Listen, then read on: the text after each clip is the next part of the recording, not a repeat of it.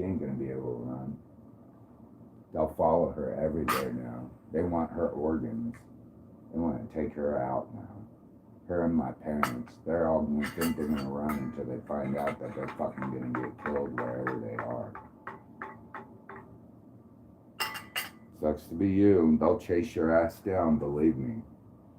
They will chase your ass down, sweethearts. Get ready.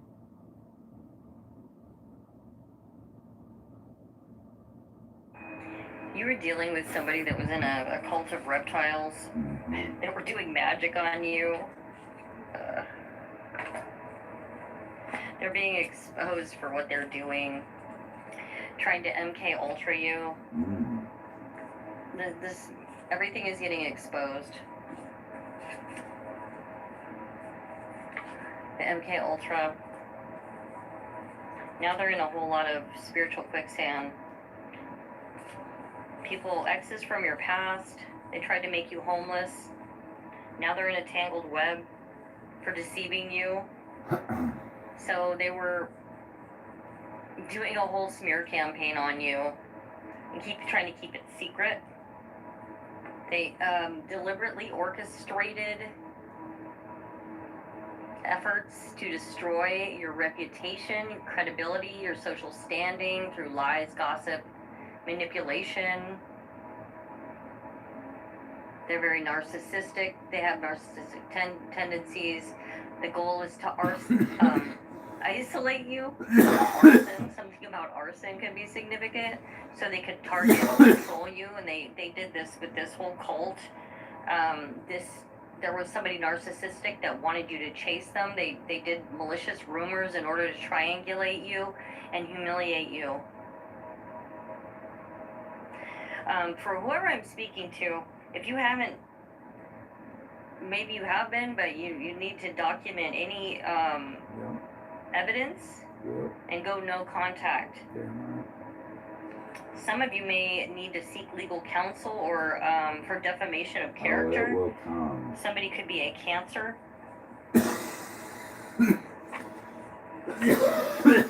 Somebody may want to tell you they want to come up and open up. You may be getting a call from somebody. You're already fucked. Of affluence. They're all fucked. Somebody could be a Taurus. Kill them off all at this point. This is going to bring you a lot of freedom, what they're going to open up about. Somebody tried to Jane Doe, John Doe you. That could actually be somebody's name as well. The initial A. But the Most High God was standing with you. You have a warrior angel that's guiding you.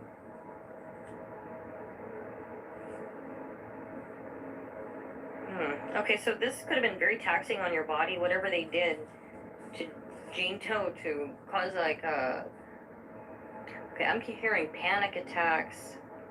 This was a big lesson, and it's being exposed. What you've had to learn, it's been taxing on your body.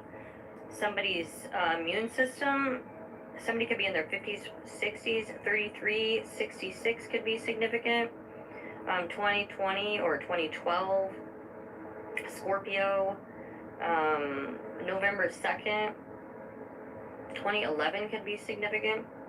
This is Aquarius. Somebody, or you could have been in a lot of emotional stress. God is working behind the scenes on your behalf right now.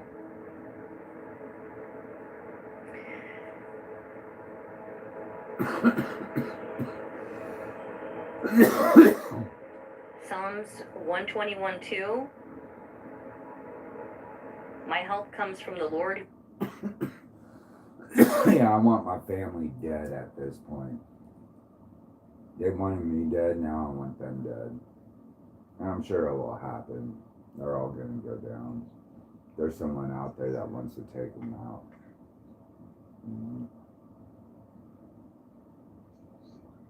I'd be scared if I was them.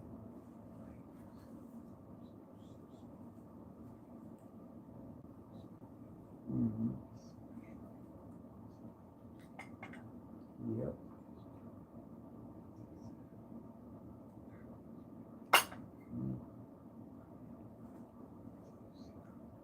It's only fun if you think you're winning the game. But not when you're fighting against God. All of a sudden it's a different story, right? All of a sudden when you're losing against God, you don't know what to do. And I'm just still sitting here watching y'all ass making yourself look like a dumbass in front of everyone. It was all good and said and done at the beginning, but now you have to pay the price, bitch. If you ain't got it, you gotta take your life now, so.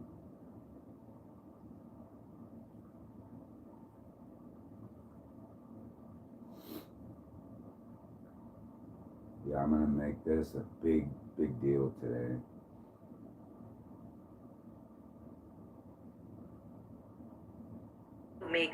Who made the heavens and the earth? Just know that when life gets overwhelming, remember to lean on God's strength and remember He's your ever-present help in trouble. Like it says in Psalms. Yeah, when you know God is standing by your side, you gotta know that there's nothing to fear, nothing to worry, no anxiety, no matter what comes your way. I'm allowed to be mad at this point, but they're allowed to God die. is saying you can overcome anything. I don't fucking You were care. supposed to get If I something you was never them, I'd got. be Somebody fucking impersonated scared. you, was involved and I'd be fucking scared if I was my parents. now they're right in over now, their 'cause head. there's They a did lot of something to people out there impersonate that you to wanna get fucking some kind take of me out. I bet their cause a house is always distraction being and fucking get surrounded. something from you, release control. They could have been trying, an energy vampire trying to get some energy and land from you or assets. Yeah, they're very confused about who you are and who stands with you. Yep. You better be ready, Mom and Dad. Very You're disturbed planning to escape, individuals that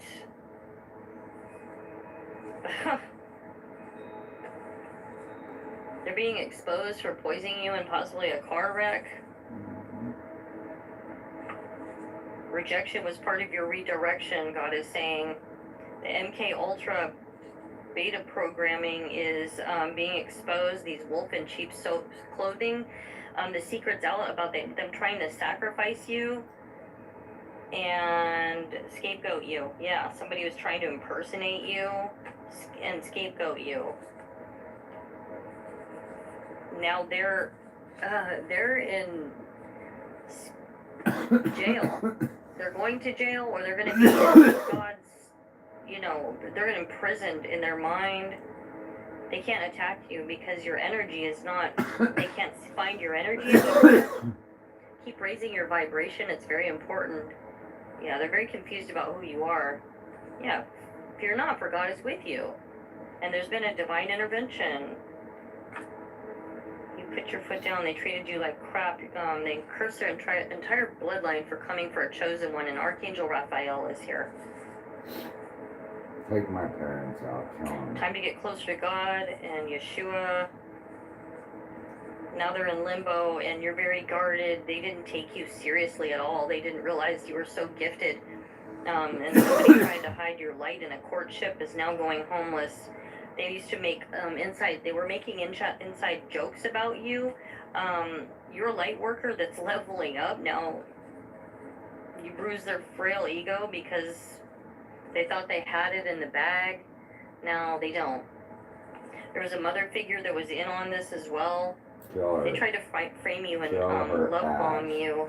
They don't want to tell you the truth. Now the truth is going to come out, and respect is going to be put on your name. Yeah, there's something about having fun and laughing and I'd be like, go ahead, kill my parents and my family. I don't care. You're going to be healing. I'd be like, I don't care, kill my family. They try to you're kill on me. a sacred mission.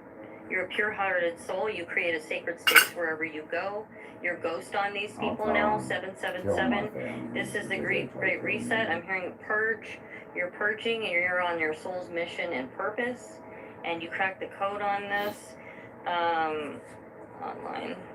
You could be getting online right now. Somebody could be talking about what's happened. Because you know the T, Luke 8:17, there's nothing hidden that will not be revealed. Tribulation. We don't know the day or hour. Evolve. God is saying evolve or dissolve. God is not messing around with the secret society of cult coven. That they're getting karma because they're not evolving. They're dissolving now. And this setup is going in reverse. They can't. And they're crossing over. An evil ex-friend was involved in this. And you're being guided. God is guiding you. They lied to the whole community about you and tried to gatekeep you. Now they can't follow you to this timeline.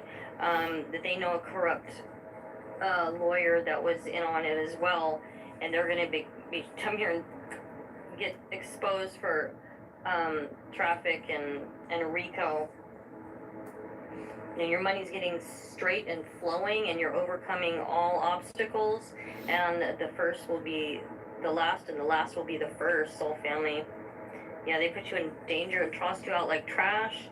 They're obsessed with stopping you, but you avoided a succubus, incubus energy. Earth angel, you avoided it because you're an earth angel. Yeah, this person's scary. A tractor, trailer, or heavy equipment, forklift, equipment, an operator could be significant. I don't fucking Somebody could work or live in a high rise. See how they like it. Yeah, I know they soul can family do it. skip. At least I could.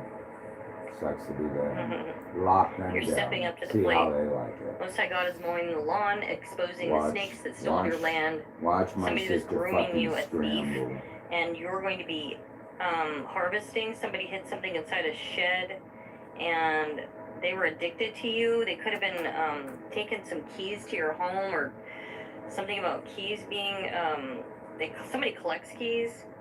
They're still watching and spying and in their thoughts about you, but they can't do anything. This organization called Club Coven Group, they're trying to get rich off of you by siphoning your energy. This devil energy, they will have to wash.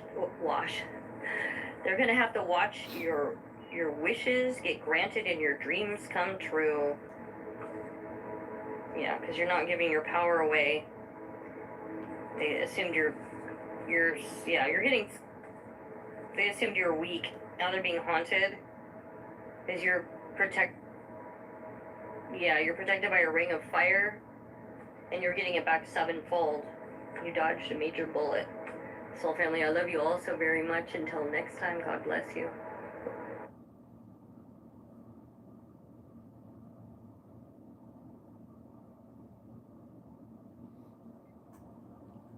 As I take them out, take my family out.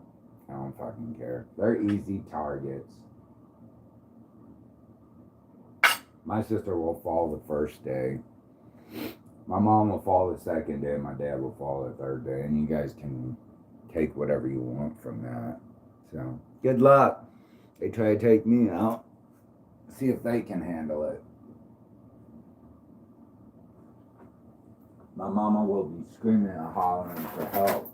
And I'll just be like, I don't give a fuck.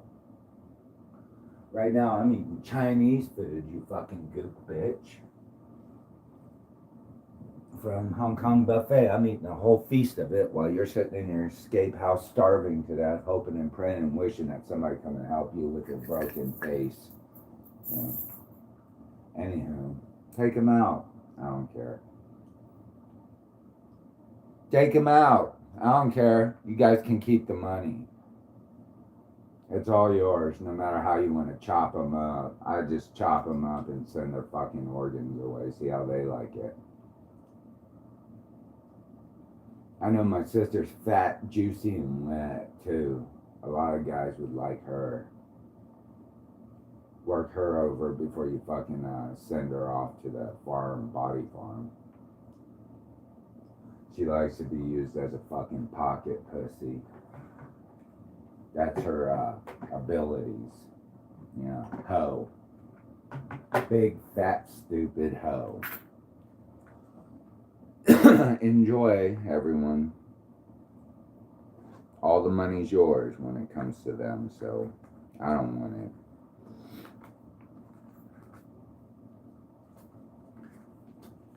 It's too much problems at this point.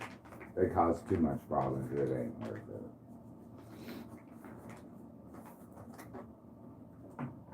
We're gonna let everybody else fight to hell with it now. Don't worry, my parents are an easy target too. They're almost dead. I don't want that money anyways. I'm pissed off. It's too late. Now I just want them dead. I'll never get 50 years of my life back. And now I want them dead.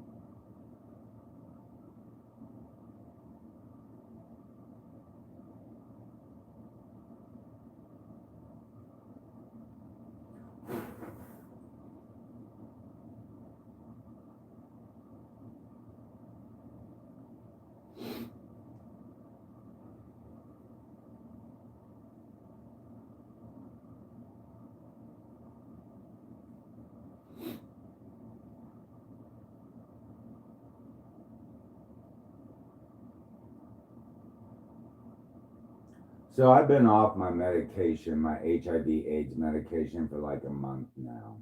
My legs are broken, and no one has helped me. Last night I sent out a message. I was like, "Hey, Dad," on Facebook, "go get me some fucking Hong Kong buffet." Nothing. Everything's been shut down. Everything's been illegal. My legs are rotting off. I got flies eating me. Yeah, bot flies. My legs are all fucked up. And I ran out of fucking food. Anyways. I can't get to the bank. My internet's about to get shut off. And I still don't know what the fuck's going on. I don't. All I know is my parents and my family put a hit on me. So much so that they shut down all medical care for me at this point. I know it was my family's involvement in this. And it had something to do with, I don't know, maybe some financial things.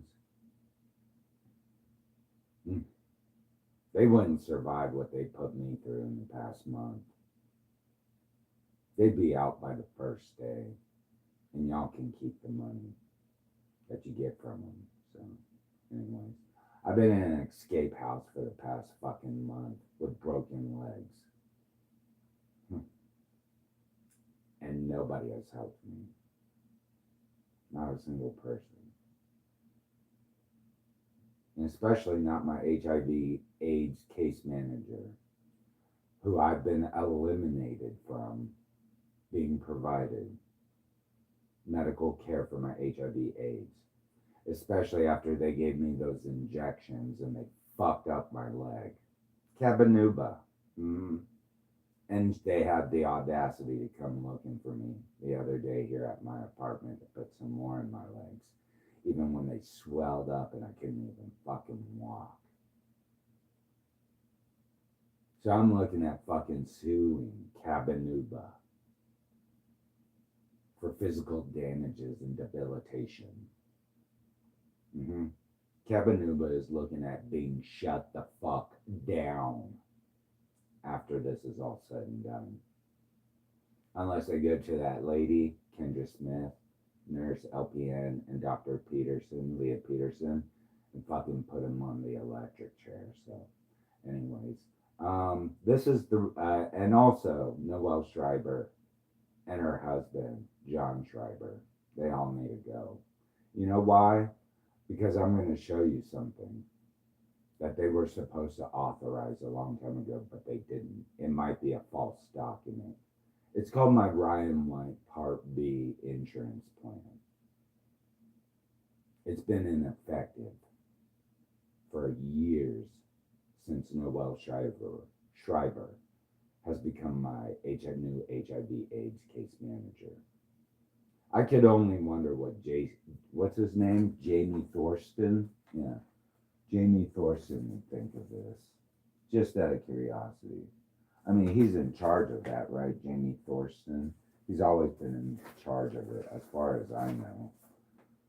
Yeah, Jamie Thorsten. Anyways, I'm gonna go ahead and show it all to you guys, and then I'm gonna upload it for the world to see what it is about, alright? And why I didn't receive any fucking care this past month, proper care for my HIV/AIDS, and in fact, I was taken off my medication immediately and left with nothing except broken legs and debilitation the whole time from Cabenuba. That new HIV/AIDS injection medication, yeah. Here, this is coffee. So we make it clear that I'm not fucking drunk, alright? Don't worry, I don't like alcohol like my father and my sister. And I don't like pills like my mom.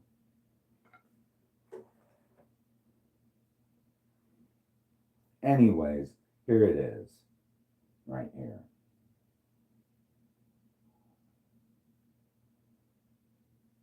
Yeah, Noel Schreiber was supposed to do this all correct by now.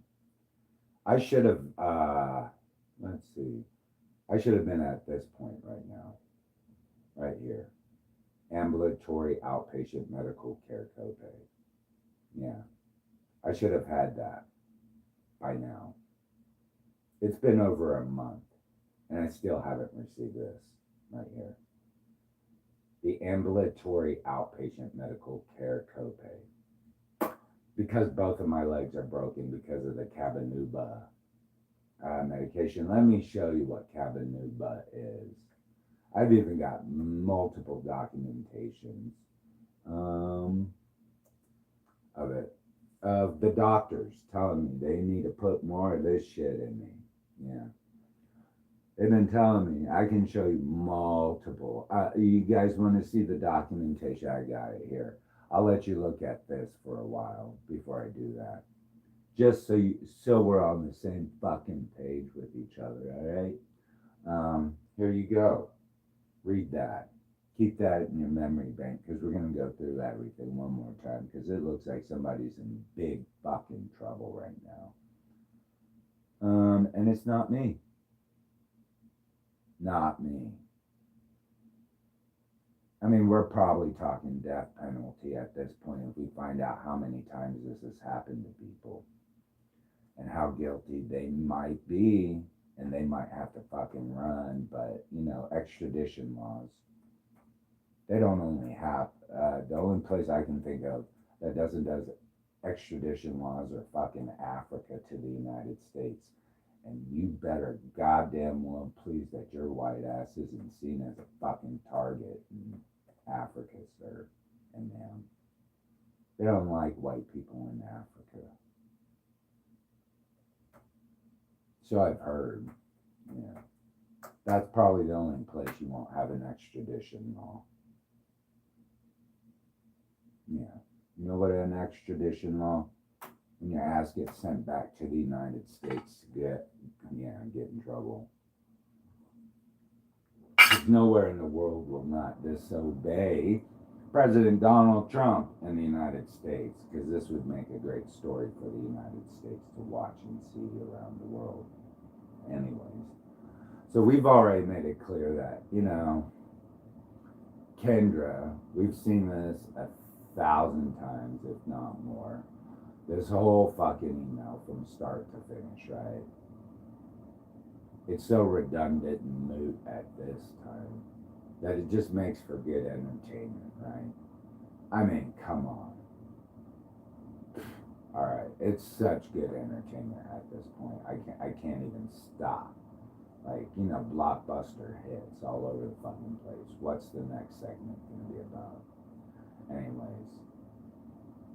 Well, we finished this. We've seen this 1,000 times. We've seen this, all right? And let's see. Oh my, there's no Noel Schreiber everyone. Bing, bing, bing, bing, bing, bing, bing, bing, bing, bing, bing, bing, bing, bing. Do we need to alert authorities already? And Governor Laura Kelly's name signature there. Just for namesake. But yeah, Noel Schreiber. So Can't get enough of that information, right? So that's out in the whole world. So I was supposed to be at ambulatory. So here's what I'm supposed to be getting right now. I was supposed to be at this point. Yeah. My physical debilitation was caused by Cabenuba. This medication.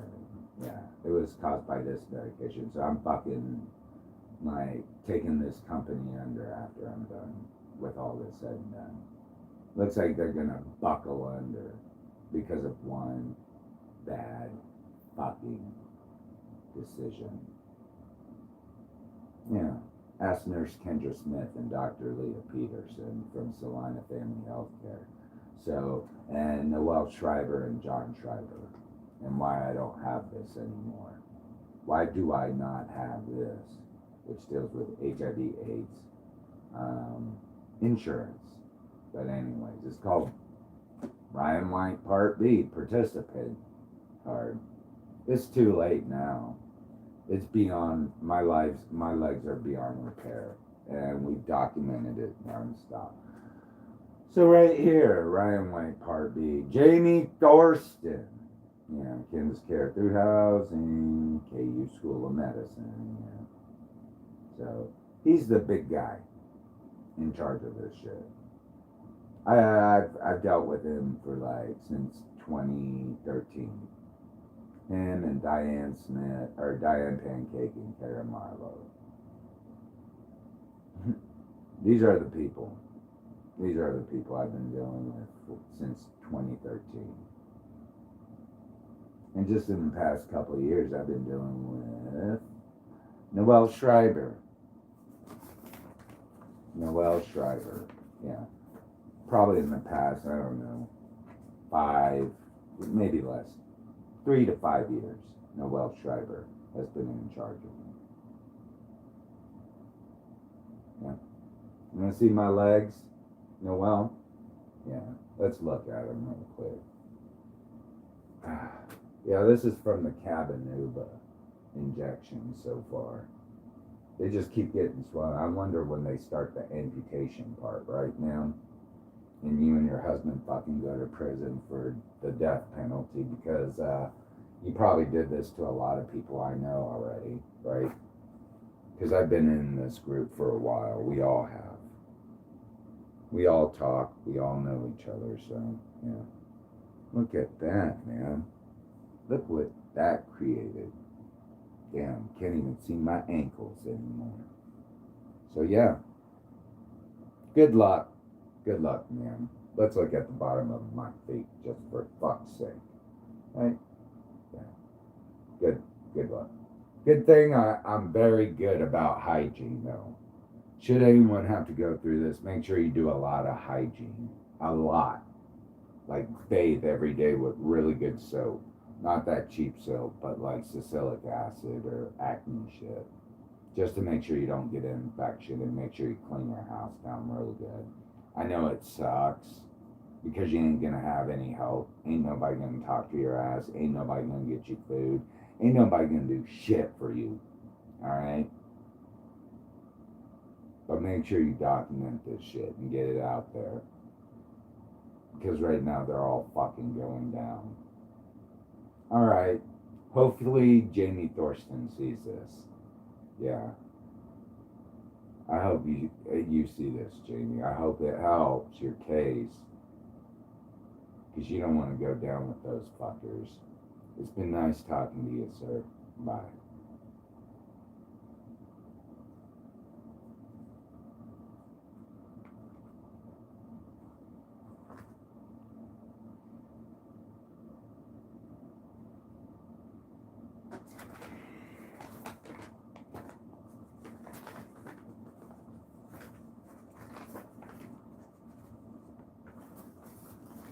Yeah, pretty much. You're fucked.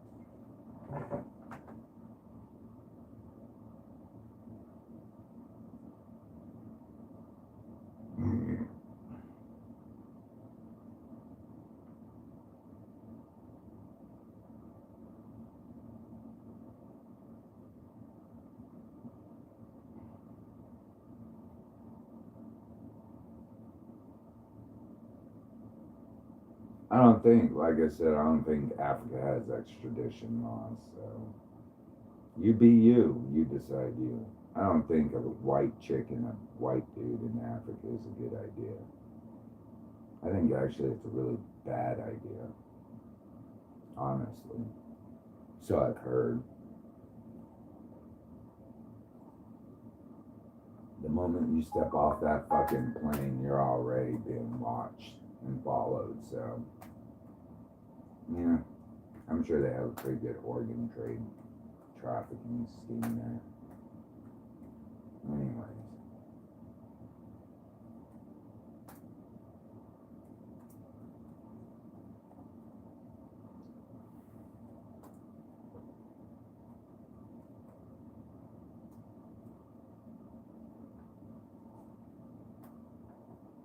It all looks good on paper until you meet me, right? Mm-hmm. He's stupid. He's dumb. You know, that's why your husband should have given you an A plus in this class, but he didn't. He gave it to the guy that kept his head underneath his desk the whole time. Mm. The A plus goes to the student. Button fuck. Everybody loves button fuck. Anyway. He likes to keep his head underneath my desk. That's why button fuck. Anyways. We all know. We all know. We're just quiet about it.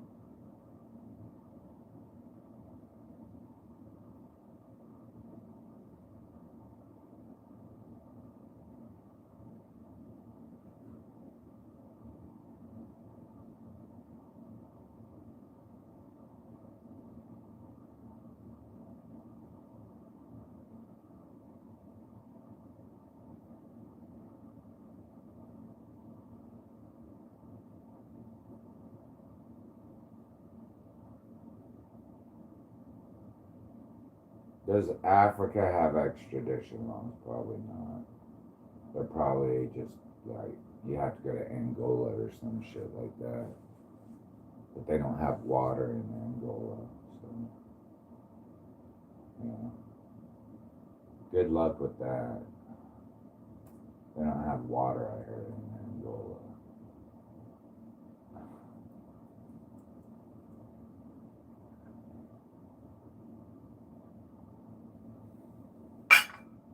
I know how you like water. Right? Yeah, they don't have water. Right? You can't drink the water in Angola. Nobody drinks water. Nobody has anything to drink.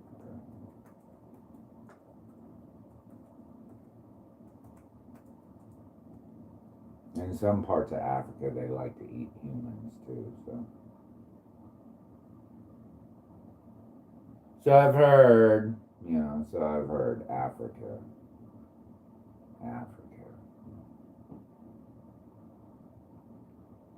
Yeah, you guys can live in a mud hut there.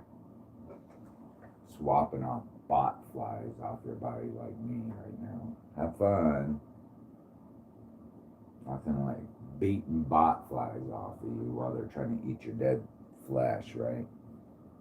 Yeah. Angola. Yeah, nobody knows about Angola until you get there. And they're like, why the fuck did I come here? I don't think they have extradition laws. Neither does Uganda. Yeah, war-torn countries, Cote d'Ivoire, where genocide is happening. They just can't wait to see a bunch of white boys show up, from what I hear.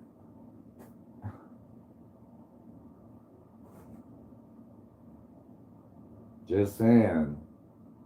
Just saying.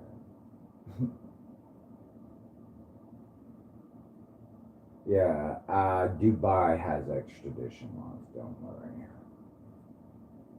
I'm pretty sure they do when it comes to Donald Trump. Or even Joe Biden. I'm pretty sure. He'll be like, yes, sir, go right ahead. You know why? Why wouldn't Donald Trump want to end this show with like a finale? Come on, it should get better. It's the most famous show on TV on the internet right now. He's the director.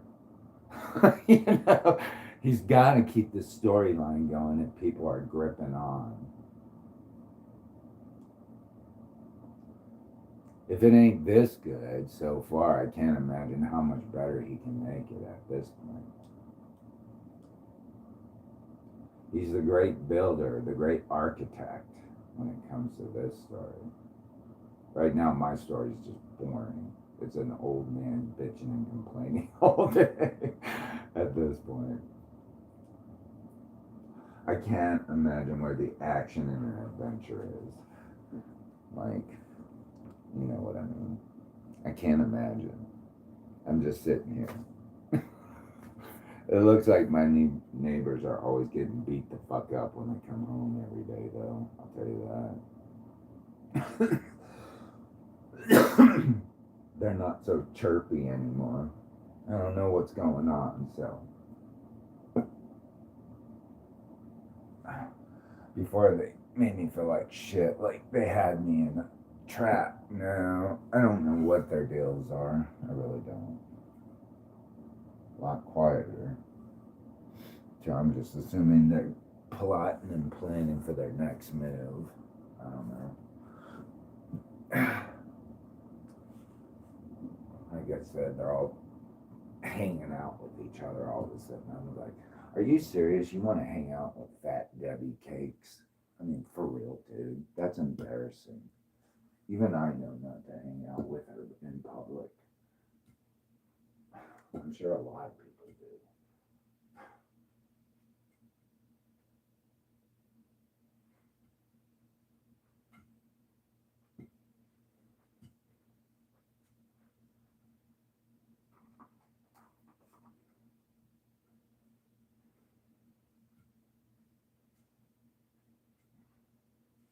Her and the fucking husband. A lot of people know not to hang out with them. Unless you're part of law enforcement. That's a different story. Apparently, that's not a good story either. That is certainly pretty bad, I'm sure. She's always got a new story she's got to tell. One with a new, I don't know, Dollar General art piece for the week. I can't wait to go in there and get a new art piece. Yard art. Yeah, she loves that shit.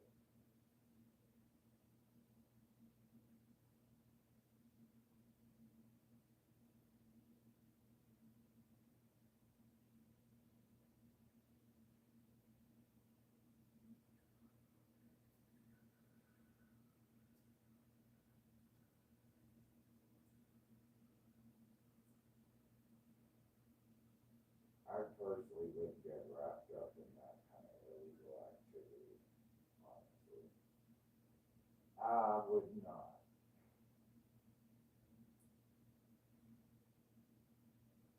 People are willing to risk everything in their life to get into that shit. And they keep it going. They can't stop betting at the table. Even when everybody's like, it's over, man. It's over. We're not accepting pennies at this point. They the hit mob behind you is about ready to take your ass out for the fortune that you're worth right now on the black market.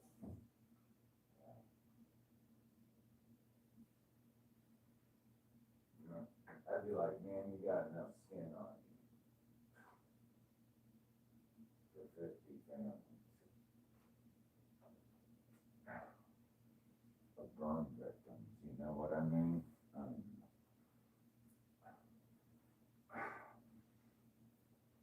Right now, that fucking retarded guy that we crippled ain't worth a shit because he's full of bot flies, I think.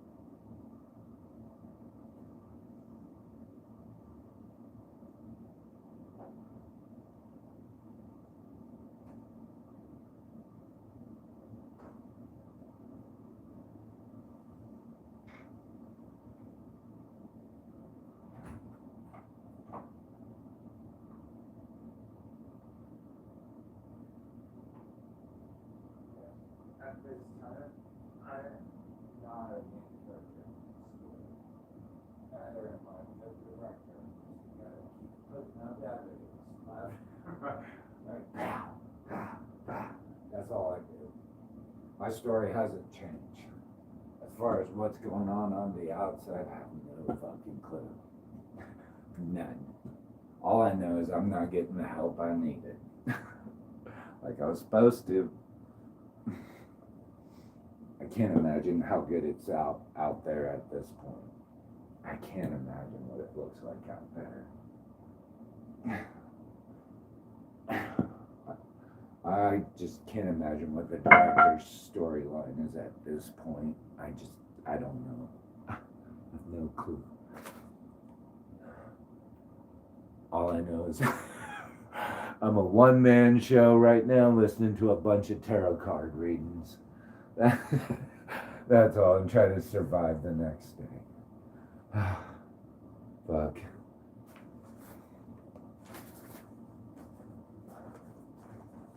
I'm just worried now. I'm just so fucking worried. I don't know what to do.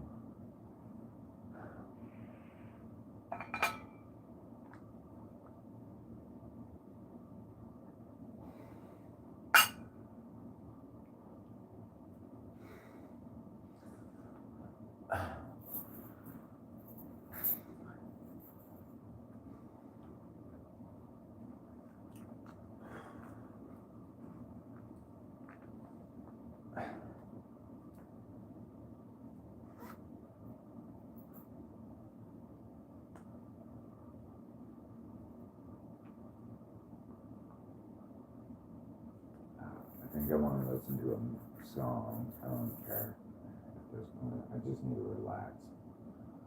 My nerves are all stressed out. So much pain. Ugh. I didn't think it'd come to this extreme. Jesus Christ. I can only imagine what Jesus is thinking. He's like, dude, that fucking sucks. Ugh. I feel totally sorry for you. I didn't have to suffer that long.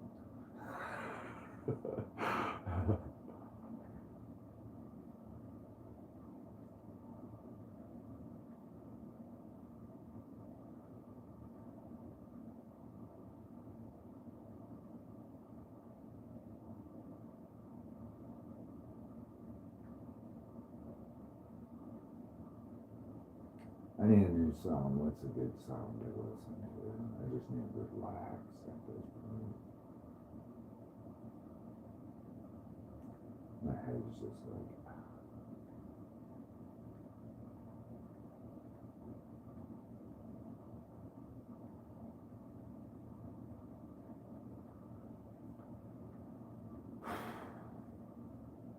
Yeah, let's listen to Robin. I just feel like listening to something happy right now. Robin House, I'm going to share Robin House, everyone. I just feel like listening to some happy house music. I just feel like listening to happy house music at this point. Woke up on the wrong side of the bed, I guess.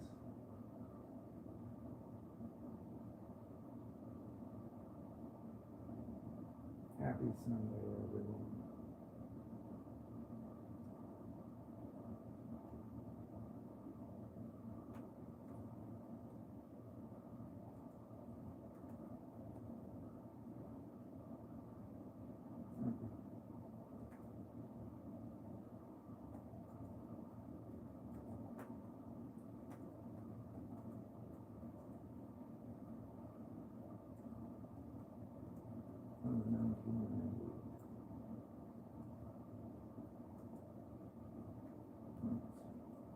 Good.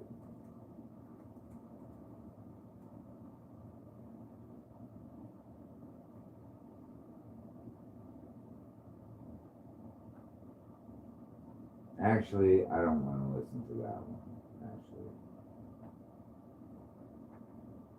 Actually, I don't, because that's kind of like the wrong one, I think, for that song. Let's see. Let's delete that one. Sorry, Robin. Wrong song. Alright.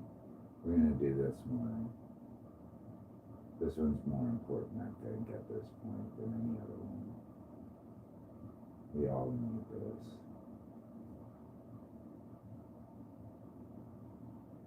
everybody needs a little bit of this right now.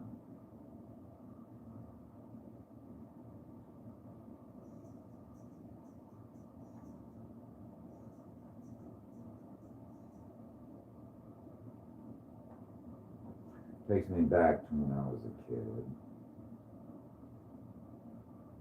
in high school. I listened to this song. It was a popular thing back then. I mean, it was in the 90s.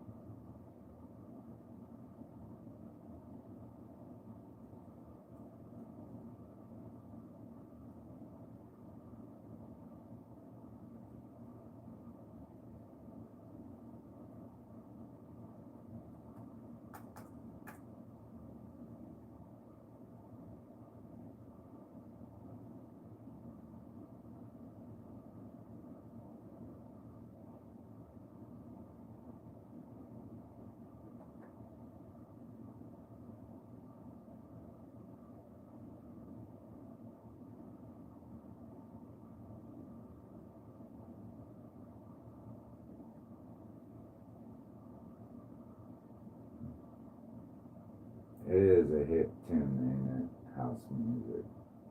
So happy. Good for the soul.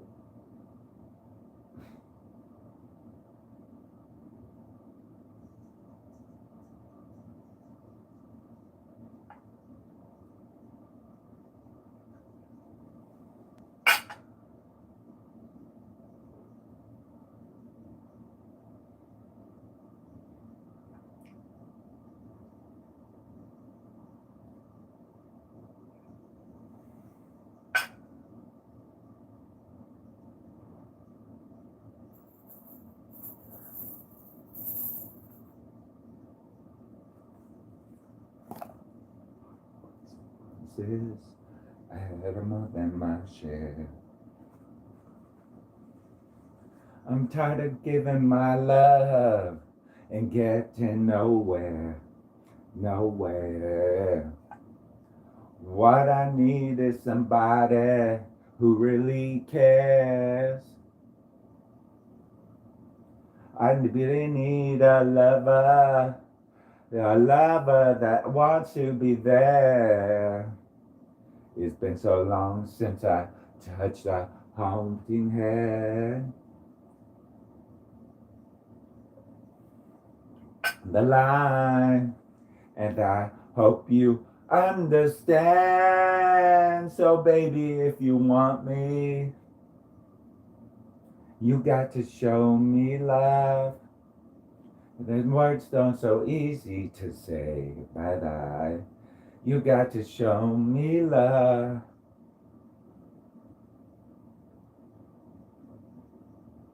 Tired of getting caught up in those one night affairs. What I really need is somebody who will always be there. World and all that I've already heard. This time around for me, baby, actions speak louder than words. If you were looking for devotion, talk to me.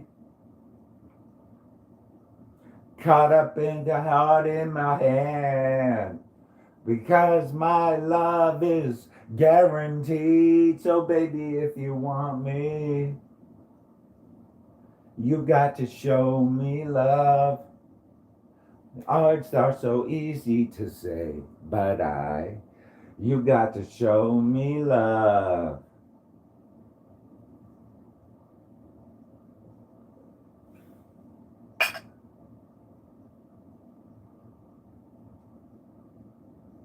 Show me, baby.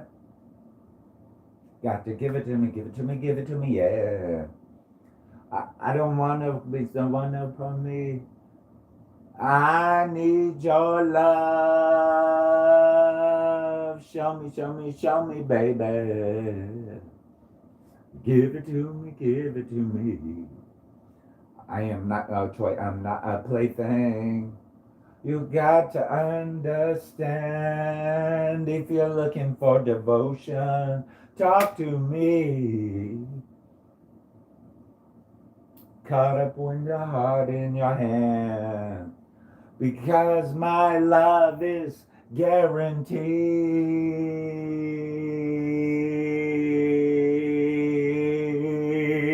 Yeah, yeah, yeah, yeah, yeah.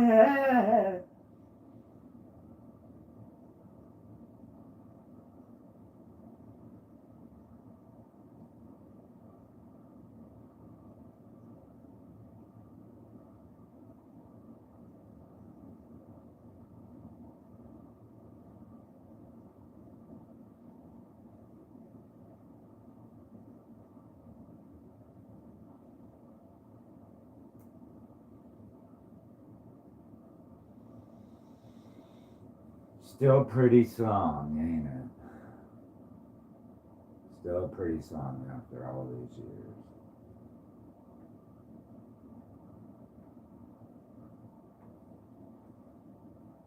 Anyone, is there any more coffee? After all these years, for what, 40, 30 years now, still a very pretty song.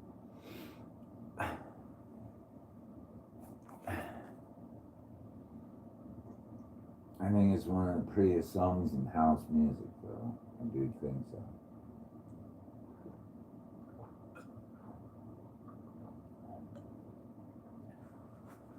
I mean, the other ones are fun, but that one's the prettiest, I think.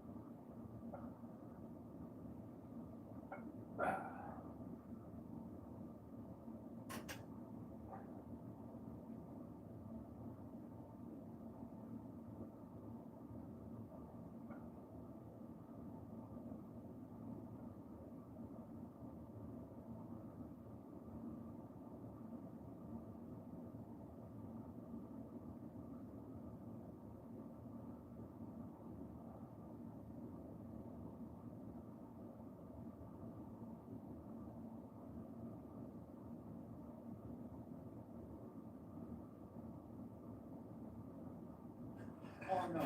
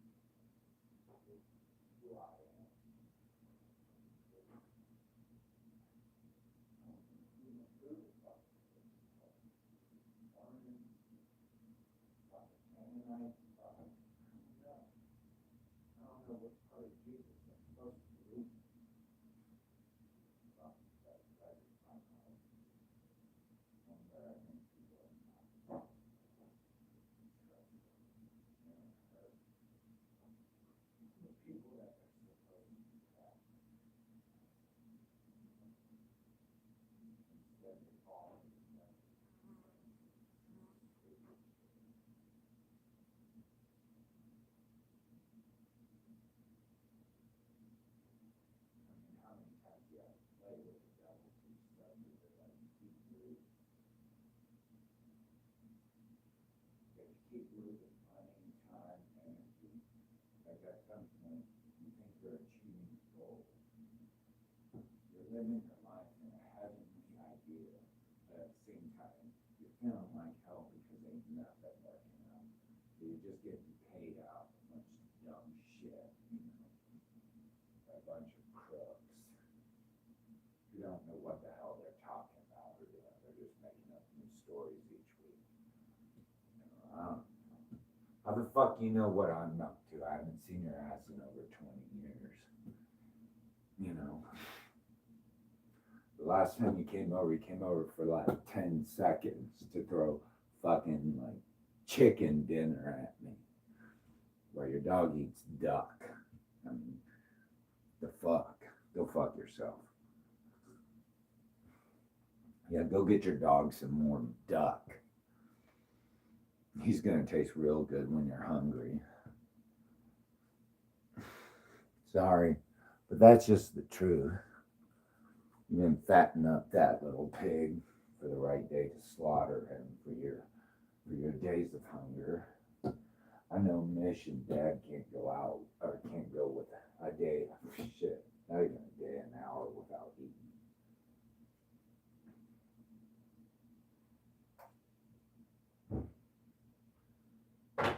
That little dog ain't got much of a chance after 1 week, I'll tell you that.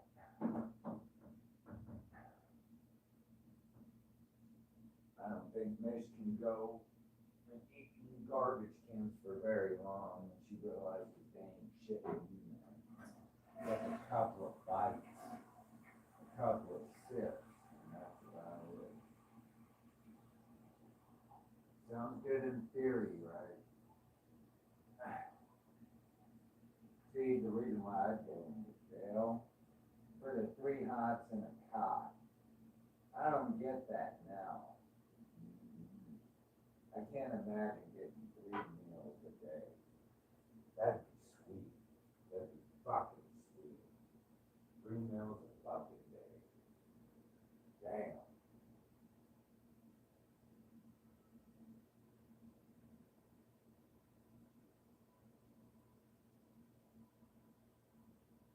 And I don't have to cook them. Oh my God, I don't have to cook them. I don't have to cook the meal.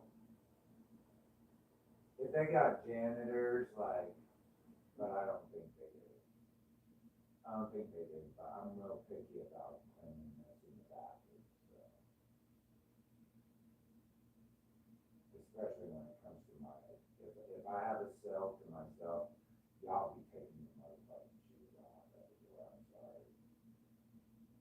I think I'll talk about that. I think it would give people an idea of who I am. if I were like a celly.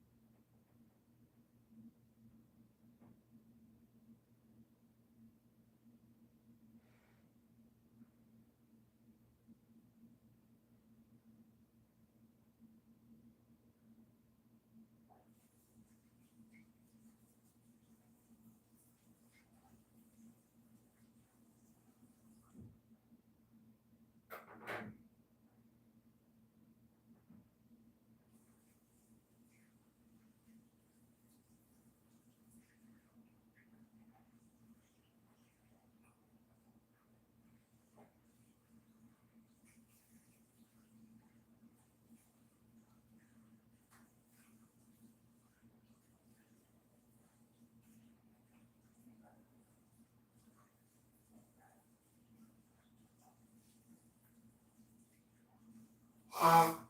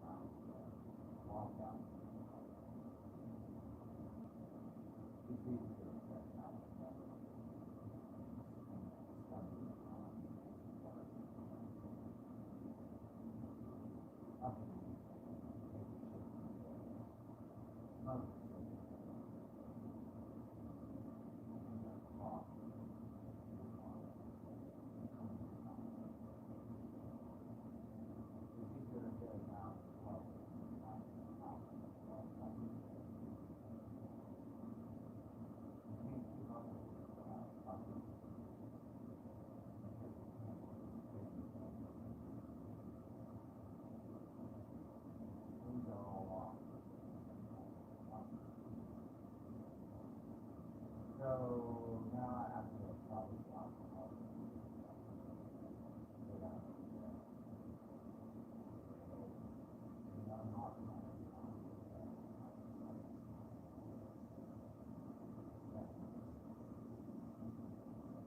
They'll probably call the cops. The cops.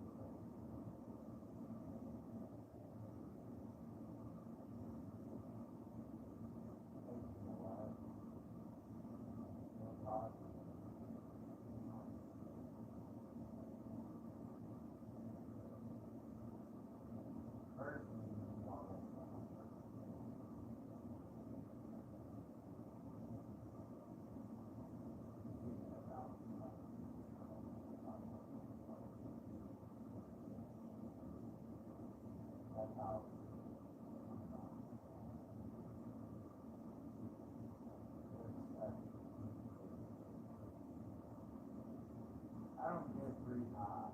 I'll tell you that. I don't get free. Probably get one. Maybe a half. It's usually whatever left over from my last. I get like 1.5.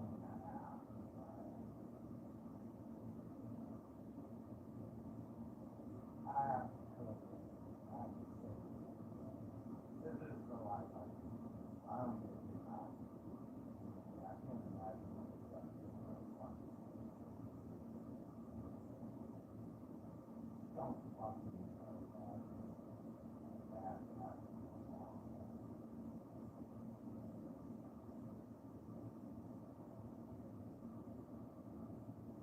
Someone doing laundry. Am I gonna be doing all the laundry or yeah? Someone taking the time.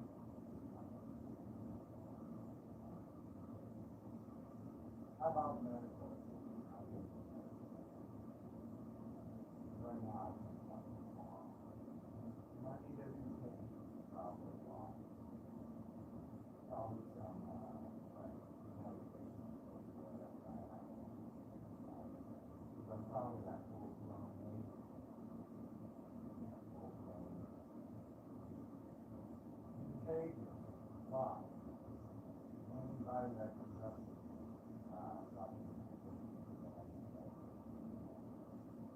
I have to go into the hospital every 2 hours. Why?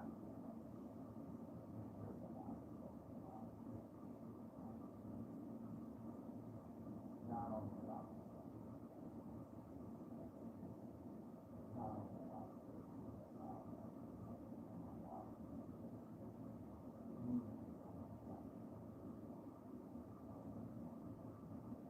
That's not important.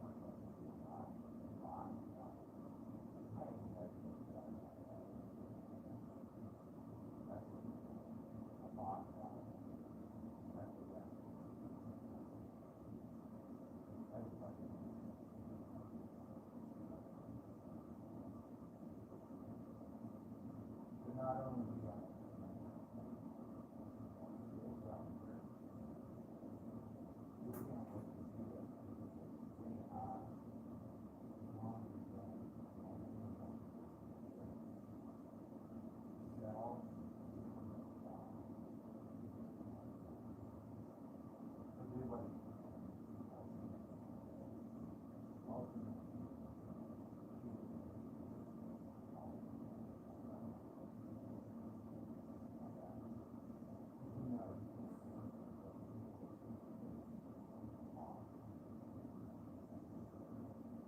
Definitely, I already talked about it.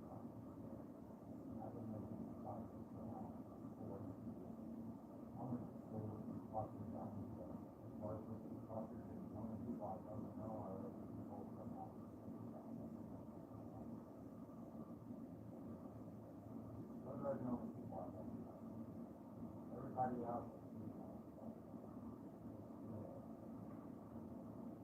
Who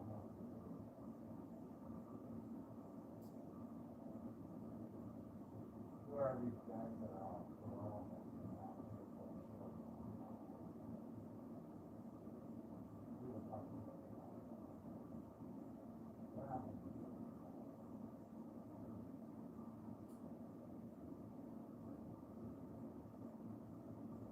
right. Work.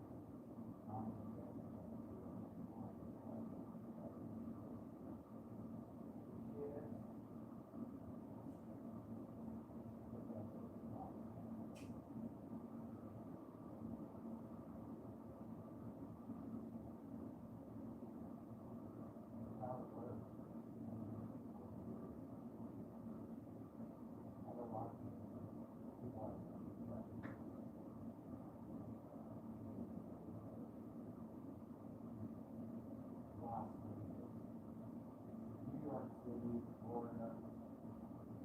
Home system.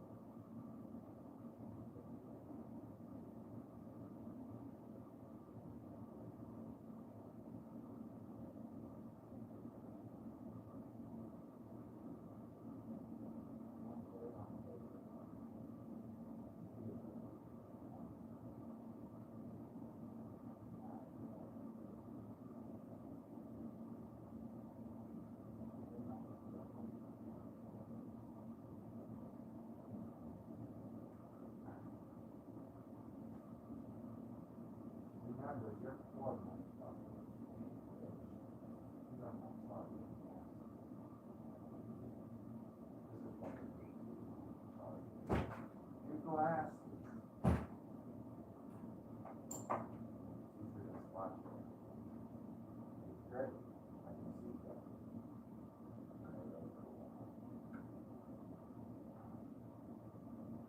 But yeah.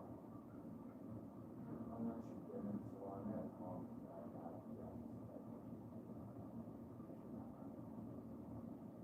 I would bring a family here. She ain't part of the top of the society.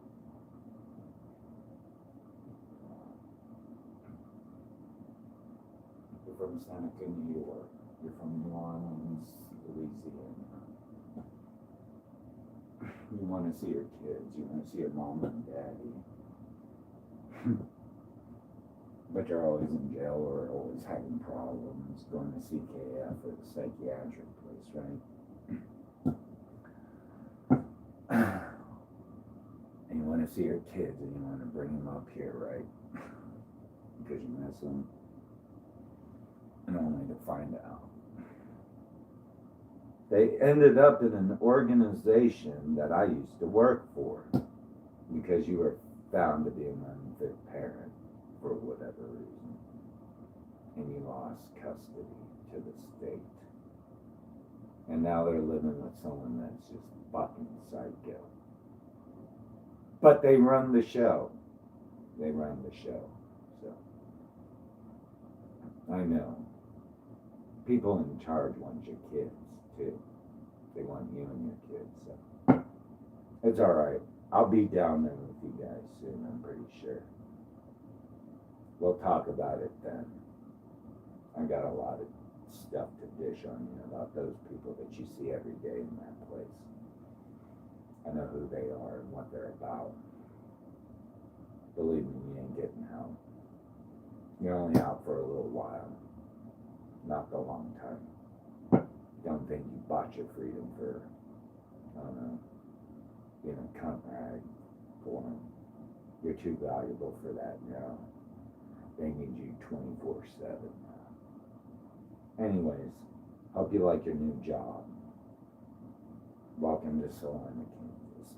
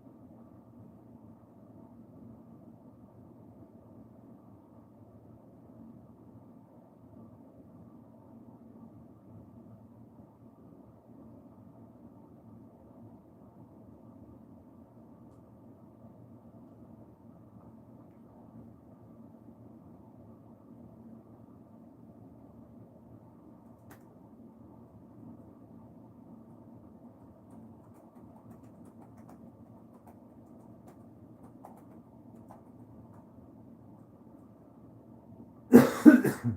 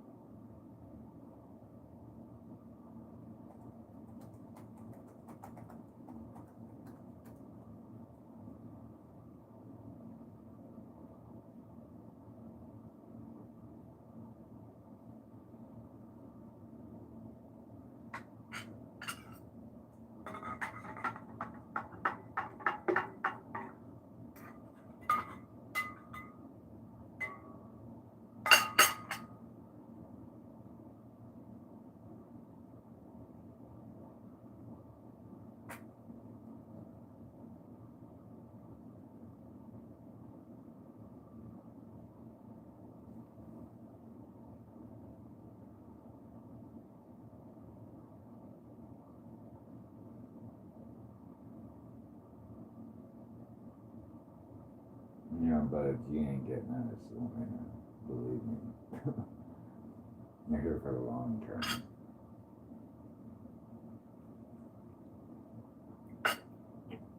Have fun.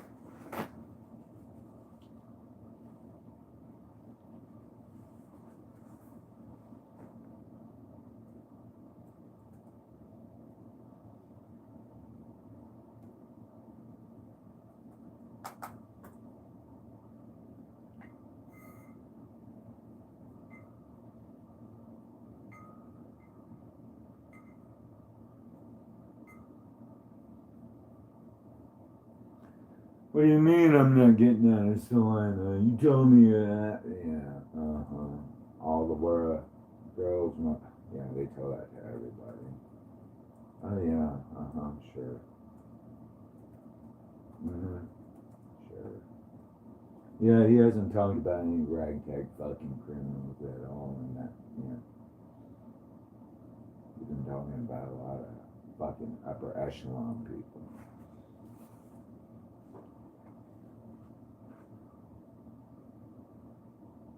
All of a sudden, the storyline is a lot different, right? Behind the scenes. And this isn't because you have over-explained yourself or defended yourself or tried to convince anyone of anything. Something much more powerful is happening in all of that. People are beginning to see the truth. They're beginning to see the truth on their own. And once someone arrives at the truth without being pushed, it sticks.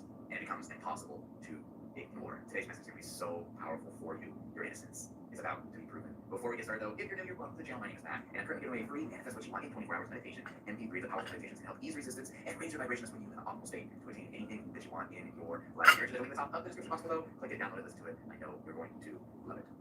All right. So again, this whole thing here, this is not about proving that you were right. It's about something much bigger than that. Something much bigger than that. See, for a while, there were people who only heard one version of the story, one perspective, one interpretation. And when that's all that someone hears, it's very easy to reach the wrong conclusion, right? Again, we see it all the time, and it's because they simply don't have all the pieces, right? They were making sense of a situation using incomplete information. And unfortunately, you were the one who carried the weight of that misunderstanding. You could feel it. You could feel it. The conversations that suddenly, became shorter, the people who acted differently around you, the strange shift in energy that seemed to just kind of happen overnight. And you didn't always know why, but you knew something had changed. For a moment, you probably wondered if there was something, anything that you could do, right? Should you explain yourself? Should you tell your side? Should you defend your name? But something inside you chose a different path. See, you stayed grounded. You let time do what arguments never could. Yeah, because here's something very few people really understand. Truth has a strange way of surfacing, especially when people are paying attention, right? Because stories eventually develop cracks. Details stop lining up. Actions begin to contradict words. And that is exactly what has been happening. Two people, completely independently, have started noticing things. At first, it was just little things.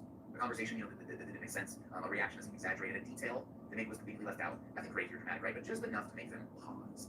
And once that pause takes place, they start observing, right? They start observing instead of just accepting everything at face value. They begin asking questions they may never even say out loud. It's kind of like to themselves in a second. Why would that happen? You know, if that was always true, those questions become curiosity. Curiosity becomes awareness, and awareness changes everything because now they're no longer looking at you through someone else's eyes. They're looking at the situation with fresh eyes, their own eyes. And the more they look, the more they realize something. You weren't the person they thought you were.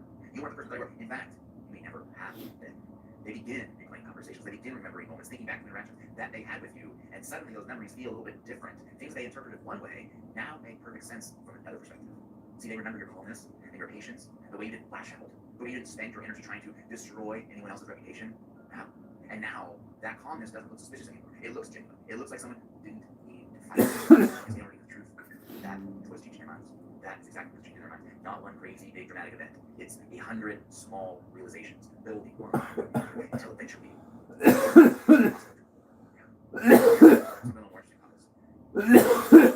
Haven't even spoke to each other about this yet. They are arriving at the same conclusion separately because truth doesn't need coordination. It simply needs time. It simply needs time. See, one of them has become unusually quiet lately, and it's because they're really processing this. They're realizing they judged someone too quickly. They're realizing they may have believed something that wasn't entirely accurate, and that's uncomfortable. It's uncomfortable. Nobody enjoys admitting that they were wrong, right? Especially when it involves another person's character. See, the second person feels something different. They regret. Not because they didn't hurt you, right? But because they now understand how isolated you may have felt, how difficult it must have been knowing people misunderstood you. They're beginning to imagine what it was like from your perspective, and empathy changes people. Because when someone genuinely places themselves in your position, their heart softens, their judgment disappears, their understanding grows. Now they're noticing things they completely overlooked before. The consistency in your actions, the kindness you continue to show, the fact that you never seem interested in creating conflict. That matters. Because character always reveals itself over time. Anyone can pretend for a few days, right? But months and years, no. Eventually, who someone really is becomes obvious, and that's exactly what these people are discovering about you. They're discovering consistency, they're discovering integrity, they're discovering that your actions have always spoken louder than the assumptions surrounding you. And that realization is so powerful because now every piece of information they receive is filtered through a completely different perspective. Instead of looking for reasons to doubt you, they're finding reasons to trust you. And that's a complete reversal. And reversals like this, they do not happen often. But when they do, they are lasting. Because nobody convinced them.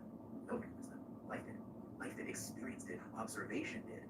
That's why this matters. Because opinion built on emotion can change with emotions. But opinion built through personal realization becomes solid. So if you've been wondering whether people will ever understand, the answer is yes. The answer is yes. Not everyone, right? And they don't have to. You don't need every person to see your heart. You only need the truth to keep revealing itself. And that is exactly what's happening. These two people are simply the beginning. They're proof that authenticity always leaves a trail. That honesty eventually becomes visible. That integrity has a way of speaking, even when you are completely silent. So don't waste your energy trying to rewrite the past. Don't feel like you need to chase anyone's approval. No, don't go back and reopen old conversations just to prove a point. You don't need to, because life is already doing that for you. The truth is speaking on your behalf, quietly, patiently, powerfully. And as more time passes, you're gonna notice something. People who once seemed distant will become more. People who once seemed uncertain will become curious. People who once believed one version of the story will begin asking themselves if there was another side of it maybe they never heard. That's how the truth works. It doesn't need to shout. It simply waits until people are ready to see it. And these two people, they're right now. They're realizing that you weren't the villain. You weren't the problem. You weren't who they were led to believe. You were simply someone whose heart was misunderstood. And once that realization settles in, they'll never look at you the same way again. Because the greatest vindication isn't winning an argument. It's watching people discover the truth without you ever having to say a word. Powerful message today. And if it resonated with you, and you are ready to create even more incredible miracles in your life, in every area of your life for that matter, I would love for you to try my very powerful spells and rituals. These things are absolutely life-changing. They've been giving people incredible results for those who've had a chance to try them. I have a love spell. If you want to pull your specific person into your life once and for all for love. I also have a money spell where people have been manifesting financial miracles, money on the ground, completely transforming their financial situation. If you're interested in any of my spells and rituals, I'll leave a link in the top of the description box below. Click them and give them a try, and know you're going to love the results. Other than that, thank you so much for joining me today. I love you so much. I'll see you in the next one.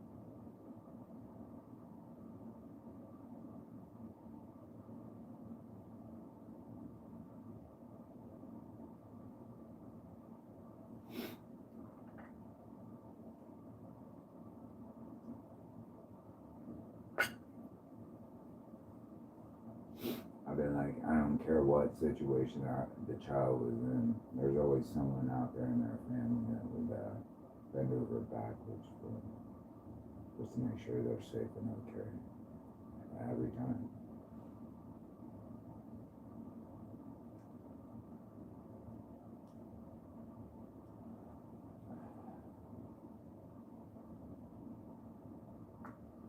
I don't want to listen to music. I don't care.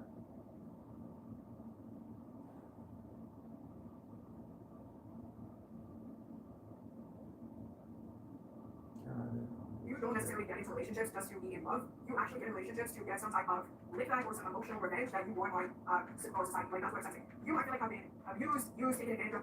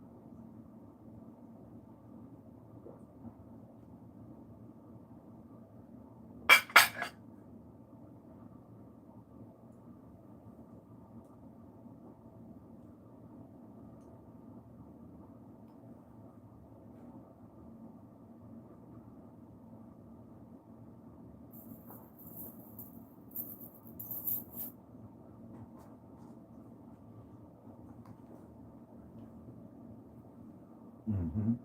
Damn right. Mm-hmm. Mm-hmm. Mm-hmm.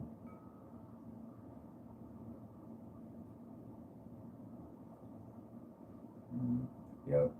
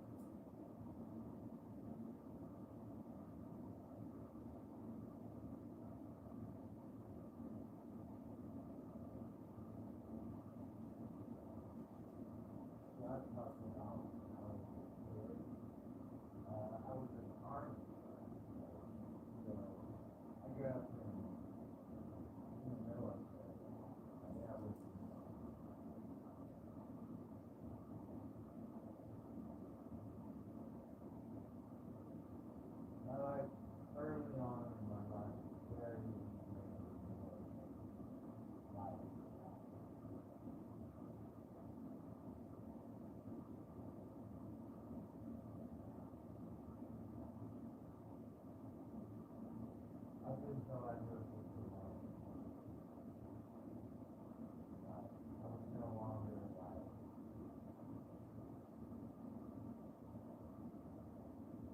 involved.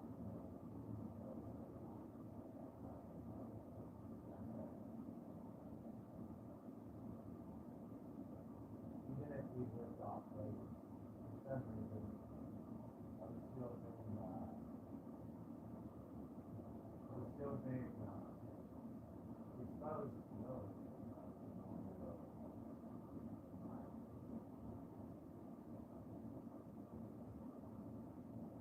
But when we came to Salina, there were like unique players.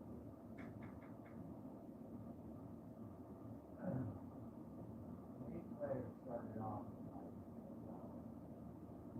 stop.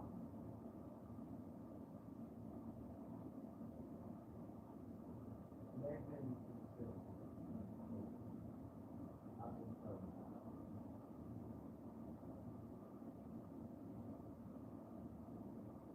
But early, like after I completed college, well, like once out of college, once out of Kansas Wesleyan, trying to get education, because I didn't know what to do like that.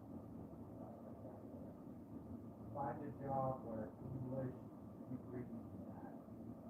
It didn't other than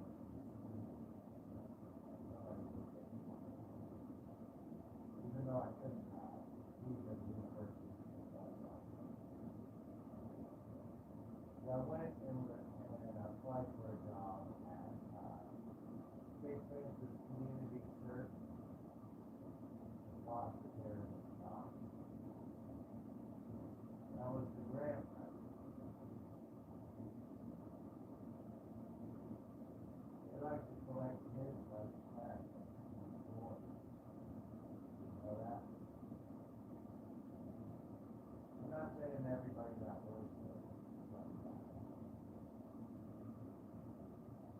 Some people are good. Some people are bad.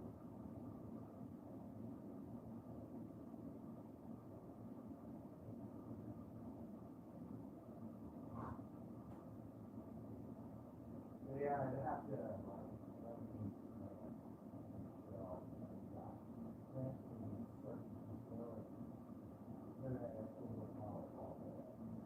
kids and make sure that we're better. Which I did. But whether or not I'm glad or not. It happened to visit because you hear like the voice screaming and getting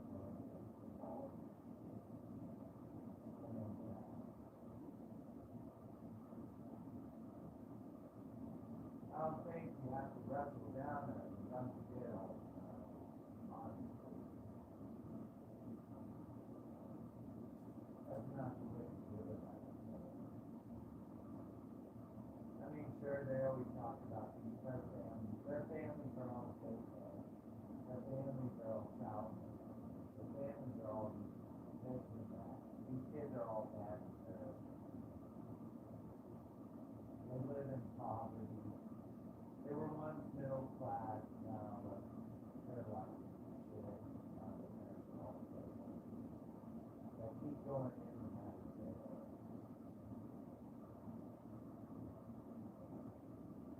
I really need to go in and hunt down their skills. Sure, all the things. I've heard that. Not everybody does that. Some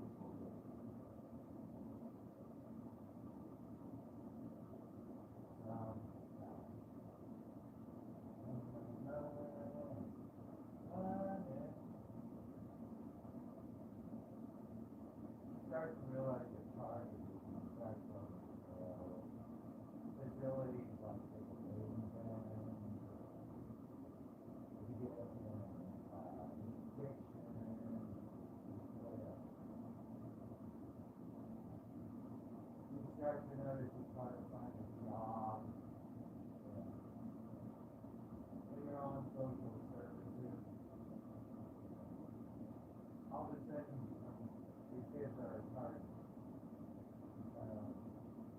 items for foster care jobs.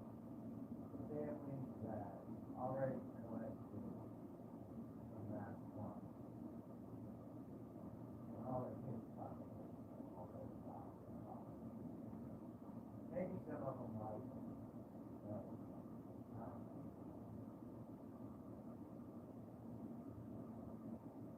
Some people have good hearts.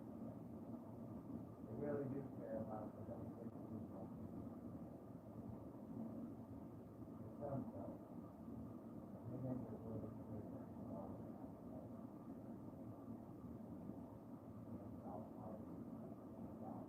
Saying the best thing you can. So that, the hub becomes, I don't know, phenomenal.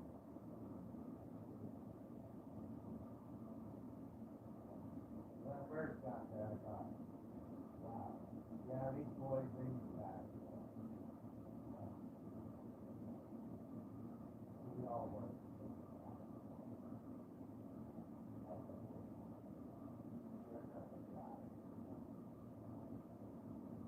And then one day I called one of the guys from what street.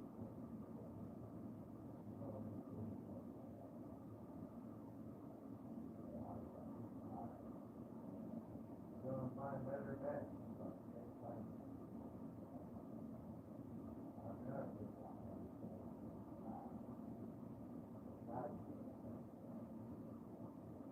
I got him the money, so I let him buy that.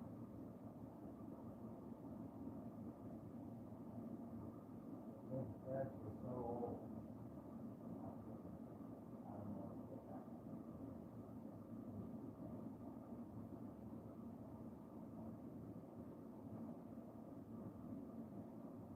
one time, we sent me down to summer program.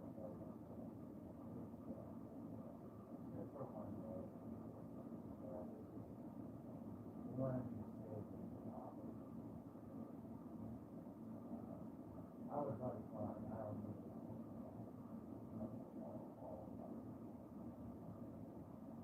Well, we got to get done. We went to some market. I don't know what it was, but there are a couple of boys that, and they were told that they had to fight all the way. Like they had to set up movies about their family. I was just kidding. They're like, I don't want to draw about the building. Some of them were saying, but we were making airplanes. That was not. That wasn't the best airplane in nature. Some of these guys, some of these boys, they were making we probably defied the whole exercise. Did whatever we wanted. And then we were like, no, they're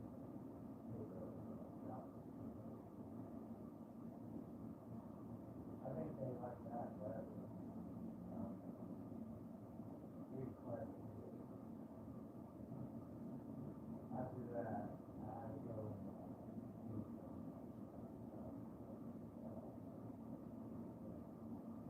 Good. Was, that's what I thought about. I told him, everybody. So, nothing. That's not the thing.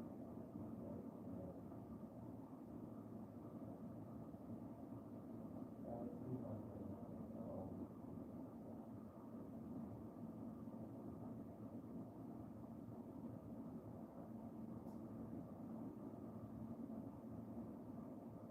That was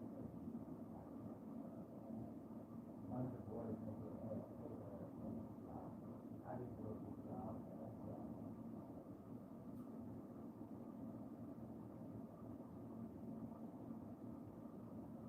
I'm not saying guys don't do good stuff for us.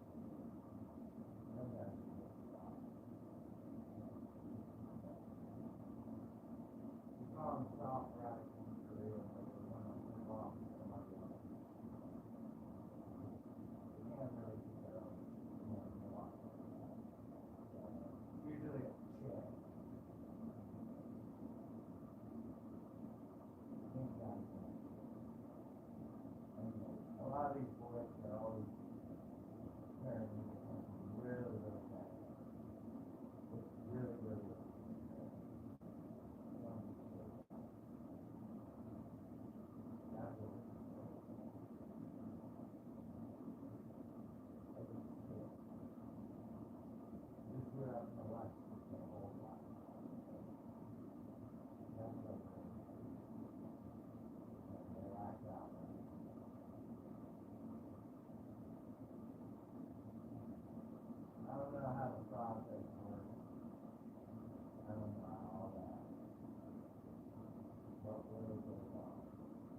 But I do hear about, people of color, people who are routinely being let in and out of facilities and there.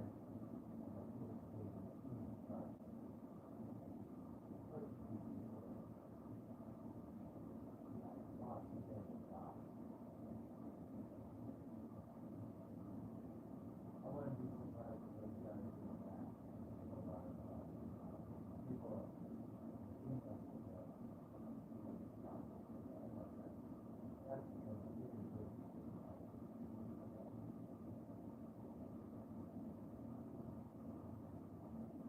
yeah, I see a lot of my people I've known who have a lot of kids. I've known them for like 40 years. They're always ending up behind bars. I never thought they were really that bad. I don't know, but I never thought they were really that bad.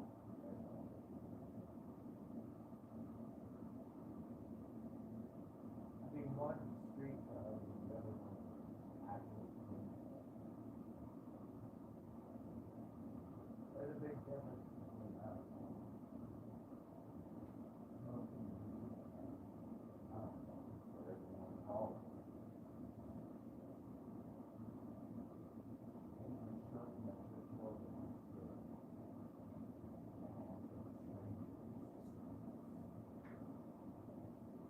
You have enough money to fucking take care of it.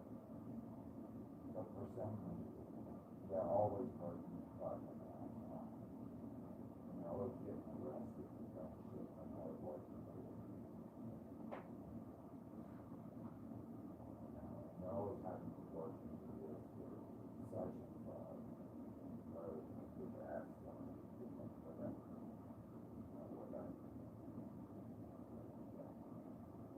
Sorry, I got a little mad. Yeah. They'll go above what they feel confident. Even if it means me. Gosh. God forbid anyone find out the truth, if you know what I mean. But yeah, I was an army brat early on in life. When I was a kid. I was an army brat. And by the time I got to Salina, Kansas, some people just never left my life.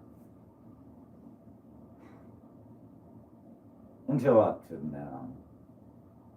And I don't know who the fuck these people are. I don't know who they are. I didn't grow up with them. I've never seen them in my life. Never heard about them. Never seen them. Don't know who their families are. Don't know their last names. Don't even know if they're from Salina. Haven't the slightest fucking clue. They're definitely not the team I know. The people I've been around. Yeah. Definitely not from Texas or California. Those guys I've known in Salina for like 40 years. They seem to have disappeared. So, anyways, don't worry. You're probably next. You know too much. You still hang out with those guys. Wait until they're not around anymore, if you know what I mean. Spend that $1,000 on surveillance. Bye.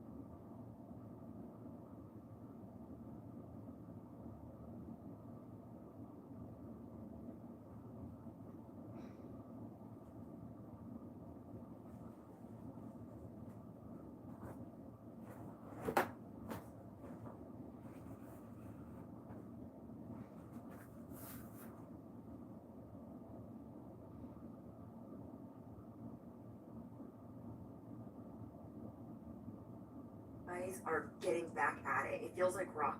When Rocky's like climbing the steps and like, it's getting that like, it's like, don't ask me to sing right now, guys, I can't. It's gonna be laughing through it, but it's like that victory walk, that victory flex, that victory, I don't know, aura, it's just giving. You make people go from 100 to 0 real quick, like, I love it. That's like when I say you go from 0 to informed, real freaking quick. You take people from 100 when they're coming at you hot, like freaking banana pants, coming at you hot, you take them from 100 down to 0. You woke up today excited that things are going to be different, that God is bringing you a companion. So I don't know if this is someone that you're going to nurture or someone that's going to nurture you. I got soulmate, children, or animals. You guys pick your poison, not poison, but you know what I mean. You just made it through a whole cycle of efforting.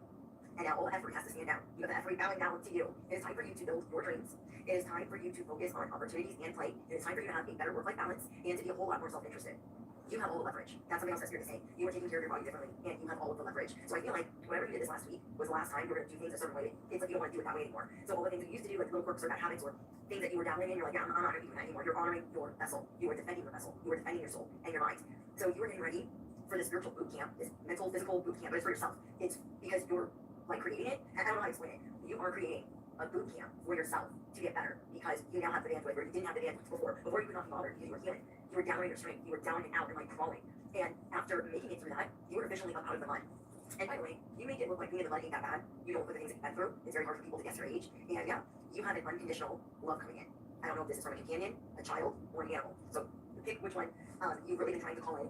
You are done being confused. You are done being a bird in a cage. Rainbows and birds are going to be very, very, very synchronistic for you. Okay, birds and rainbows. Let me know in the comments. So as you are the Phoenix rising, you have vigor, strength, gravitas. You have this seriousness, like I can do this, I got this, I'm gonna get it done. And those that have been spreading rumors, saying bad things about you, spamming, scamming, or having a wandering eye. You guys didn't join with somebody that had a wandering eye. I don't know. Could have been a woman, a womanizer, a ladies' man, or somebody that was just like a cheater. I don't know. My business, but not my business. Whoever this person was, they're going to be in for a very rude awakening. People that were doing things to you, trying to get a rise out of you. Oh, spirit is saying, people that were mean to you in this last cycle, they made it about them instead of letting you heal. People that did not learn their lesson and did not leave you alone while you were, licking your wounds. Ooh, they're going to be sorry that they did that because some of them are going to be feeling a very similar pain that you yourself were feeling. So you were about to have a very big wish granted, and that wish being granted is the mother friggin' load. I kept hearing is something amiss, okay? And seven hells and God's be good. So you can watch Game of Thrones, you can watch like the same type of shows that I do, but people were thinking that they could get away with threatening you. So that's kind of the nature of these people. They're getting humbled. You're making it to the new timeline, and you're getting a snow globe watching them be humbled. You're going to get a front row seat to that because people came in hot and they thought that they could threaten you. Like, I'm going to tell you what time it is. You have to do this. You're listening to me. I'm your boss. The roles are reversing. You have to be the boss. It's not them. It's not them. So you wanted things to be a two-way street with some people. They were supposed to be a mentor, a guide, a supervisor, a boss, or whoever. And they, but we're not about that life. They were about trying to make you feel small, trying to belittle you, trying to undermine you. You are not going to hear very good peace from these people. Trust me on that. You have a good companion coming in. And for some of you, these companions are going to also humble these other people. You are taking center stage. And so there are a lot of new admirers. That's another thing that's saying. You have a lot of new admirers. People that you don't even know where they came from. But they are like, wow. Wow. So if somebody's not treating you right, bestie, people better be careful. You will get swooped up. You will get swooped up in love and basically the mother of all wishes. Hello, if you're here, I'm bestie on the internet though. I'm your favorite YouTuber, I'm your spiritual cheerleader, I'm your cosmetic advisor, I'm your general sleep of the soul. So without further ado, let's get into today's message. It is time for you to build the life of your dreams. Are you ready? No. Let's get ready to rumble. But seriously, you are going to be feeling so lifted, shifted higher than the ceiling. Ooh, is the ultimate feeling. You're going to feel like you are levitating. Like you are floating on sunshine. Serious, and you are going to be outside, climbing trees, doing whatever the frick you want. Something's going to be changing in your style too, okay? Something's going to be changing in the way that you dress, in the way that you present yourself. And I feel like it's this innocence, or something that you left behind because of illness, or not feeling well, or unrest, or, what is the word? There were certain things that you were feeling like so you had to put these things down, because it just didn't fit into what you had to heal. And so, I don't know if you're going to be wearing like more flower prints, or different colors, or just different, I don't know, something is changing where it's more childlike. Again, you do not look like the things that you've been through. So, I feel like these things are going to brighten your day. You had to work through an ego shedding where you did not feel proper or good in certain clothes or certain things that you were wearing or doing. You felt like a fraud. You felt like an imposter. And now you are moving past this. Like, you know what? Things change. And I've been through a lot. And I'm still the galactic truth serum. I'm still the walking love spell. And all I can do is be me. So I see that your vibes are changing.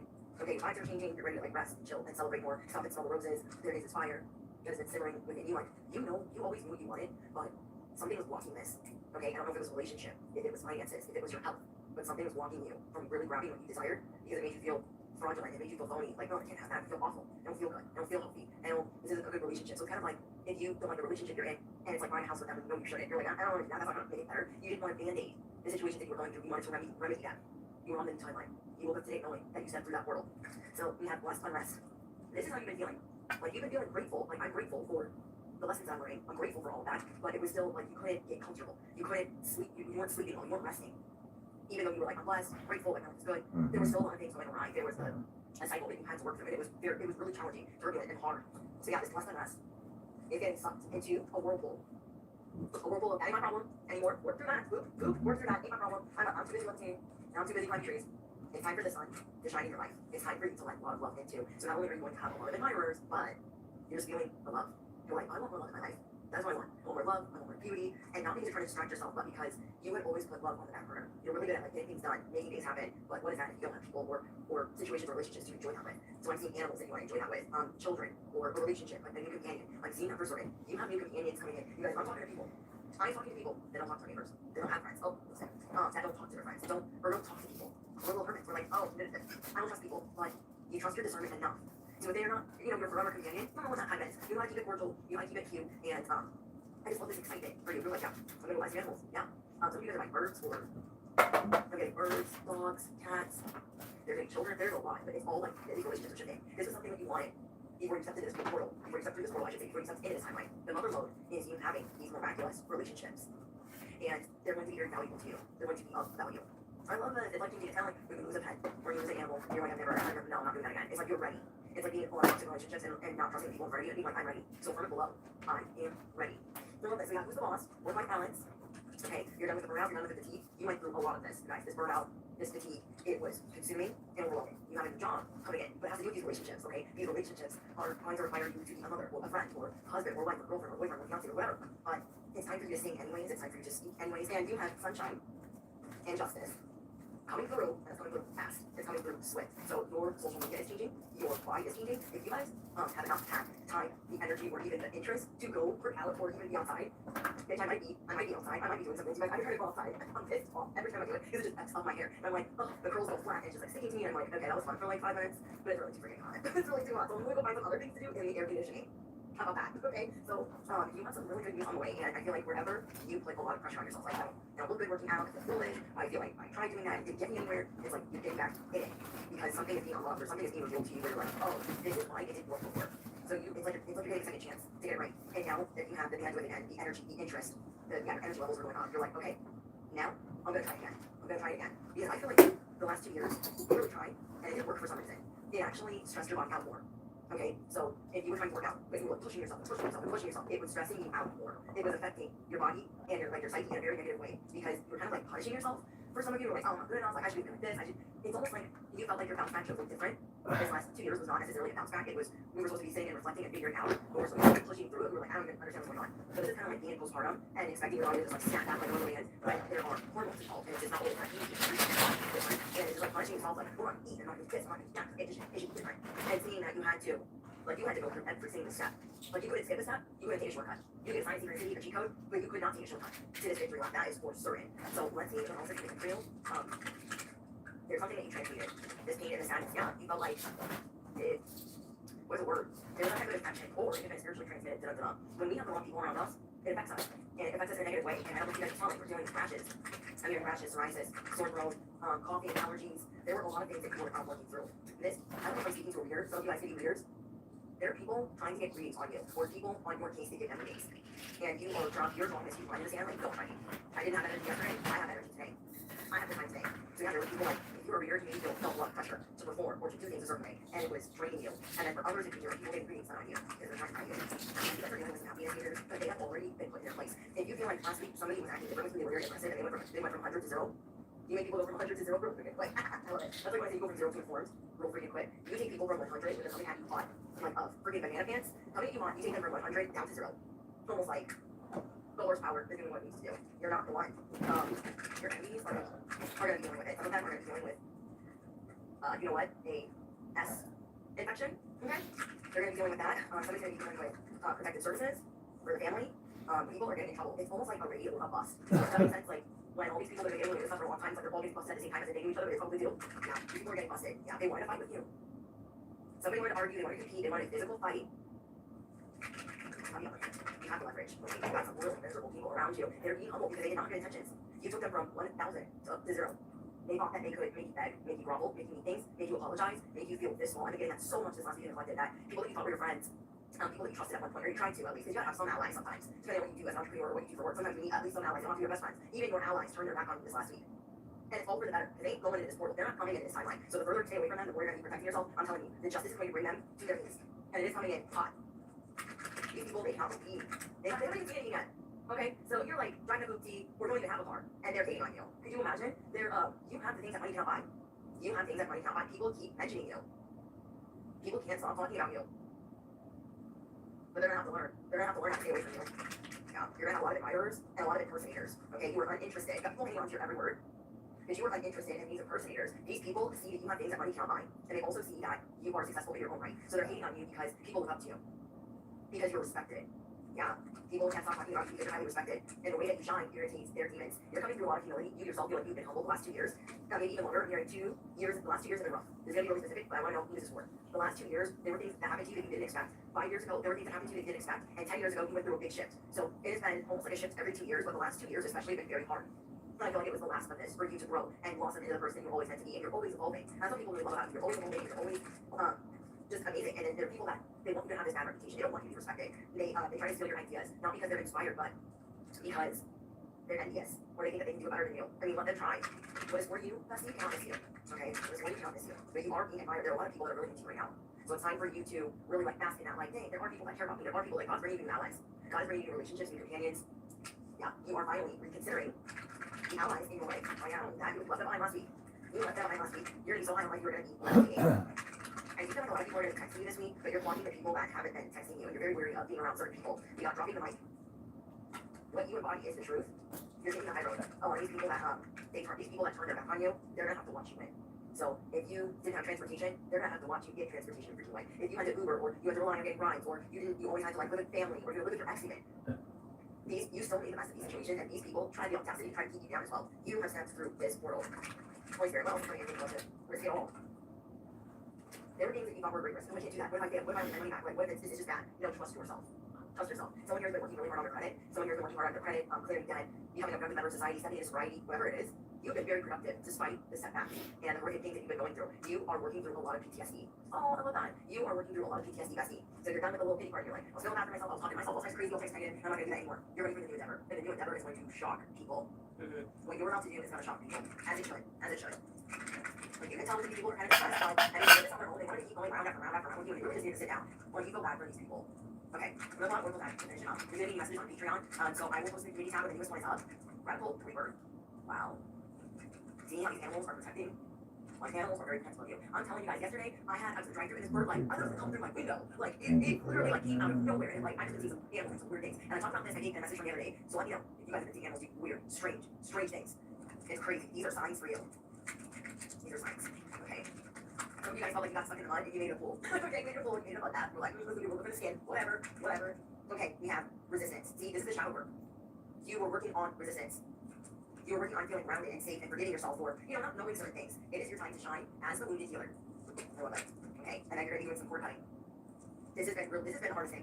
Because some of these people aren't the worst people ever, but it's for your spiritual protection. Some of these people, you just don't have a good feeling around. You don't feel like you're in alignment. I don't know. This part, because they're family or friends or whoever, people you don't really want time. This is not going to be easy for you to cut these cords. So let me just say that. Because it could be a job. You're like, oh, I really don't want to leave that job. I have to stay in that job. I really don't want to leave. There's a couple things that have been really hard for you, like the love. And you're like, I see you. Okay? And then you have love fearlessly. Oh, shoot. This is what you're doing. Circle all back around to the beginning of the message. Loving fearlessly because God is bringing you new allies, new companions. There's going to be animals, children, and like lovers or a lover. None of my business. There are going to be people, a great many people that admire you. So it's time to enjoy this new timeline. You are the boss. You are the boss, not the victim. You're about to go rocky mode on everyone. You're taking people from 1,000 back to 0. Like, you need to start from scratch. How about that? Okay, guys, let me know what's going on in the comments. I love you guys so much. This is too long. Patreon link is down below. It is only $11 a month to join, and you can cancel at any time. Well, and that's it. Alright, so next video, hit the bell. Thank you for your beautiful comments. I love talking to you guys in the comments. It's the best part of my job. And I will talk to you guys soon. Bye.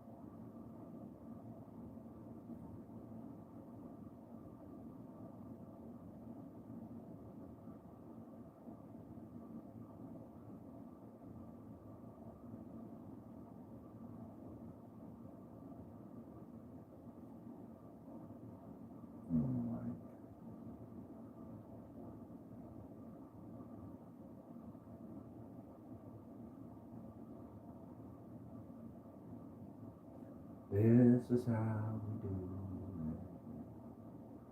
This is how we do when nobody in charge. This is how we do.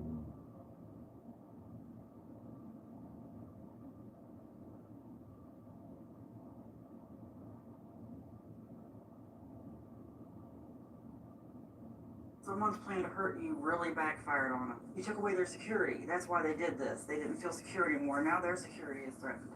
Not noble.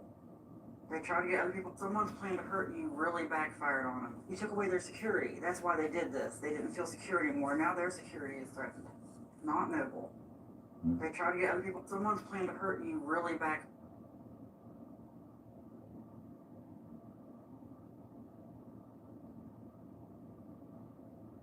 Hey there. What's up, fam? How I you am Joseph doing? 144. Here to do a quick card pull for my gorgeous collecting. You know what I'm saying? Take what resonates and leave what does not. For gender roles is needed because there is no gender in the row. And my rate's a timeless man. So if I'm showing up in front of you, that means there's more than likely a message here for you. Subscribe to Joseph 144 on YouTube and Facebook if you haven't already. Please and thank you. Also subscribe to Live 144. That is my You are Thank the only you so white much guy for that like, shares, reminds subscribes, all me your of generous contributions to the channel. It means the world, man. It really does. And my if you want dress to is check out Asian. That's what Australians remind me of. White people that are Asian. Asian white people. Their style is Asian, their look is Somebody Asian. wants to destroy something that somebody is building, or somebody wants to stop somebody from becoming a success by themselves. Like somebody wants to stop someone from becoming some sort of success by themselves. Someone knows that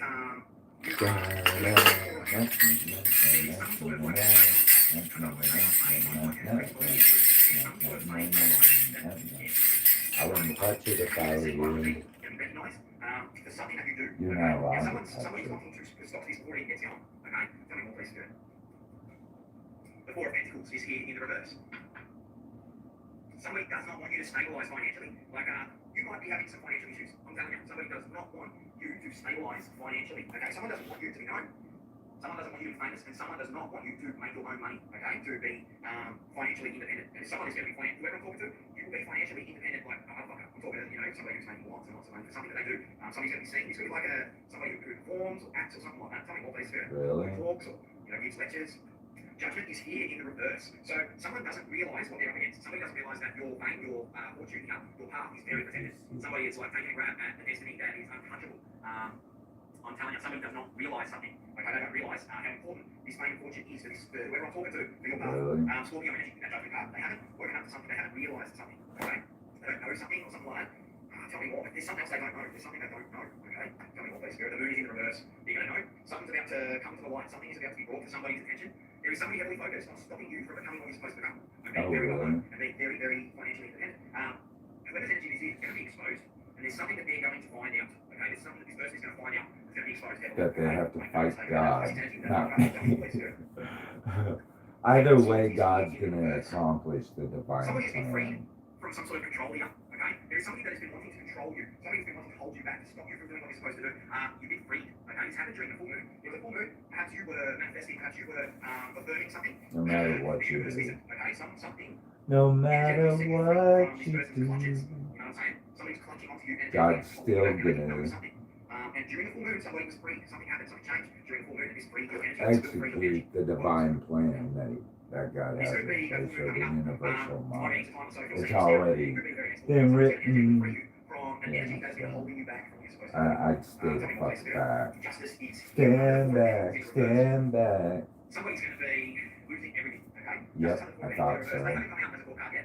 That's what God said. And it's not what they think. It's more than what they think. I know.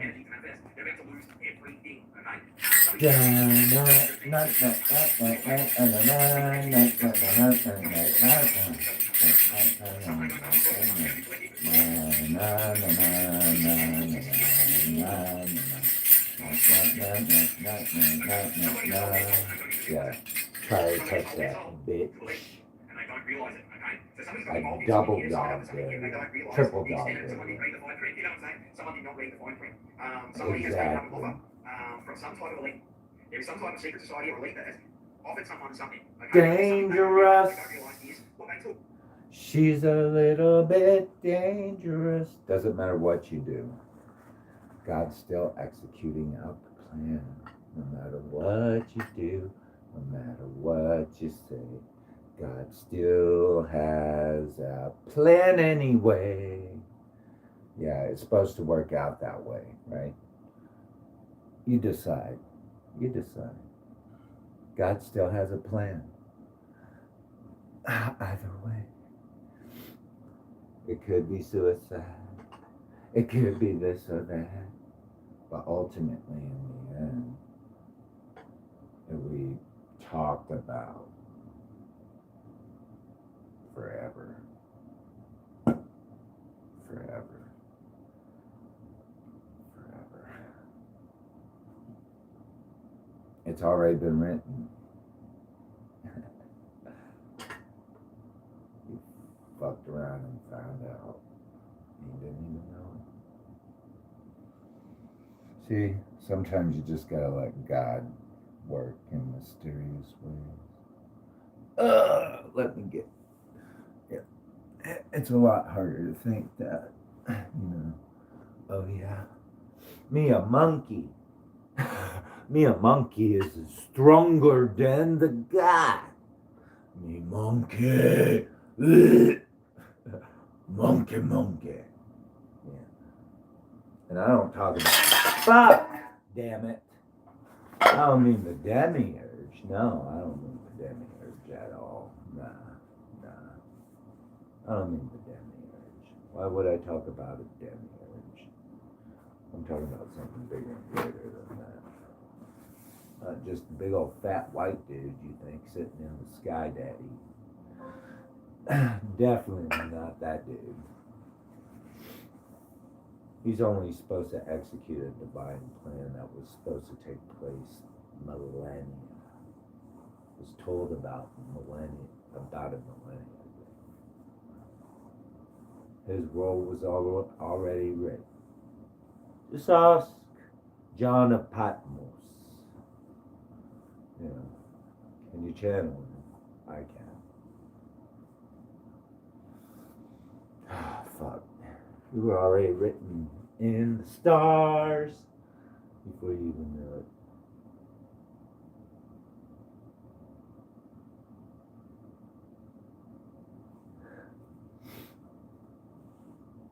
Oh shit, I just made a mess all over the place with coffee.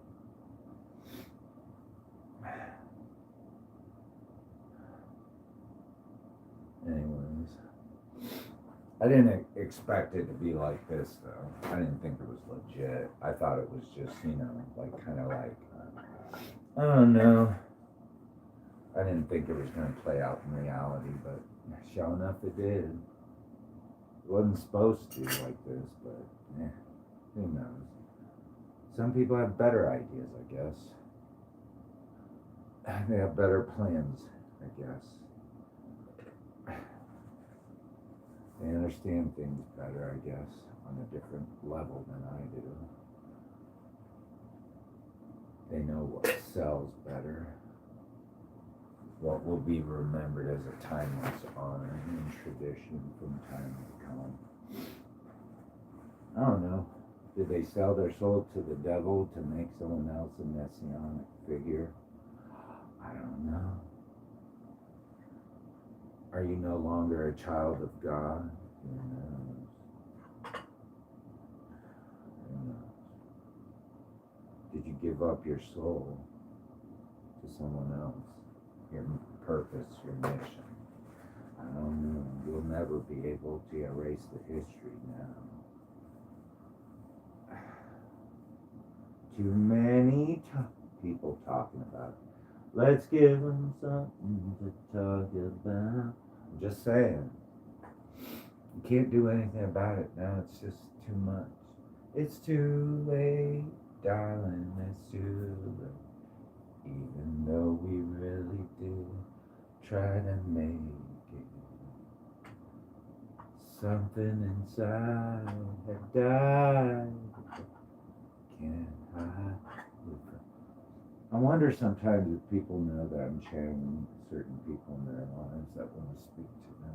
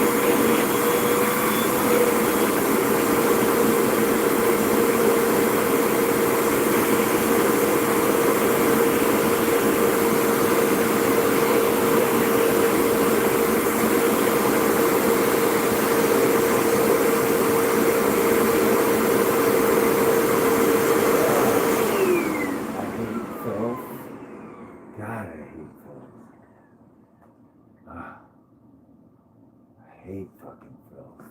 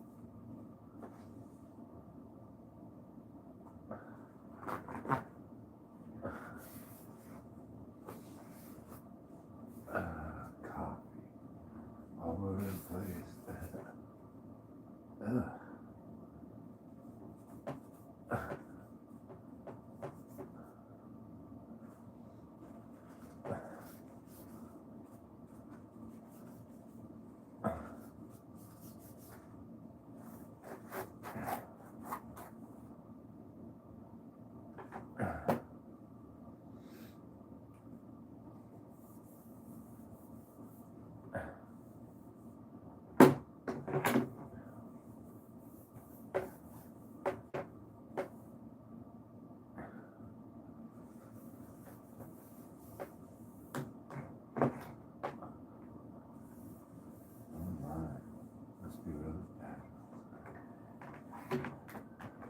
Is it me or is it someone else? Sounds so close.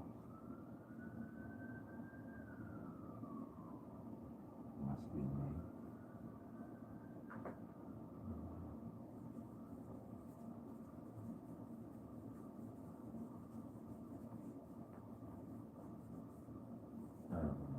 It's just not fair that I've been going through so much for no reason. So, that's just how I feel. I don't know why people are still not talking to me after 1 month. I don't know what I did wrong still. Is it just not safe out there now or what? I don't know. I don't fucking know.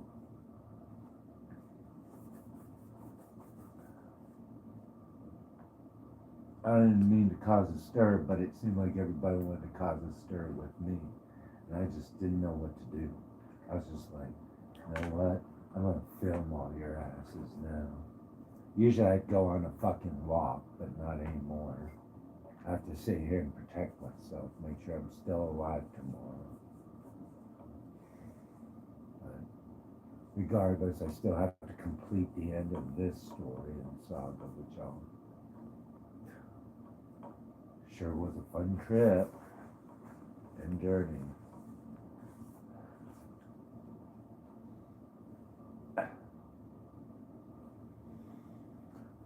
I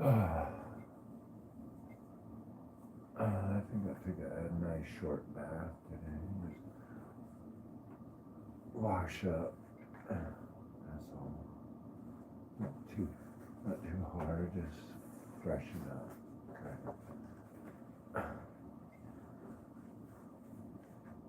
Make sure everything's cleaned off.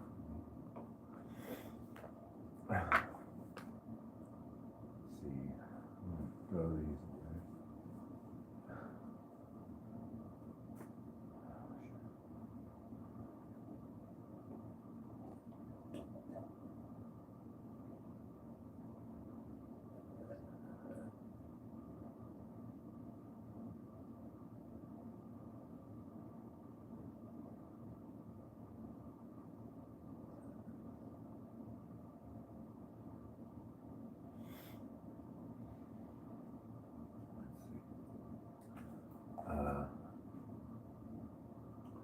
Those away, wash my hands. This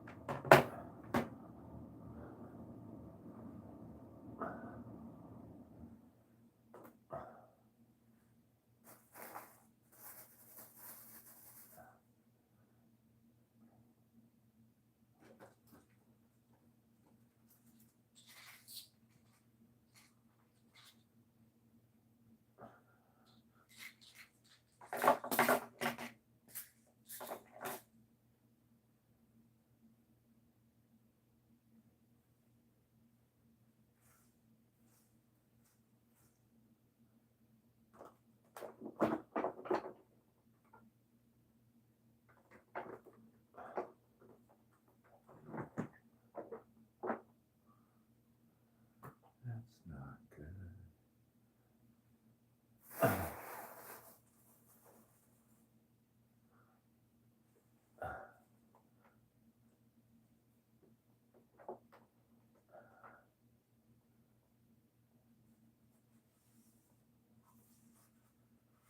Is it really that bad out? What the hell's going on?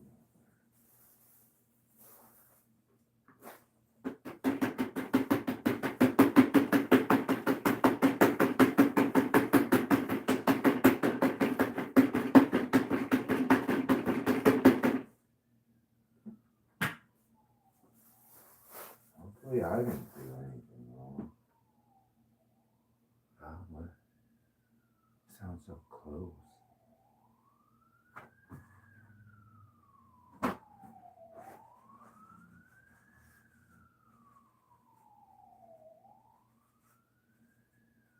Guess I am in trouble.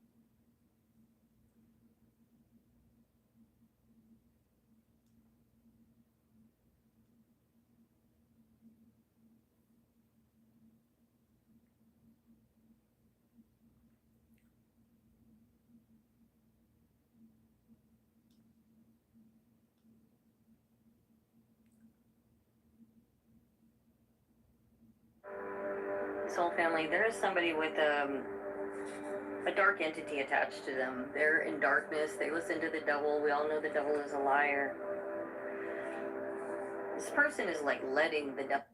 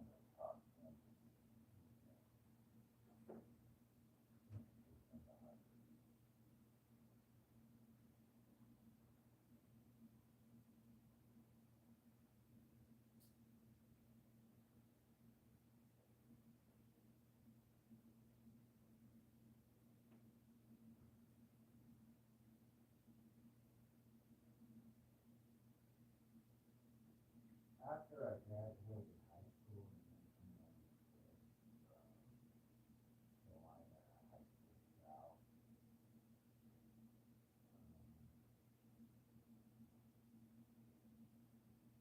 I was given a pen from the second to check out a summer program because I wanted to go to college. I said I wanted to go to college. And said, why don't you try to check some summer programs that I would like to go and do that. I was placed in a psychology class and kind of like a eval competition class to get how my talents were or whatever, like my writing abilities and stuff. I originally wanted to sign up for a as a competition course, but they put me in psychology because that was available. So I didn't score too well. That was my weakest class. I ended up getting a D score.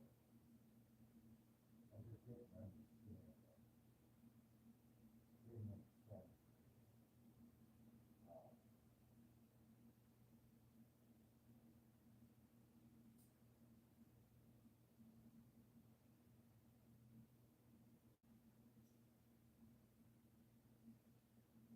not saying psychology isn't bad, it's all science, but it didn't appeal to me as much as I thought. It's kind of scary.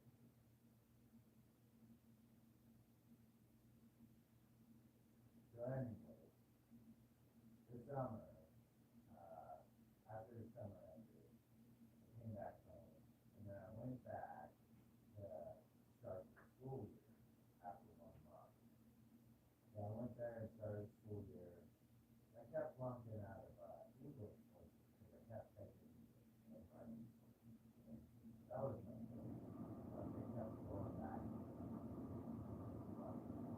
And I was like, I was really flunking out of writing.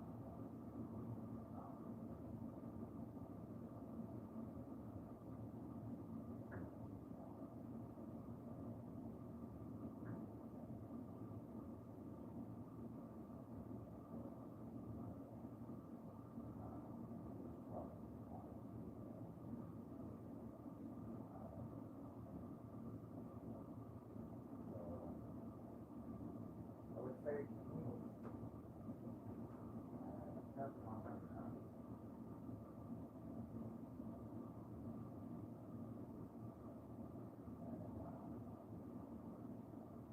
And then I would eventually by my, I would say my second year, the University of Kansas, I would say the second year, up in so I've taken summer, spring, summer, fall, spring, summer, fall, spring. Because I had to make up these courses. So I was like going like full time, the whole time, into a 1 month long. And then just missing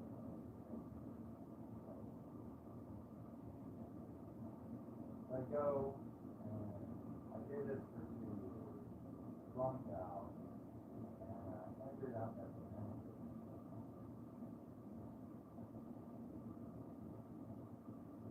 which is the psychiatric hospital.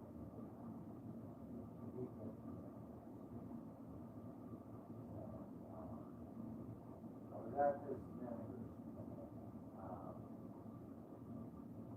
and I don't know if they were studying, they probably were studying. It was a great place to study on, except the medication. I didn't like the medication, it caused a lot of problems. So,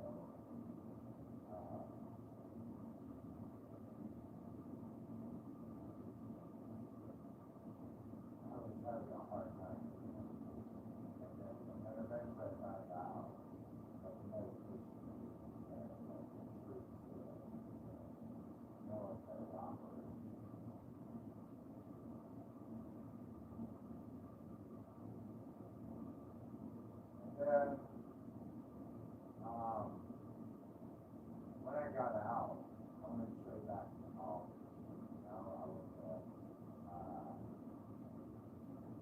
was working full time at Schwan factory, pizza factory, working pizza factory, and I was going part time to Kansas State University, so like just take my people, and do like public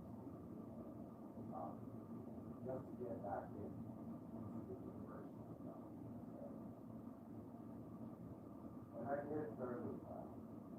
One of my topics was the death penalty and how they sometimes they actually keep you up. Embassy and international stuff.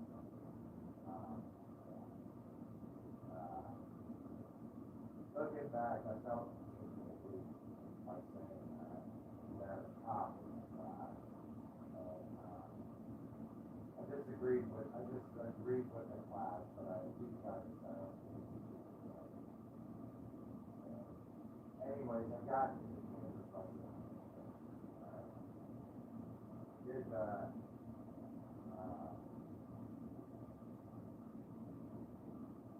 graduated with EA.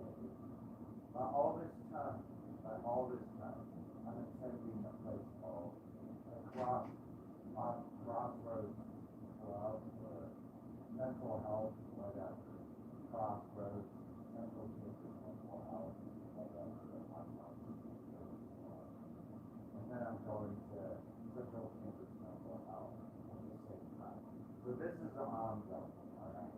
From the time I'm released from the manager's clinic, I'm going to this camp, so they release the Crossroads Club, whatever they call it, mental health. But I'm still attending psychiatry,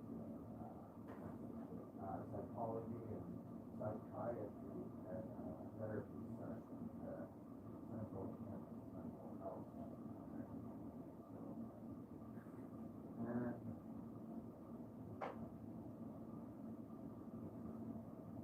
I'm doing this consistent over a long period of time, so 40 years, right? Up until recently.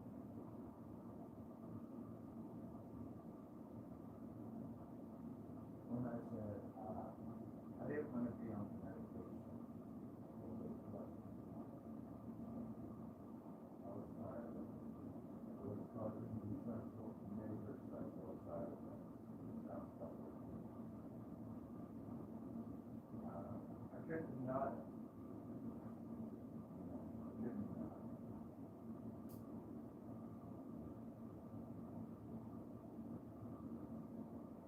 And I was having a lot of muscle. So, having a lot of problems. So, what they did was, first I got after I became HIV positive.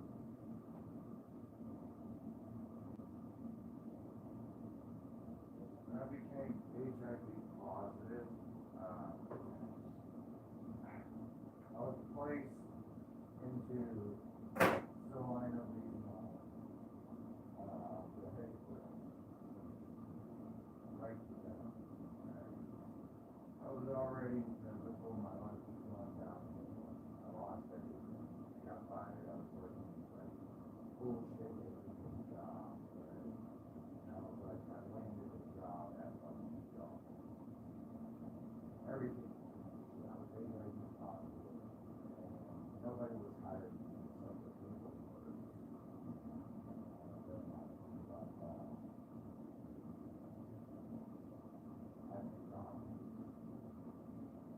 After that, for a couple of months, I got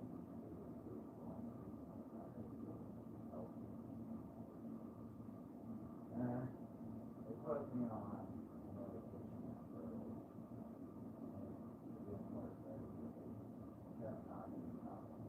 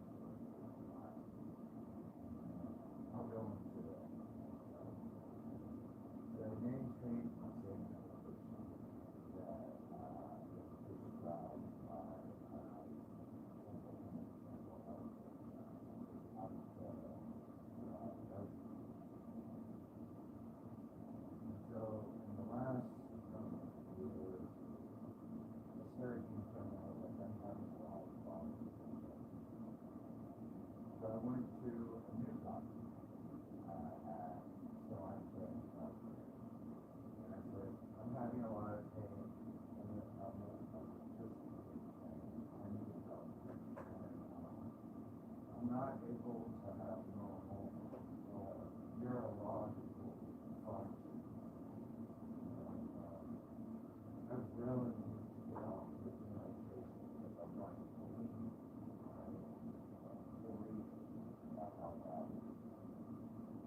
I understood that my medication helps to have sexual side effects when I was taking up a pretty severe side effects every day. Sexual side effects.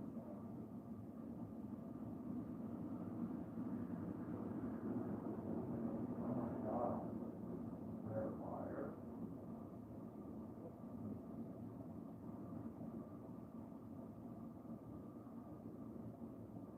So, I told, my nurse at the time, I didn't see the nurse, which is like, I said, I can't take this medicine anymore. I'm in a lot of pain. It's too extreme. And I even have to do it raw. It's not good. And we agreed that maybe we can switch my medication, experiment, see what's good. And we started off with melatonin. Melatonin was like, all right, you're going to clean your system, but everything, and then we're going to kind of start with a little bit healthy. After that, after the melatonin therapy, everything got shut off. And then I no longer started really communicating. I was hoping that maybe still experience and then she recommended something like, I'm on melatonin, I don't know. I thought maybe this sounds good, maybe I do have that side. I told her, I'm having a real hard time. I've always had a hard time. I have that. So I thought maybe she could look into this sleep that might be something that I can do. Break it. Then all of a sudden it stopped. And then I was just talking to my counselor, my advice doctor.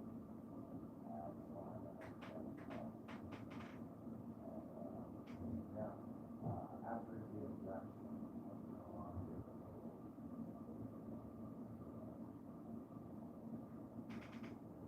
yeah, I want to show you about my mental health during my sleep.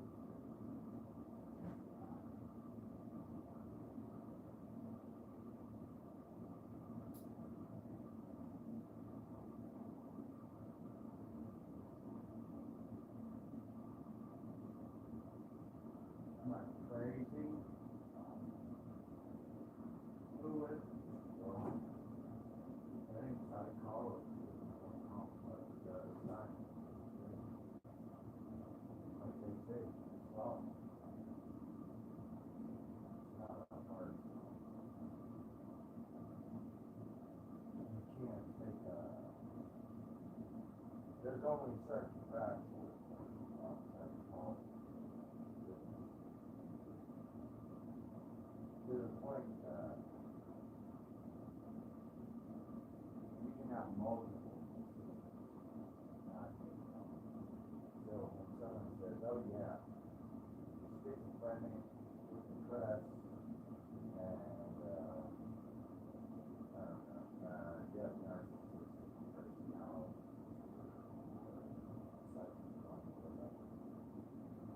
anger.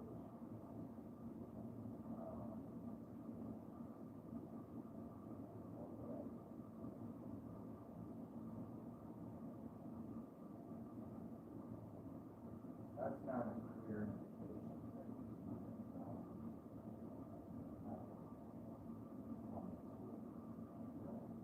there's a lot of gray.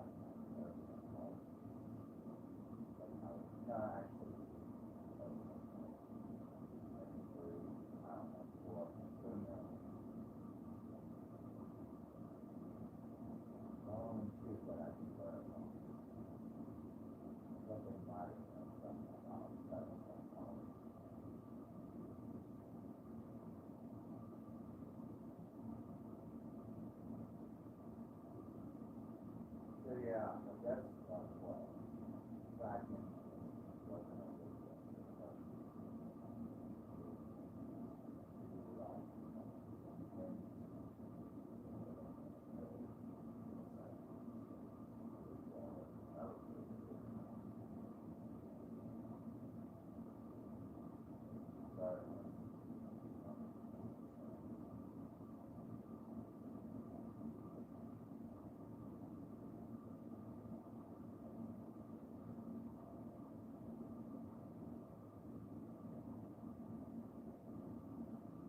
I mean, I'm not against psychology.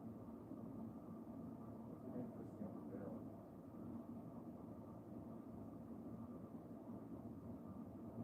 But most psychologists have some type of broader at all.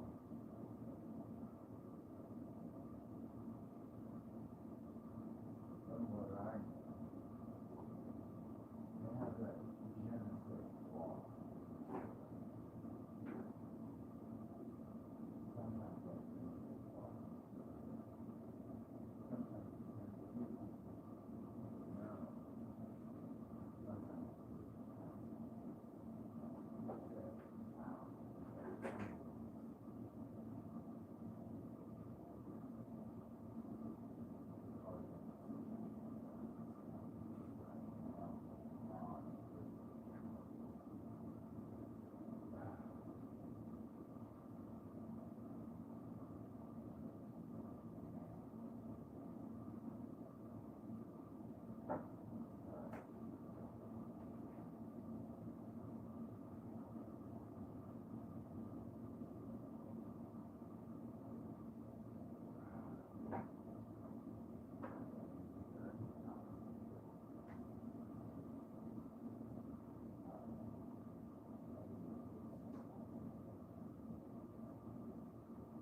that's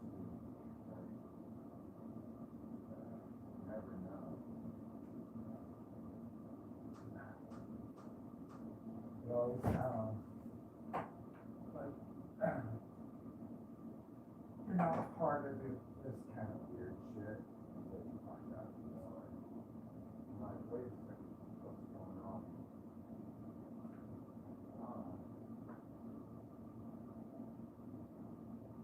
Seems like they always knew from the start. When you're a kid, elementary school. Sorry, that trash. I mean, who would have thought?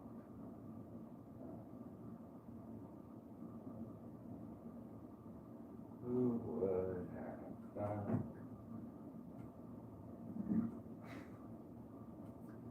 It couldn't happen to me, right? Do you know that you might be part of a game that you never knew you were a part of? Probably not. Not everybody knows. So you just see some weird characters over and over and over again. Let's get back to this. So, anyways, howdy doody, my friends. I got some information I want to clear up with you. I need to kind of shower up, but I woke up like this. Kinda. I've been busy doing shit, so busy bee. Housework,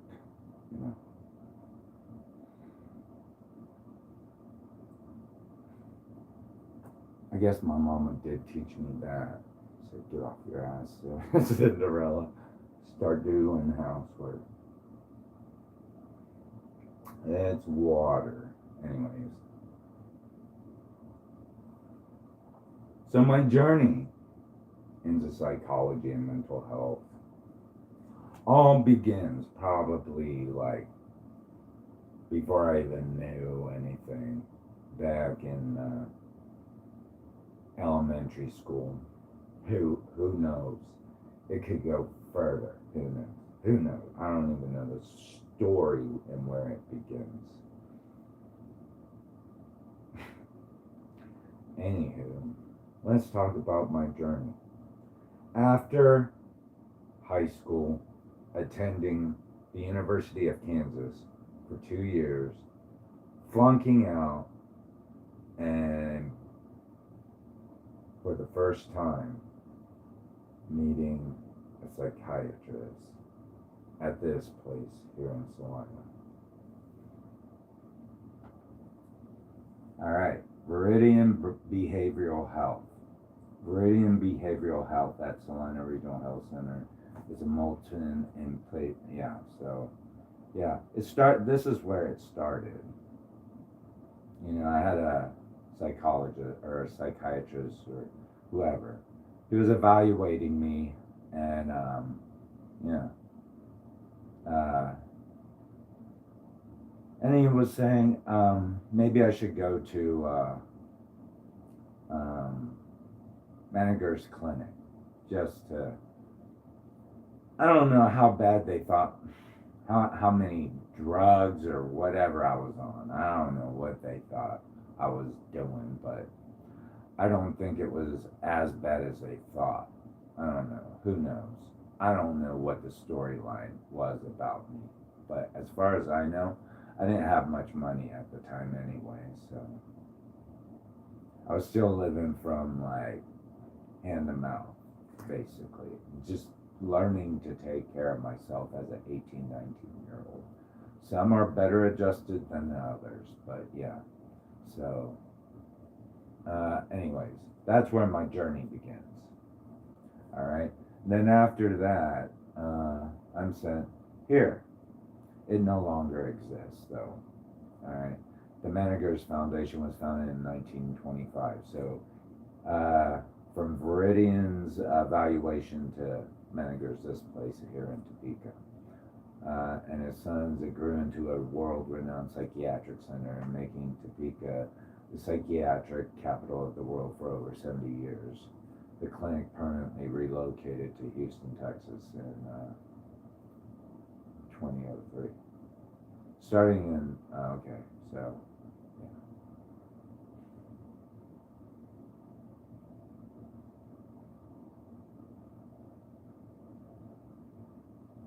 yeah. Alright, just take a screenshot. I don't want to read this shit. But, yeah. So it's world renowned, you know. When you drive up, it's pretty scary. But once you get in, it's pretty cool, you know. It wasn't bad inside. The only thing I was scared about is, like, you know, how they treat you and stuff, and I don't know. Some of it was okay and some of it wasn't, so, but ultimately I didn't feel like I was treated too badly, 100%, alright, so, I really didn't feel like, you know, they were gonna torture and cut me up, and, like, do weird experiments on me, but, this is what they did do, alright, this is what they did do, I'll tell you, so, go ahead, make a screenshot. You can find it at, yes, if you need to. All right. But that's where I went. Not bad, but, you know, interesting people. Some of the fucking smartest geniuses I've met in my life. So, not only on the staff, but among the patient population. They put me on this. Haldol is a first-generation typical antipsychotic medication used to treat schizophrenia, acute psychosis, severe agitation, Tourette syndrome, tics, and delirium. It works by blocking dopamine receptors in the brain. It is available as a oral. Okay, so it does all this, right? Yeah, we'll go. I'll let you screenshot. Alright.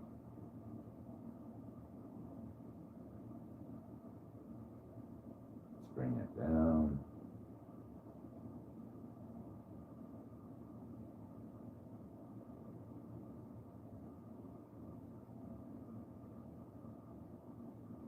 So you can read it on your own, alright? So, yeah. sure there's this Wikipedia if you need it.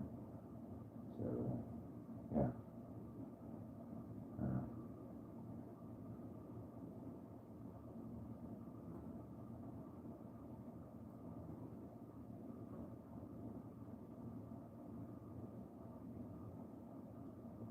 Oh, I didn't worsen psychosis due to suicide.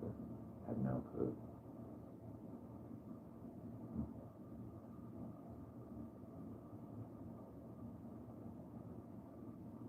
Alright, so anyways, you can find that. And then I found out about this.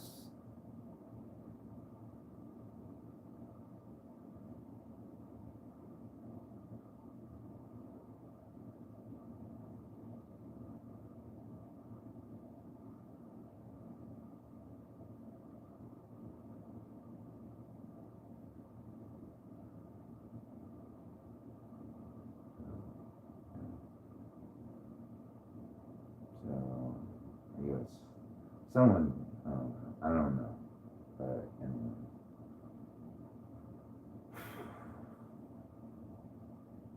So I got taken off of this when I was,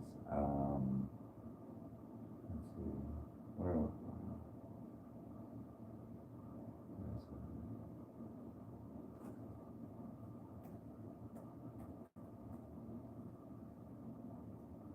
When I was sent here, so Central Kansas Mental Health Center in Salina, Kansas. I went there for like 40 years. Right?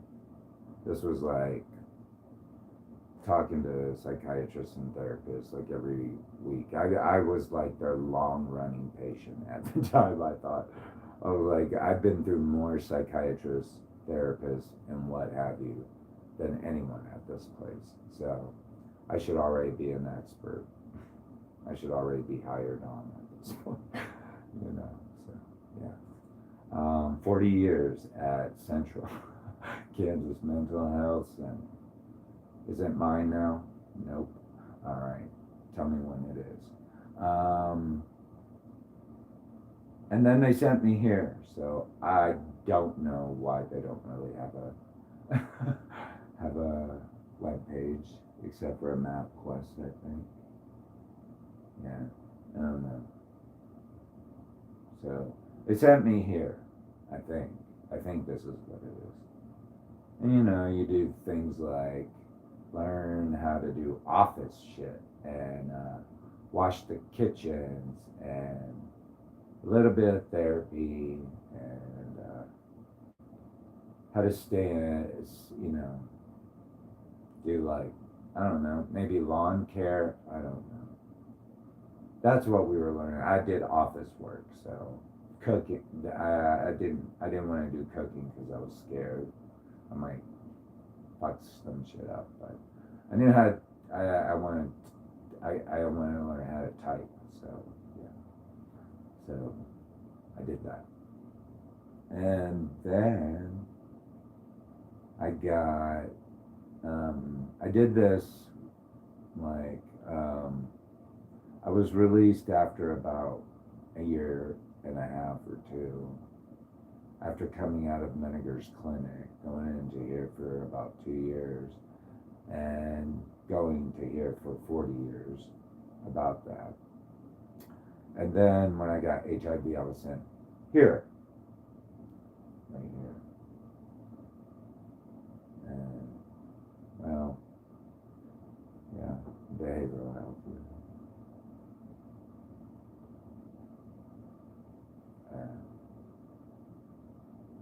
I think I did this for how long? A week? Maybe a month? I don't remember. Not as good as Meniger's. Definitely not as good as Meniger's. Yeah, definitely not as good as Meniger's. But, yeah.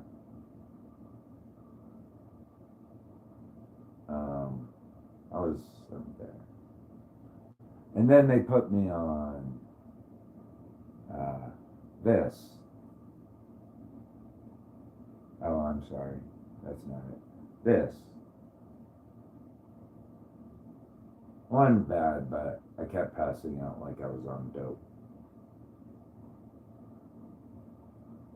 But ultimately, in the end, after like for 40 years, I was always on this. This is the medication that I've been on for 40 years after going to here. This is after I started going here after Menninger's clinic. They started putting me on, let's see, olanzapine. Yeah. So I was like your screenshot. Yeah, your screenshot. All right. Here it is.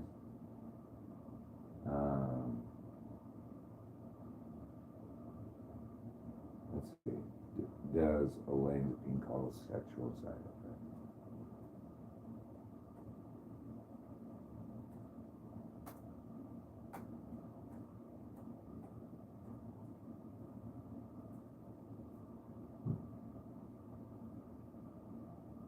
Yeah, right here.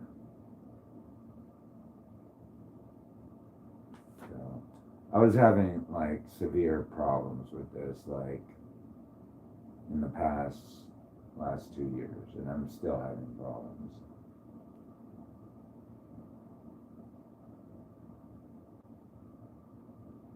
Yeah.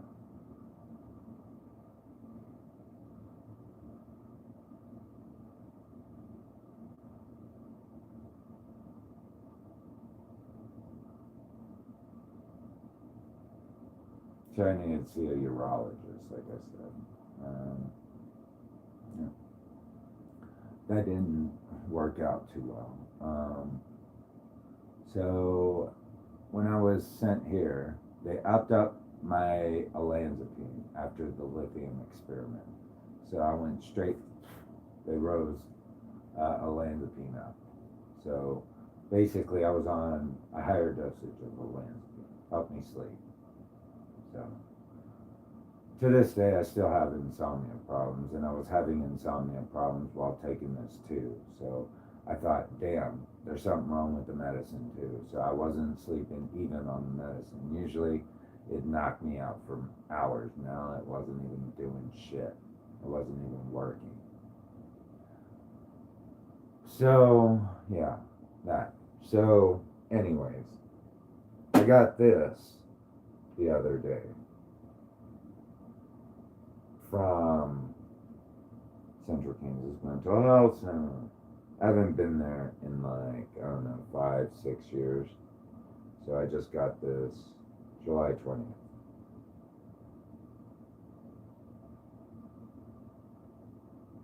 So I haven't been to this place in about 5 years. Let's just say that. Anywhere from 3 to 5 years. Because I transitioned over to Salina Family Health Care.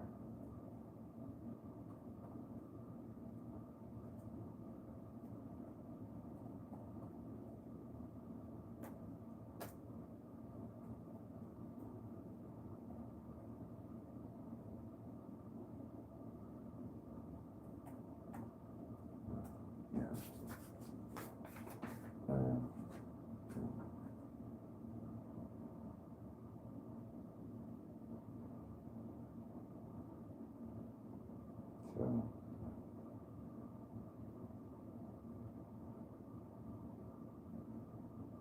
So I don't know. I told them that I was no longer there. So yeah, I told them that a long time ago that I was going somewhere else. But yeah, apparently. Anyways, so I started going here instead because I thought, this might be a little different, like a little better. I don't know. I was trying to figure things out, like try something new. I was already going here for my HIV services, and I was impressed. I thought, wow, they really do care. So yeah, I started coming to the psychiatric one part of it. So I don't know which ones are which or who. So I don't know. You can figure it out yourself. But yeah, so I started going here and trying to figure out what type of medication would best suit me, what could help me the best. So, yeah.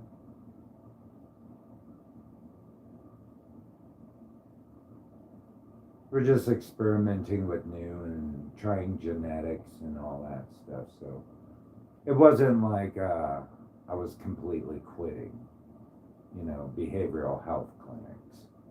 It was just that we needed to find a new solution to a problem that I was having.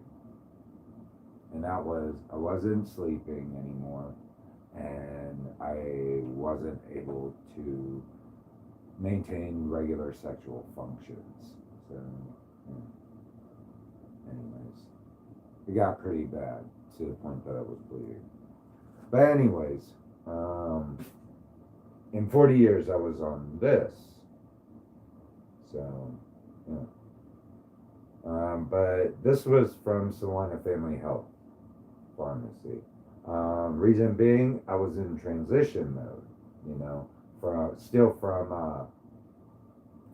Central Kansas Mental Health Center. So I was still on this medication for a time being at Salina Family Healthcare Pharmacy before I started having severe medical issues, because that might have been attributed to this medications. So, yeah. Do you need another snapshot? Let's go.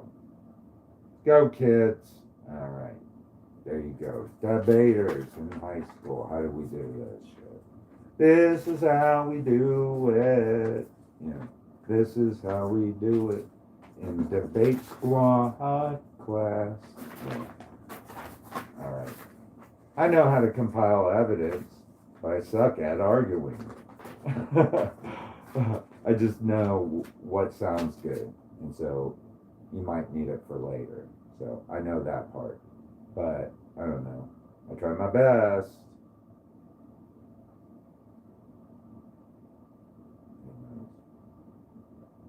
Got it? Great. Don't worry, I'll be up later. So, do we keep going? Yeah, let's keep going. All right. We'll do this real quick.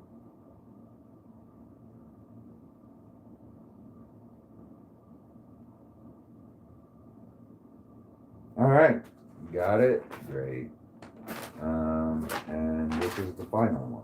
So read the fine print.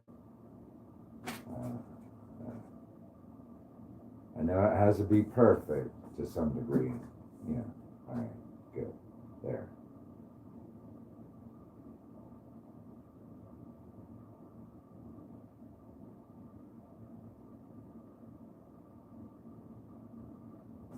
All right. So.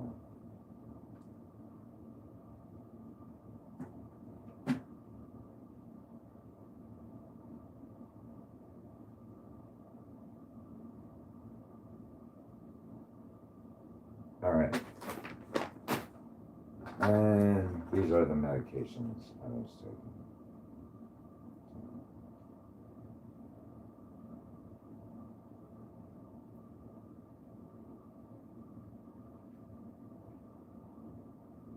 So no, was I resisting psychiatric treatment? No, just trying a new method. This one was becoming problematic now. It was causing a lot of bad physical problems for me. And we were trying to figure out what was the best mode of action to take in that. Don't want to add more doctors to my list, if you know what I mean. There's no point, so yeah.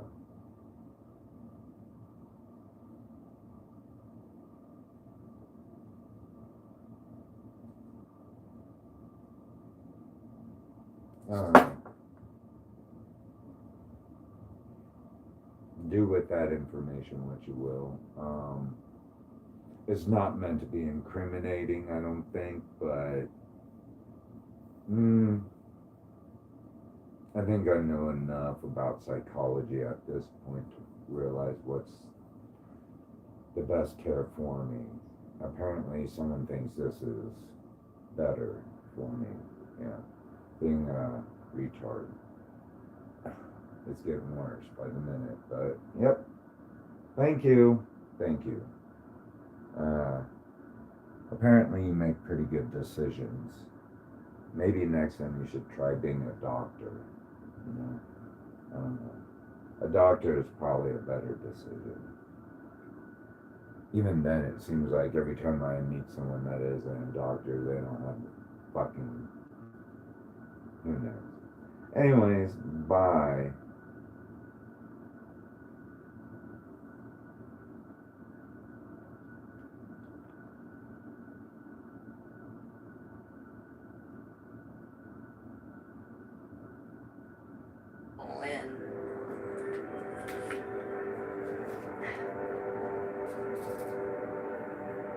Psalm 18:3. I shall call on the Lord who's deserving to be praised, so shall I be set free from my enemies. It is the Lord that go before us as a consuming fire to destroy all our enemies swiftly. So you've been protected. Turn this down, sorry, I don't know if that's too loud. And you're not giving up on yourself. Okay, so this person that has this entity attachment, they have an SEX demon on them. Getting heavy on the lusty energy. Okay, so this is I want to say perpetrator. Yeah. Okay. So this, you block this person. For some of you, it is a masculine energy. They're very pushy. This is a pushy energy. Okay, they want to, this person wants to, there's something about an assault, or they want to assault you. This is somebody that has an SEX demon on them. You need to be careful. Okay? There's somebody with an SEX demon on them. This person could be giving you the evil eye or trying to psychically attack you. They've got a lot of animosity coming towards you, and you could have blocked this person. Someone is they're either directing negative thoughts or doing some kind of spell work, intense jealousy, anger, or ill towards you, either on purpose or by accident. So, okay, so somebody's doing even rituals on you. So if you're feeling in any way fatigue, drop in mood, intense, a sharp drop in mood, or an intense anxiety, fear, sleep disturbances, nightmares, random physical ailments, headaches, stomach aches that have no clear medical cause, it could be from this person, but you're being protected, and rituals don't work on you, okay? This person is involved in vandalizing your property. They think you're doing spell work on them. They're misguided and mixed up in the head. They want to provoke you. So please don't engage with this person. And it's exactly who you think it is. Whoever is, okay, who's coming to your mind. They want to come in unexpectedly. They want you to be, okay, so they're trying to send you some kind of projected energy, or they're hoping that you're going to be open-minded to be receptive to them. They want to come over unexpectedly, and they're hoping that they can get in. It's like they want to provoke you, though. You let this person go a long time ago. They could have forged your signature, vandalized your property. Okay, but they're trying to assault you. They could be assaulting you with psychic attacks. Okay, evil eye. And they're watching you. Okay, but There's somebody that's been on the inside undercover watching this person. So they've been either trying, okay, so they want to provoke you. They want to come over unexpectedly and possibly assault you. You need to be careful of anybody from your past that has this devil energy. They've got a SEX demon on them. They're watching you, okay? They want to come over unexpectedly. Rituals don't work on you here, okay? And angels are helping you. They're also doing some kind of sympathy spell. So you have sympathy. They can come over and they want to assault you. No. And they're trying to do psychic work on you, or this is unknowingly or knowingly. And from what I'm gathering here is they know what they're doing. And they've already been doing something with vandalizing your property. They want to see you suffer. Okay, so this person, confirmation, they contracted an overseas practitioner to do some work on you, and they want to see you suffer. So they're trying to make you suffer. So this person you could have moved away from in the past. You moved away from them. March 10th or October 3rd could be significant. 2010 to 2013 could be significant. You're moving forward. Don't you dare give up on yourself. You fought too long and hard. Now you're going to be crossing over to the promised land. Yeah, so you're going on a journey. You're going places on an adventure. So don't give up now. God is saying, don't you give up. And you're being set free from your enemies. Psalm 18:3. It's like, there's more information coming out about this person, what they're doing. And they could be involved. Okay, there's more information about this person. And you could be involved in a major case with many people involved. Okay, so, and they're under surveillance. And you could be under surveillance as well. This person could also, they could be either a corrupt official or working with a corrupt official as well. And okay, so someone on the inside is an undercover, and they know what this person's doing. They want to come in and get to you. Okay, so this person has forged documents in your name. They forged a signature documents and vandalized property that is your.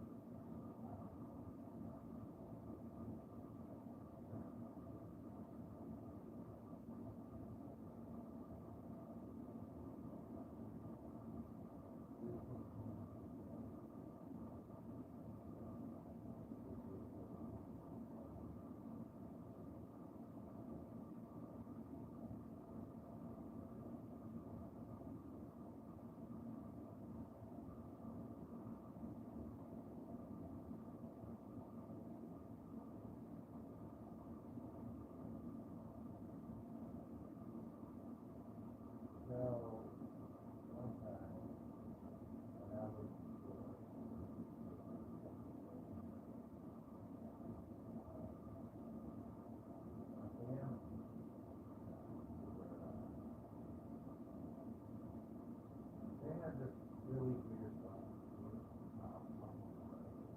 But it was like, around the city.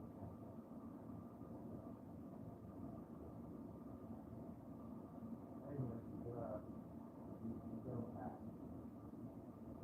And you're like, how? People aren't there.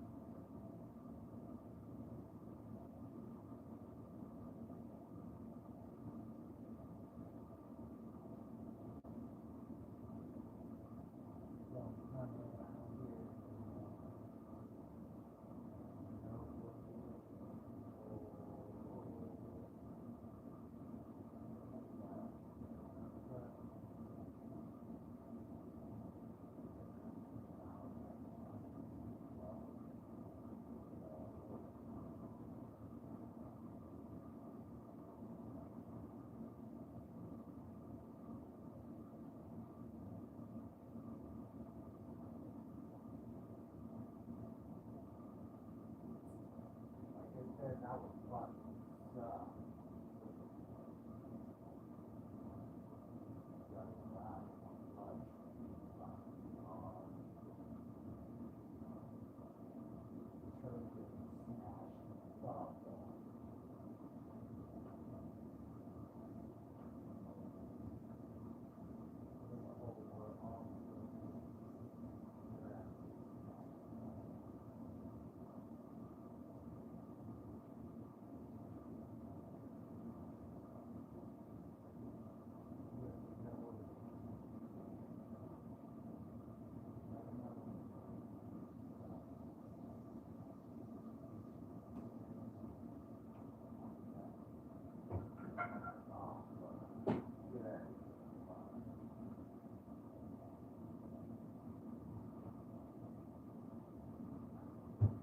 Fuck.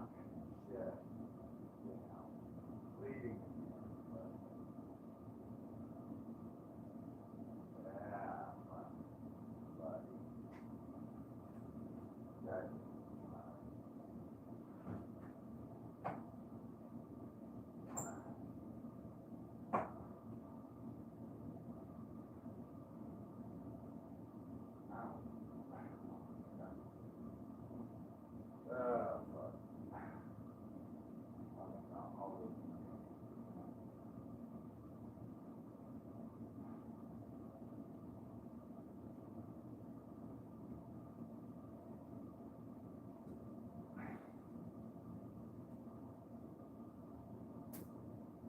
God damn. Bleeding all over the place. Yeah. Ah.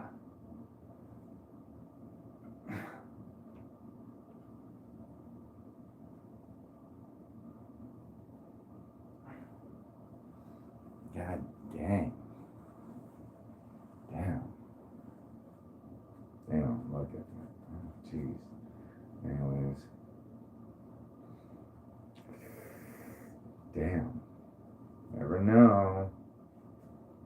Shit.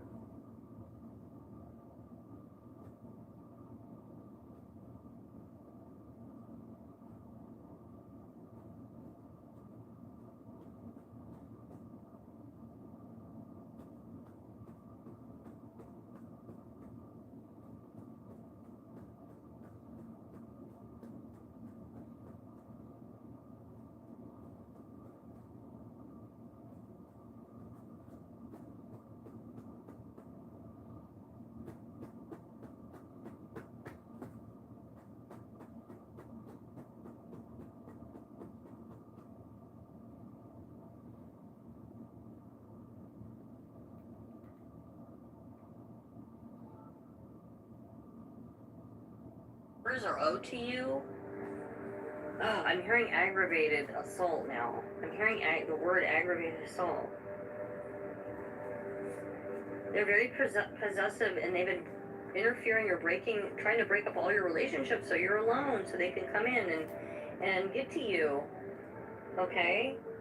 This is a sick person that wants to see you suffer. They rejected you, now you're rejecting them. Okay, yeah, you rejected this person, and now they want to come in, but you're being protected, you're going places. Yeah, you're a leader, you're meant to be a leader that's well-loved and respected, so you're going places. God is saying don't give up on your journey. They're scared you're going to talk about the crimes they committed. They're scared. They're scared of you. You know a lot. What they did for money. Confirmation. They've done something for money. They're trying to get away with it. They could be trying to leave by boat, or somebody has a boat, or trying to sail away. Affirm I let go and surrender to what is and where I am supposed to be at this time in my life in order to learn and grow. So affirm that. You could be going on a short journey, or you could be taking this boat. You could be going somewhere. And know you're being protected. You've had to defend yourself, but you're being protected. Yeah, again, protected from a powerful friend. Dog, somebody could have Chinese zodiac sign of dog, somebody could be a dog, but you are being protected. And you're on the right path. Just know that. Regarding this aspect of your life, know you're on the right path. And this person, someone on the inside, has been an undercover.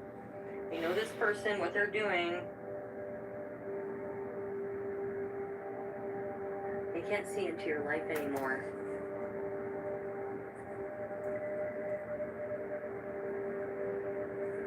They can't see into your life anymore, and you're being protected from this person. This person that's been watching you. From every day of my life, I'm served so many opportunities to grow and evolve, and for this I am grateful. Somebody could live in the west of anywhere way that where the initial Capricorn, the initial J, JW, S, Sharon, Ann, A, Jason, JA. Somebody was doing voodoo on you, possibly. Somebody could have an SUV. The name Mike, Mitchell, Michael, the initial M, B, Bailey could be significant.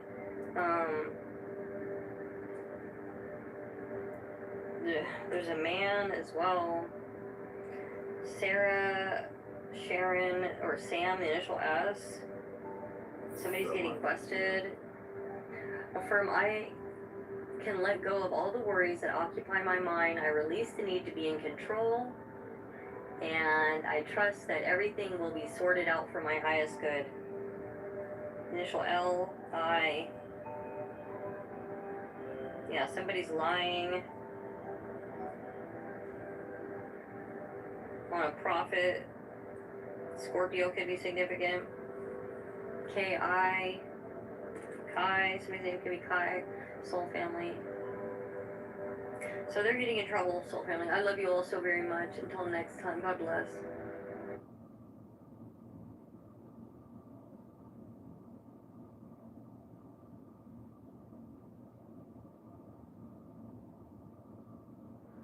Chill message.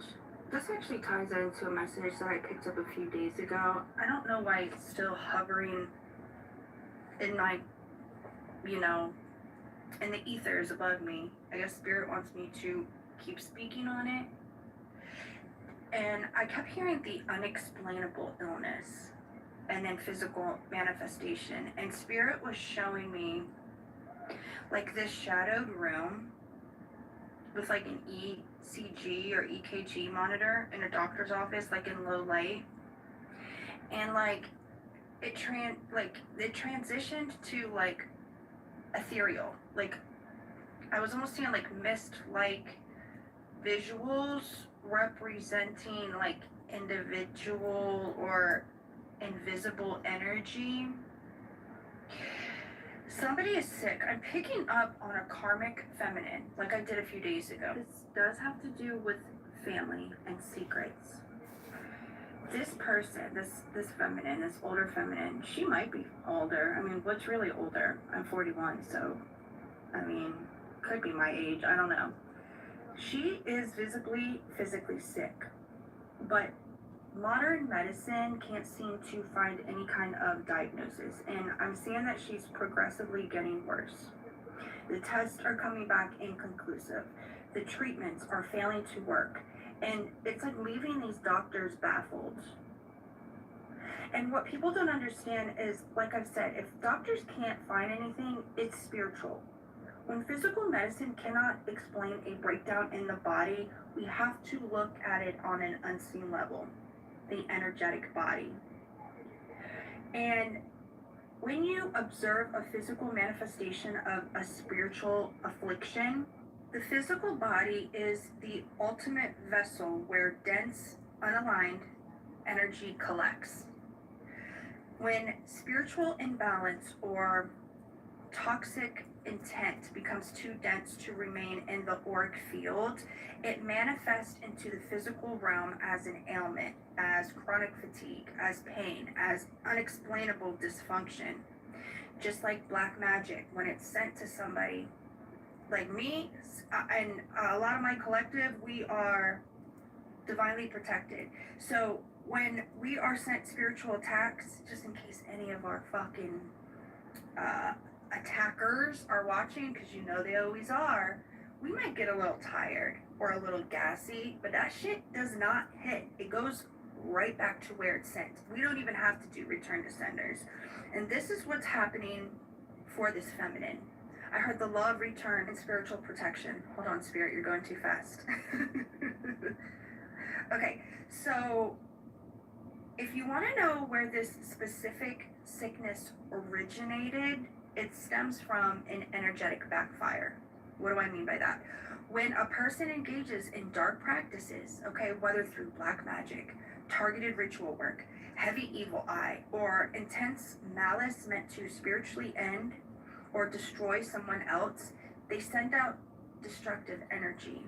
However, big however, when the target is spiritually protected, guarded by high vibrational energy, divine shields, or ancestral guardians, the dark energy cannot penetrate our fields. Energetic law dictates that, I can't even say that word, that energy cannot simply vanish. It must land somewhere. It cannot be created or destroyed, only transferred. So when malice or black magic, whatever was sent, hits an impenetrable shield, it rebounds. It returns to its origin with multiplied momentum. The very efforts, the curses, the intentions that were crafted to harm or ruin another person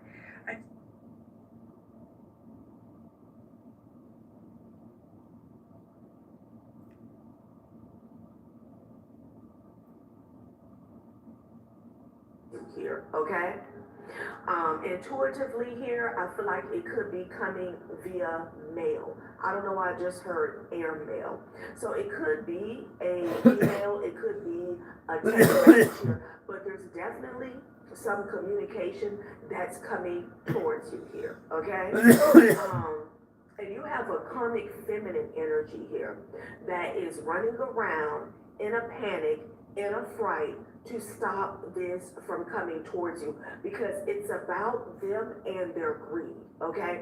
It's about somebody touching something, having access to something, or stealing something that is yours. This person is pissed off and talking a whole lot of shit at this time here, okay? So we're going to tap into this energy and see what's going on. The Sun card is carrying this reading because this is something, whatever this communication is, it's about confirming your intuition. Okay? Moving around with the in the Hierophant in real time, trying to block this here. Okay? This Hierophant energy, I'm getting this could be someone, this could be in the physical. And this could be an authority figure, someone who has some type of power.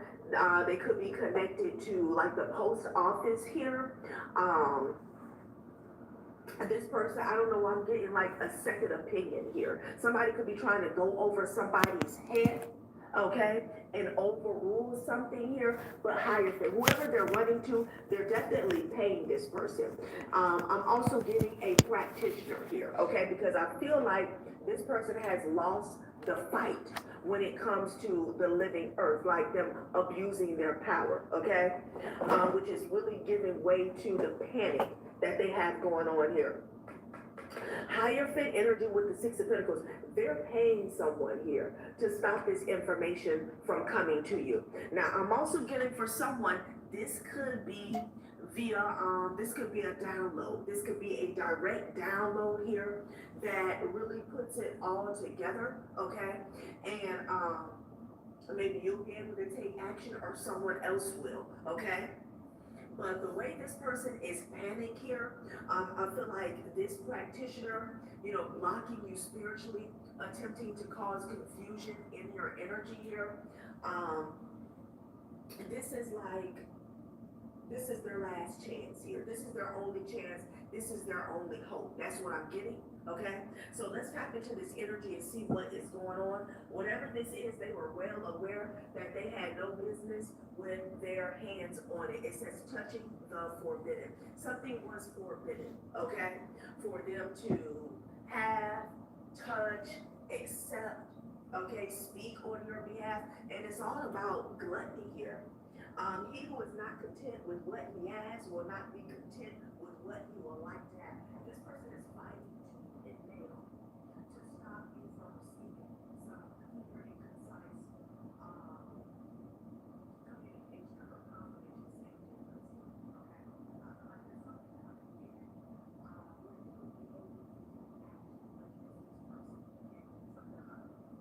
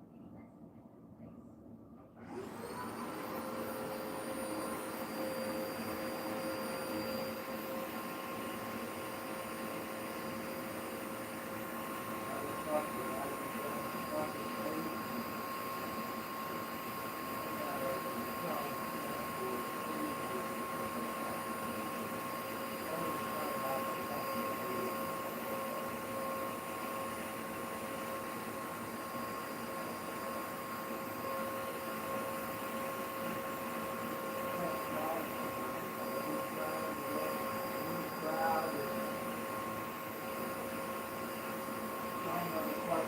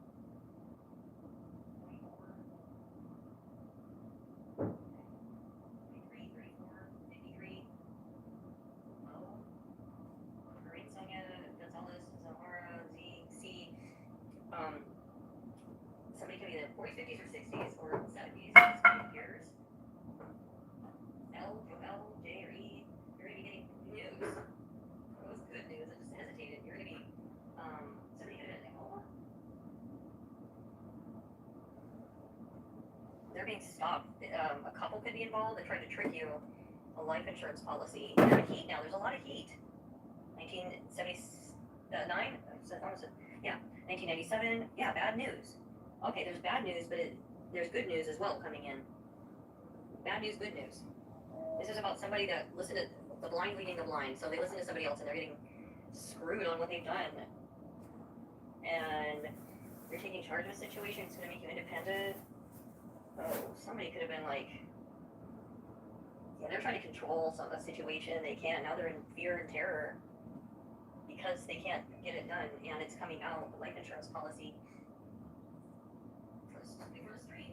They're getting seen for being for the streets. They sold to the devil. Now they're looking in that heat rock patch. They're looking at the wrong. Somebody's coming. They're rushing in and telling the truth. This person was in their shadow side and wanted to be independent. The boys are being exposed to high level military level.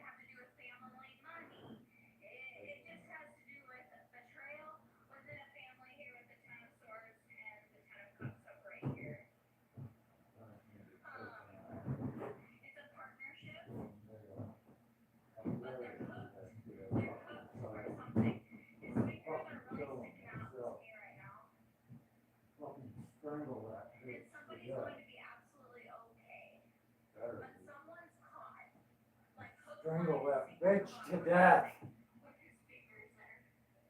You beat my father to death with a hammer.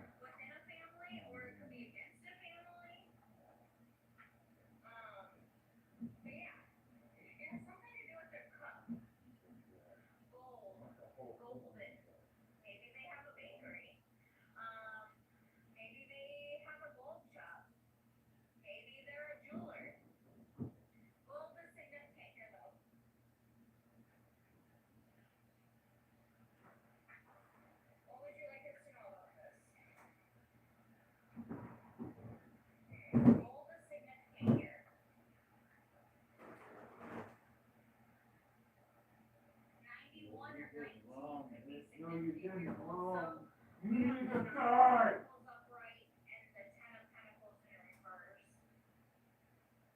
You need to fucking die. You need to rotten piece of shit. Fuck her daughter. That'd be great to that motherfucking yeah, dark web fantasy thing. Yeah. I'm sure she liked that shit. Just what she wanted from me, right? Yeah, I bet you like that shit, right, man? Yeah. You guys better start thinking straight. You better start thinking straight, young lady.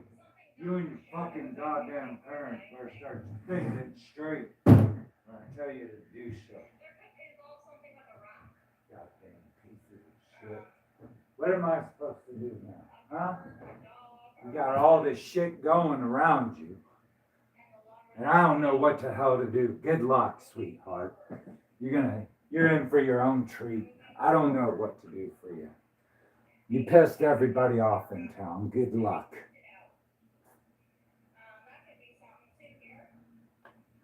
Stupid goddamn parents. Dumb shits. Dumb fucking shits. I don't know what the hell to do for them. They made such bad decisions their whole fucking goddamn life, and I told them to stop. Stop. They didn't listen to me. Now they want to stop. Now they want to stop. Too little, too late, right? Should have thought of that when I told you. I said, stop. You know, get caught up in some shit. You don't want to get caught up in some shit. Yeah, Mom, that's exactly what happened. How's it feel to be around a bunch of fucking weirdos? Not my fucking, you ain't my fucking friend. You guys are destined. It's all right.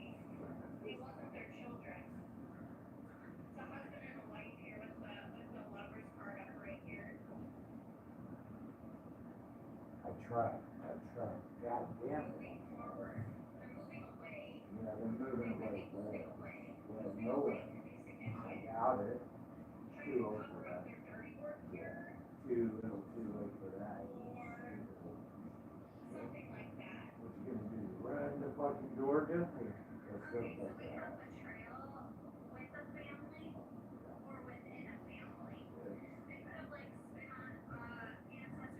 Yep. Spit on emo shit, man.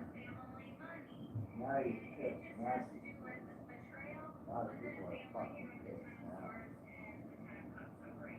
What you guys gonna do about that? Nothing.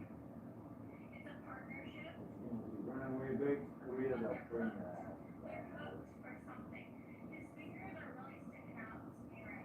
Told you guys, I said, don't fuck around and find out.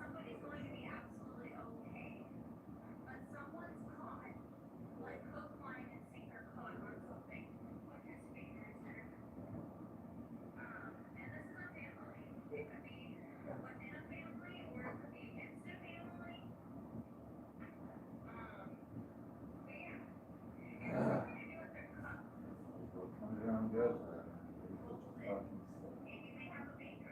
Have fun.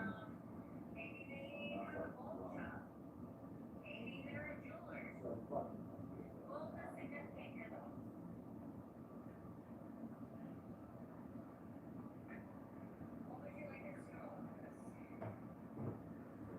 you want to start all that shit from nothing. Now you can't deal with it. Now it's scary for you. And it's scary for all of y'all. Good luck. I didn't call those people, come and help me out. Wasn't mine call. That's what I'm doing, because I haven't decided to do what the fuck was mine.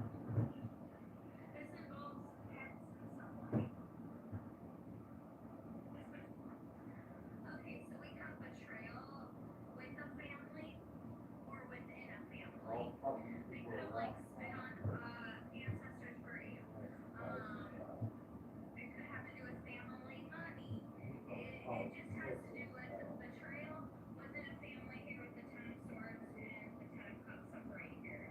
Figure out about the shit, shit. Oh, yeah. Oh, yeah.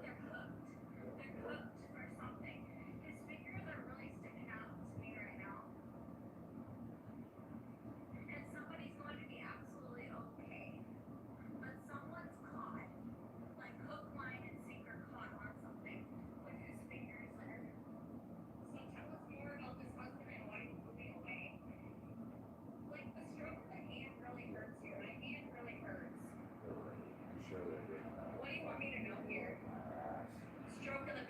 did. Significant. What do you want me to know about this moving away? This husband and wife that betrayed this family member moving away. It wasn't the children, though. It wasn't the children. Agent Cups in reverse. They didn't put any thought to this. There was no creativity put into this. Whatever it was with money or pets here. Money and There pets. was no creativity put Crazy into this. fucking dumb shit. I don't fucking care There about was something. no creativity put into this. You guys have to deal with your own shit, not me. I'm not here to deal with y'all shit. You deal with all those people you got involved in, and not me. I don't know them. I don't know anything about them. I don't even know what I fucking know them, anyways. Because these guys feel like I owe them They use some something. kind of machine to hide something here with the moon card upright to block it with the sun up right here. Or in reverse here to block it. The sun isn't upright, it's not shining, it's light, so it's blocked. With the moon here also. They use some kind of machine that you can either use to hide something or dig something up to the surface to be seen. It involves money. It involves some kind of machine hidden beneath your feet. I don't know. Hidden beneath your feet. They're hiding something beneath your feet. They're hiding something beneath your feet. And it involves the animals, and it could involve livestock. 8 is significant here. Water could be significant also. Mildew, the smell of mildew. The smell of mildew. Something's gonna break it. Like a water main is going to break here, and that's how you're going to discover it. I feel like this person's going to hold on and hold it out with everything going on in the mind, but this idea of moving is being brought to this person's attention by this married couple that they should move on, move forward. But some kind of like water main is going to break or something like that. And he's going or she's going to be is going to discover something that was hidden right beneath his feet. Yeah, right there. Hidden right beneath his feet. Right It could there. be money. I see it. That doesn't mean go dig up the whole property. It's going to be shown to you through spirit, wherever the animals are. Just wait it out. I got the chills right now.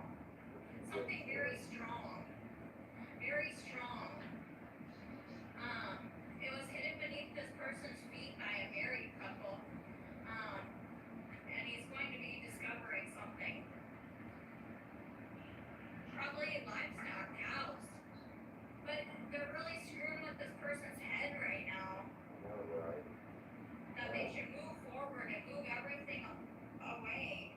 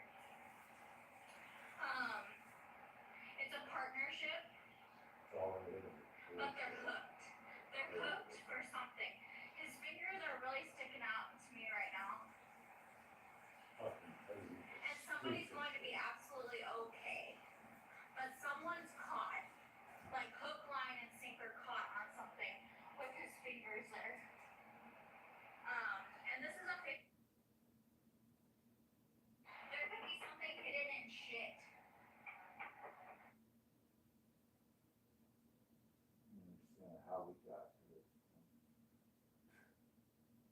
Fucking insane. I'm sure my parents knew something. Hey, Oh, we love you, but we don't really like you. We talked about, we got together, we talked about it, everybody agreed. Nobody want to say it at first, but it kind of happened all at one time.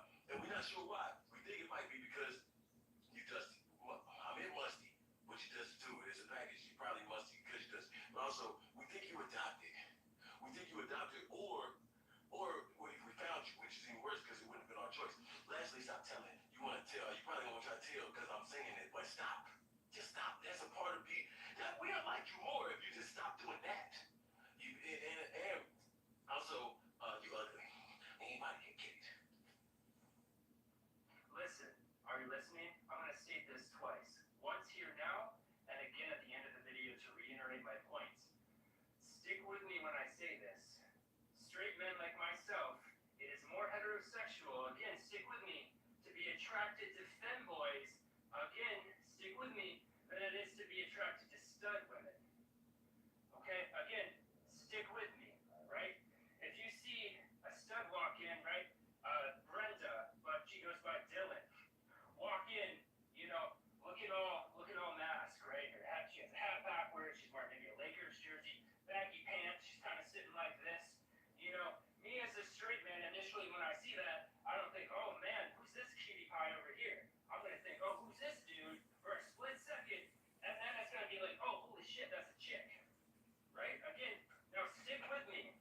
If I see a femboy come in, makeup, maybe a sundress, right, sitting all feminine, right, petite, whatever, I'm gonna think, oh, who's this cutie? Oh, holy shit, wait, that's a dude, right? Right, Timothy comes in, goes by Tiffany, comes in, sits down, and go, oh my god, that's a dude, right? Right? Because I, as a straight male, am attracted to feminine features, right?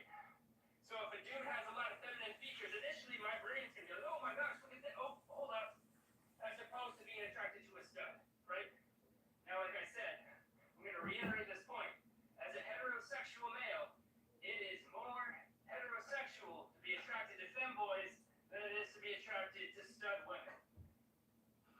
Thank you. And to further iterate that point, I think that's where a lot of homophobia comes from, because a straight dude will see a dude that looks very feminine, and they'll initially be attracted to it, and they'll be like, oh, holy shit, no, that's a dude, not a chick.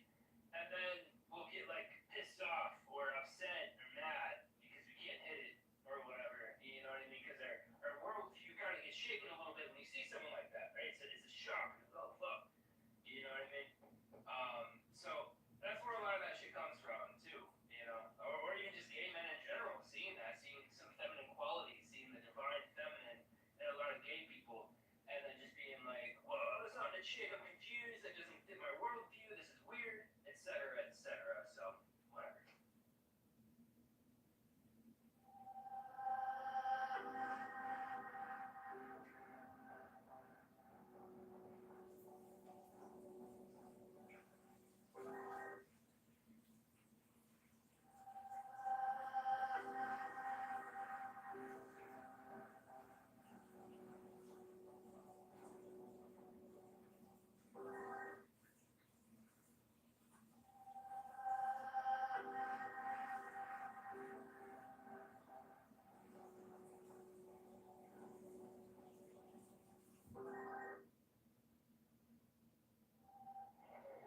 Don't touch it! My God, it'll protect me!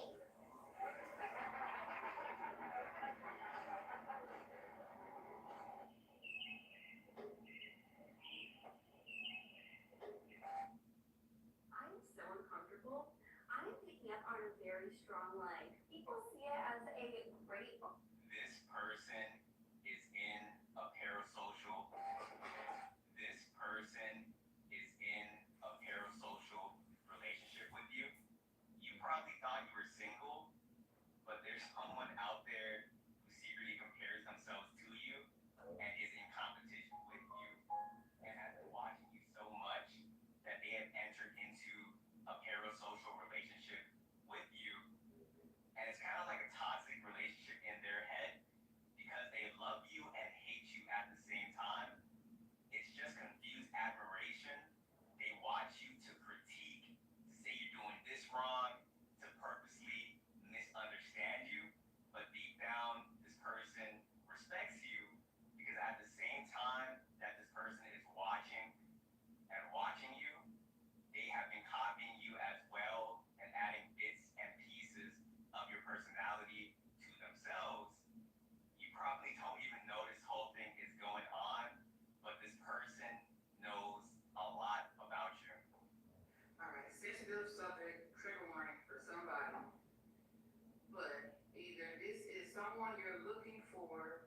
where you need to be careful. This might even happen when you working out. Maybe you work out, you go to the gym, you walk to the gym, you go walking. I just finished walking, that's why I'm looking a little rough. But that is very significant. Or maybe this person worked out a lot. Somebody could be from Beecher. There's several different Beecher areas across the world, I believe. Also somebody's name is, I just heard Tiffany, Crystal. Somebody is going to be you're going to be contacted, or someone was contacted by an ex-boyfriend or husband, something like that, and they wanted to talk about starting over. And this conversation isn't going as planned. And this male figure is going to get upset or got upset that this person, this woman, Crystal, Tiffany, whoever, they're in someone's home. They're in someone's home, like by themselves. They have a phone, and they're gonna drop their phone. They're gonna drop their phone to where the insides come out. It's disabled. They can't use it. You know, the control, the central, the inside of the phone is gonna be destroyed. They can't use their phone. It's something about 10 days or on the 10th, maybe even 2 weeks. But there's a male that got upset or is going to get upset, and the whole meetup is going to take a turn for the worse. But this already happened. This male, this ex knows everything. They wanted things, they didn't go how they wanted to go, or is not going to. And this woman is in a home. She's in a home, and I feel like this male is trying to figure out what to do next. What he's gonna do next. What he's gonna do with her.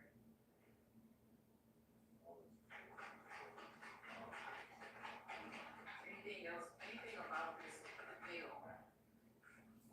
There was an argument. There could be a PPO on this person. Somebody got a restraining order on this person in the past, or it could be, it's in effect now. I know that has to do with my family, so. Yeah, somebody wanted to spend their life with this person, and that's not how it's going. And they got upset, and they took away somebody. I hope this resonates, and I hope this reaches who it needs to reach, y'all. I manifest this reaches who it needs to reach. But things didn't go as planned, and this male is getting upset, and they took this woman to a home. It might be abandoned. And people have seen this woman, or they know she's there. They may not know what's going on, but they know that she's there. It's like it's in a neighborhood on a block somewhere that there's people. It may be like a T. The home sits right in front of another street. Yeah, you're right. The home sits, God, it's just. it's on the block, I didn't. but where this home is at, it's like the intersection of the T. There's people who live across the street or be across the street, on the curb, on the street, where cars are parked. That might make sense for somebody. But, yeah. Be careful, and I hope that it doesn't help to whoever needs to help. I'll go crazy. This whole more craziness, right? Everyone.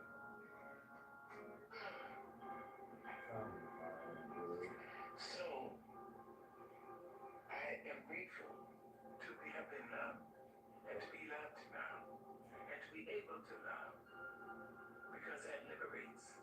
Love liberates. It doesn't just hold. That's ego. Love liberates. When my son was born, I was 17. My mother had a huge house, 14-room house. At 17, I went to her, I said, I'm leaving. She asked me, you're leaving my house? And she had live-in help. I said, yes.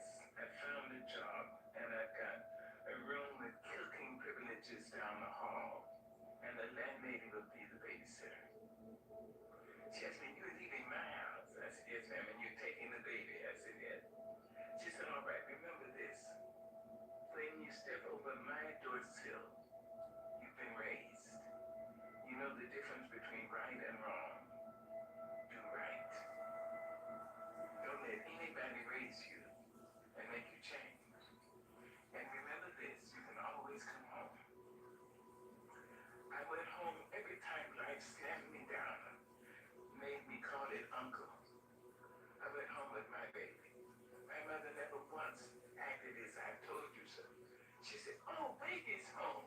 Oh, my darling, Mom's going to cook you something. Mother's going to make this for you. No. She liberated me to life.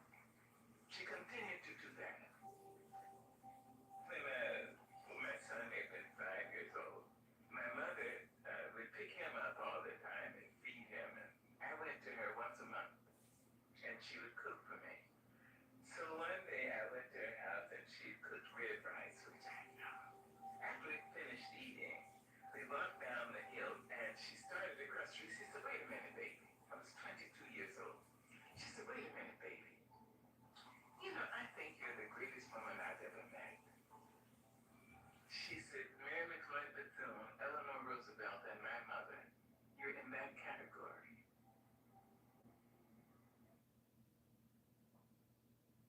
I don't think Montana's giving two shits about it. They wouldn't have let this gone on this far, to this extent. I think at this point it's fucking madness, and all the psychics were right about them. He said, stay the fuck away from your parents. They're sick, fucking sick people. They're not right in the head. That's why they're trying to leave now. But they'll be found out. They'll be extradited.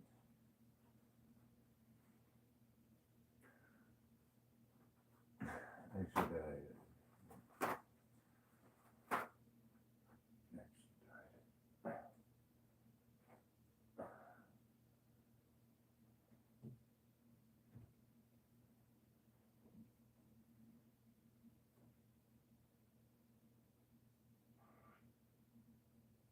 She said, give me a kiss.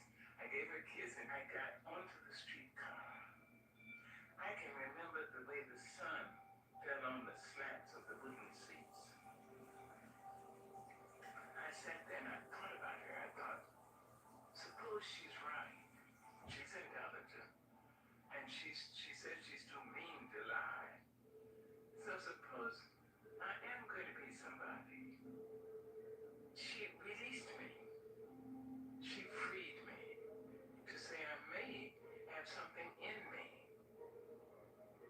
that would be of value. Maybe not just to me. See, that's love.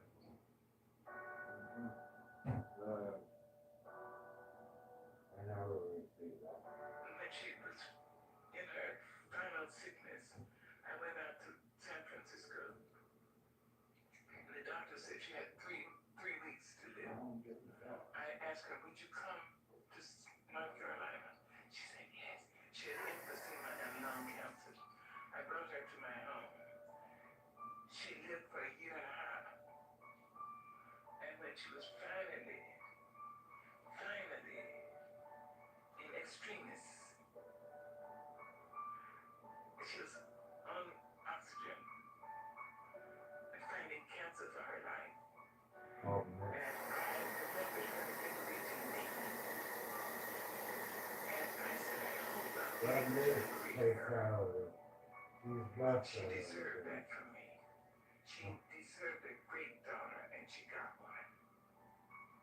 So in her last days, I said, now, I understand that some people need permission to go. As I understand it, you may have done what God put you here. You were a great worker. You must have been a great lover, because a lot of men, and if I'm not wrong, maybe a couple of women, risk their lives to love you. You were a piss poor mother of small children, but you were a great mother of young adults. Nope. And if you need permission to go, I liberate you. I went back to my house, and something said, go back. I was in my pajamas. I jumped in my car and ran, and the nurse said, she's just gone. Oh, You see, love liberates. It doesn't bind. Love says, I love you.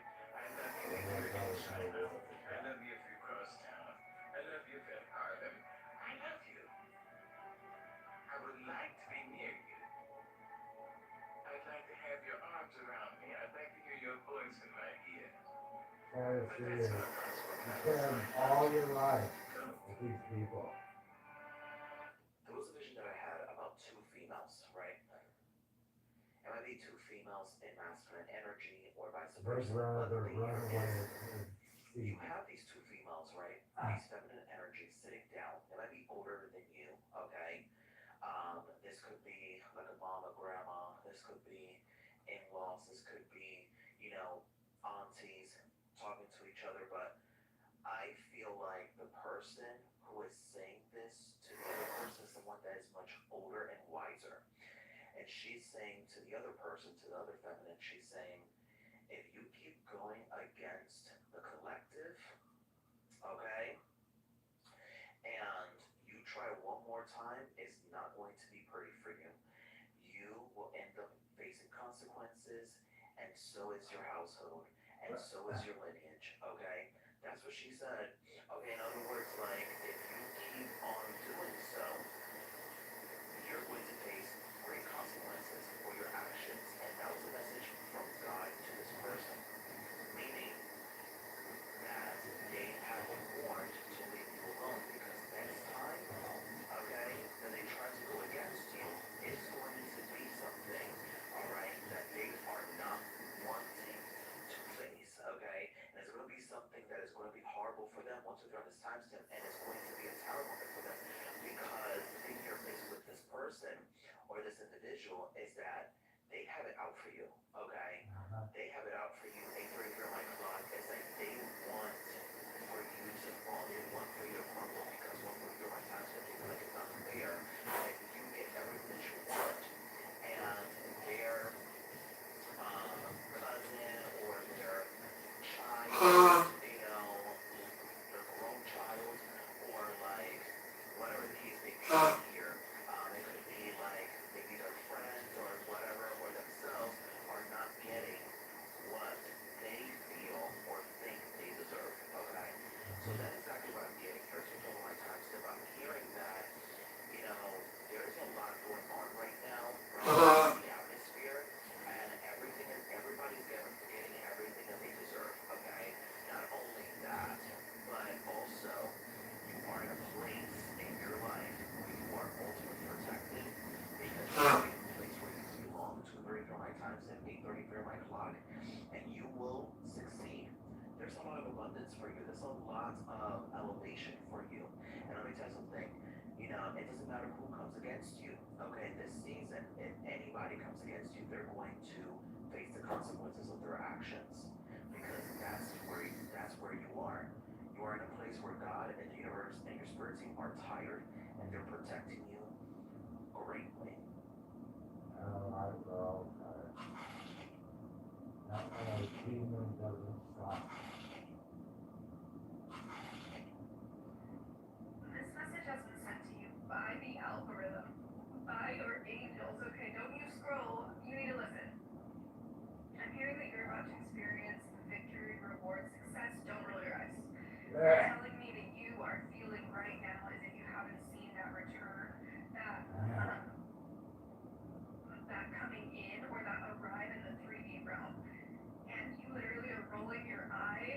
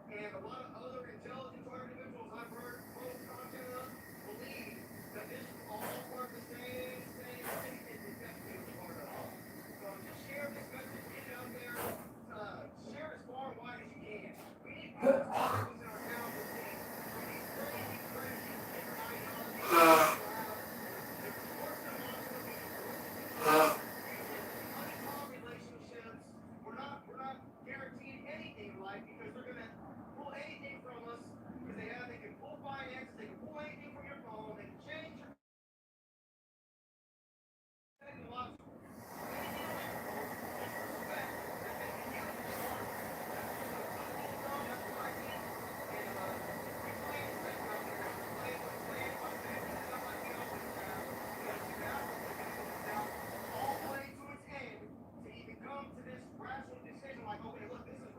I hate to admit this, but these people are really trying to revive us. That's just it. Alright, that's all I gotta say, man. Message over. Love. You measure longevity in years, but life. Old man, sign it. Tyler, you listen to me. What? This land belonged to my ancestors or my dead body. Your one last chance.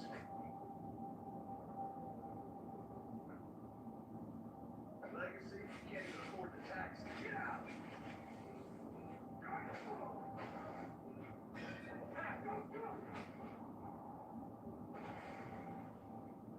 You're just a useless, crippled veteran. There's no place for you in this town.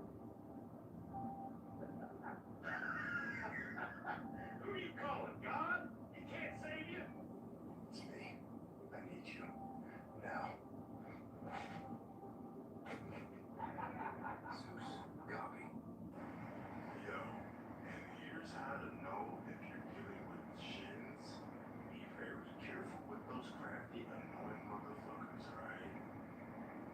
Because what these people, they will do is, they will lower your frequency, right? And put you in, they'll pretty much lower your frequency, put you in like a lower version of reality, like almost like a pocket dimension, but it's not a pocket dimension. And you'll notice something feels very off about the people's energy that you're around.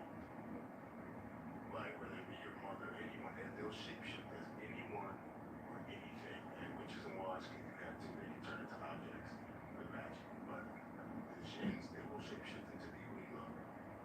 But it will be because you shifted into their domain. So that is the thing what you do is in the veil, you just leave. If you're at home, you see them, just leave. Take a walk. Allow your frequency to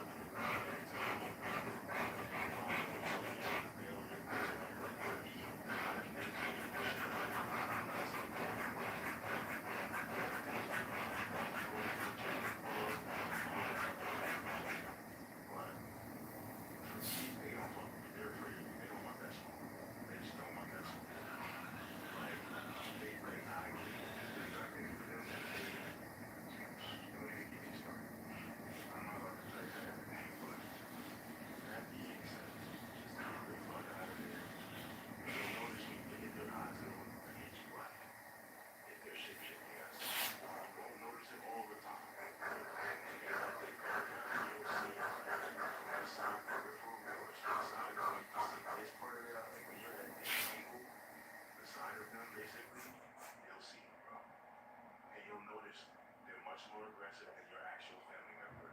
And the thing is, it won't just be one sometimes. They'll have multiple. If you got dogs, they'll shapeshift as the dogs. They'll make it seem like you're just in your regular home.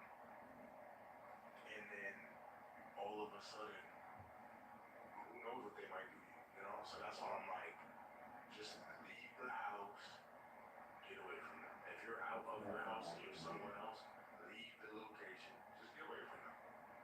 Like I said, at the end of the day, they're trying to deceive you for a reason. If they could just do what they wanted to do with you, they would do it. They know how strong you lay out. Like some people, you just, like I said, it's not going to work the same for everyone. It's not everybody's the same. I don't know the methods for someone that doesn't have the power, but like, I know somebody said read that the Rock or something like that. I don't know what they called it, but they said to read that aloud or have it play on your phone while you go to sleep or something like that. And maybe it has a certain frequency, but that's what I'm saying. It's all frequency. Once you can raise your frequency from A domain, you can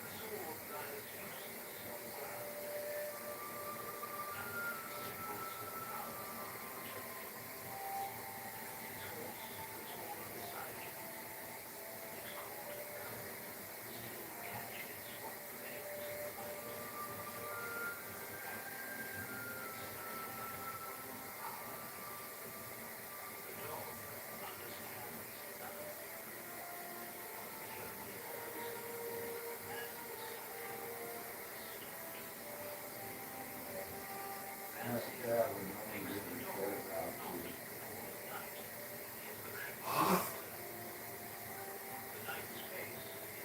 Never have another girl, right? I never had a guy.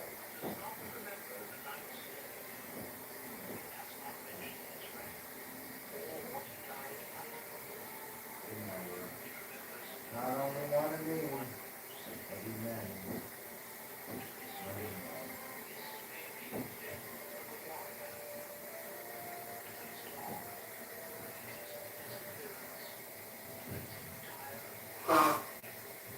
I'm sure if I didn't stop it, they would have continued.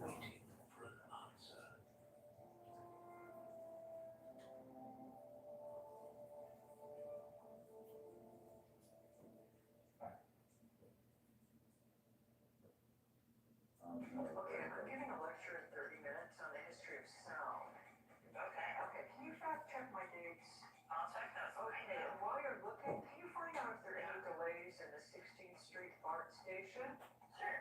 Okay, and then, I need to know if it's gonna rain this afternoon. Checking Barth and weather. I'm not seeing any current advisory for 6 Okay. mission right now. Okay, great, so it'll be okay. How about the rain? It is. Nobody expected Okay, today, so great. it's down. Alright, so I wanna go over briefly about, NPC vehicle tactics.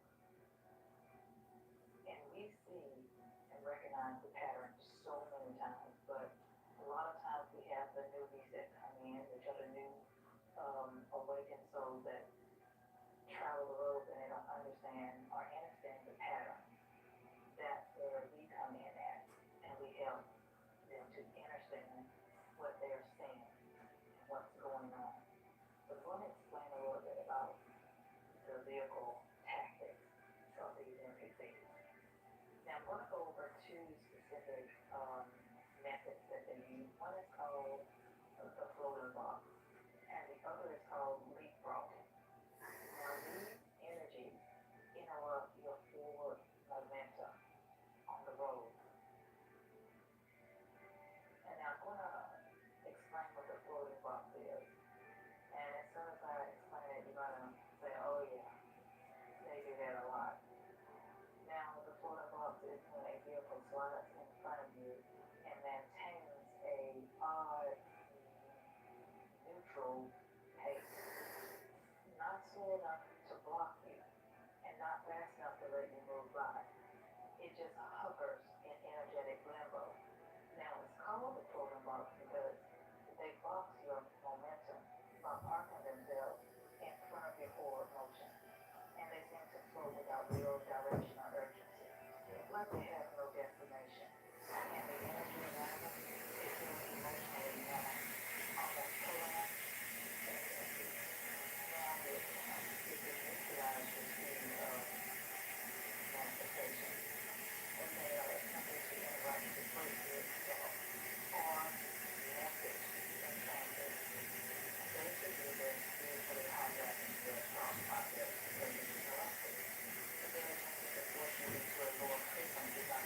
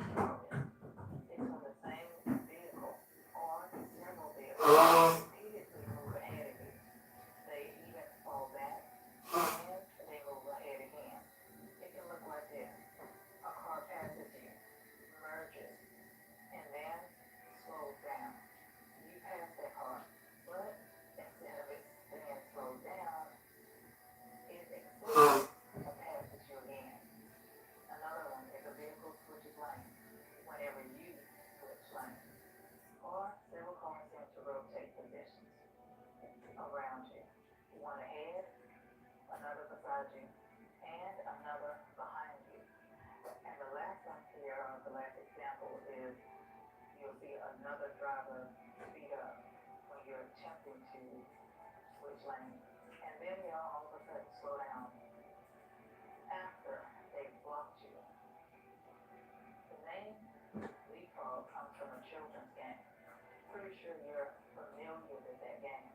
It goes like this. One person jumps ahead, and then another jumps ahead of them. Now on the road, this same method appears to happen in pattern form. How to respond: don't race, chase, brake check, stare at the driver, or repeatedly change lanes in an attempt to try to escape from them. These reactions pull you into their rhythm. Instead, hold a steady local speed. Leave enough following space, okay? Which means keep your distance and move to the right lane as safely possible. Let those aggressive drivers move right on ahead of you. Then you'll take the next safe exit or enter into a public area that's fully populated with a lot of cars, like a store or Walmart or somewhere like that. Especially if those vehicles continue to follow in behind you in an unsafe manner. And yes, call emergency services. We already know that half of the time they're not for children. But in this case, do it. Put it on record. And don't drive home with one of those sporadic drivers riding in behind you that have been trying to pull you off the road. Stay aware, stay safe, and don't allow their instability to become your freedom. Alright? And your sovereignty is remember that you are never to play their game. You remain alert, remain calm, and unreachable. I will try my best to unfold more of the patterns. That way you'll understand the purpose of why they're doing what they do. And in doing and explaining these patterns, these driving patterns, it will help you to keep your nervous system under control when you're on that road.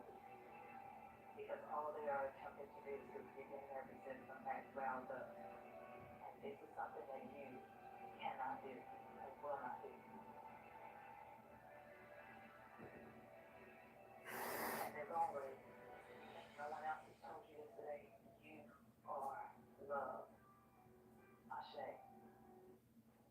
You expose corruption everywhere you go. The biggest reason why you're such a threat to this matrix, to the system, is because you effortlessly expose corruption. You exist on a frequency that corruption can't.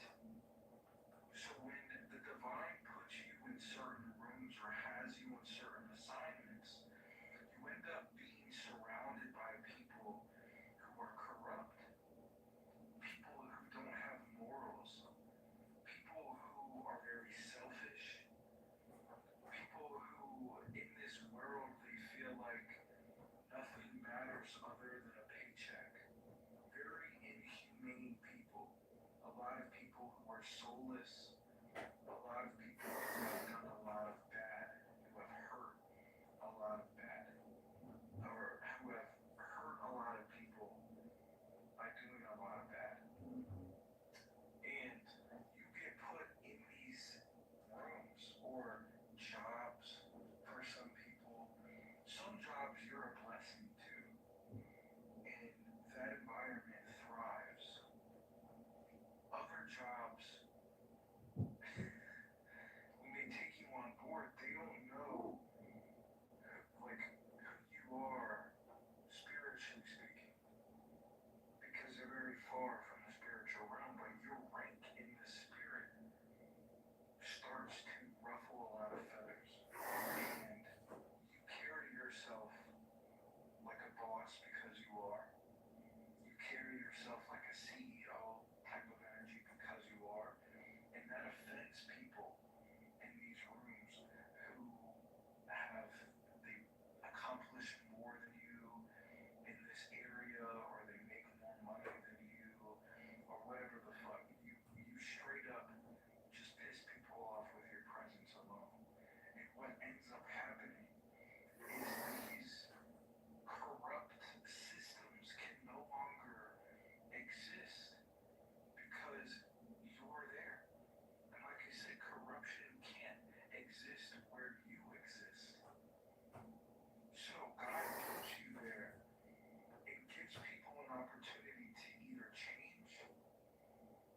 or he shuts their whole shit down.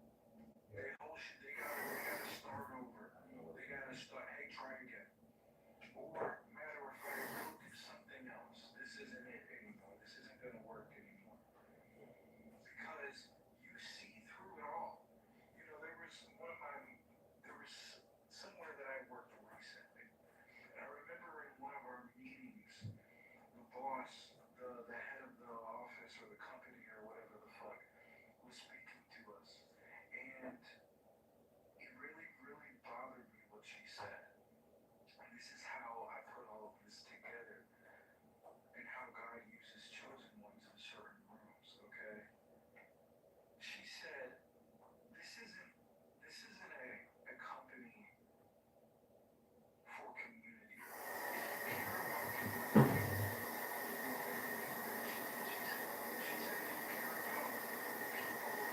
About community, you will never be rich, you'll never be successful.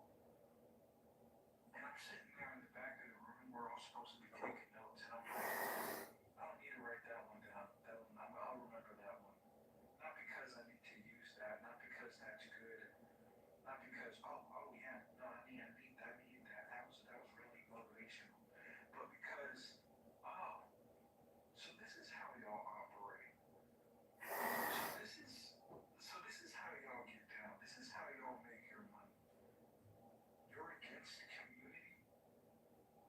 You're against people connecting. You're against family and a thriving environment and people working as a team. All you care about is getting a fatter pocket, fatter wallet. That's all you care about. That opened my eyes really truly. Like I already know how the world is. I've seen it all at this point. But that opened my eyes right then and there. Like, wow, that's how some people think. Some people are so fake, but they come across as the nicest, sweetest thing, just so they can get you to sign up for something, or they can get you to do this and do that. Especially in sales jobs, not all sales jobs, but there's a lot of misdirect or deception that goes into a lot of those sorts of jobs. What they're trying to do here is that you end up making people weird, have to change and be a better person, or everything, pretty much everything is taken from you. And that's how the divine uses you. You're undercover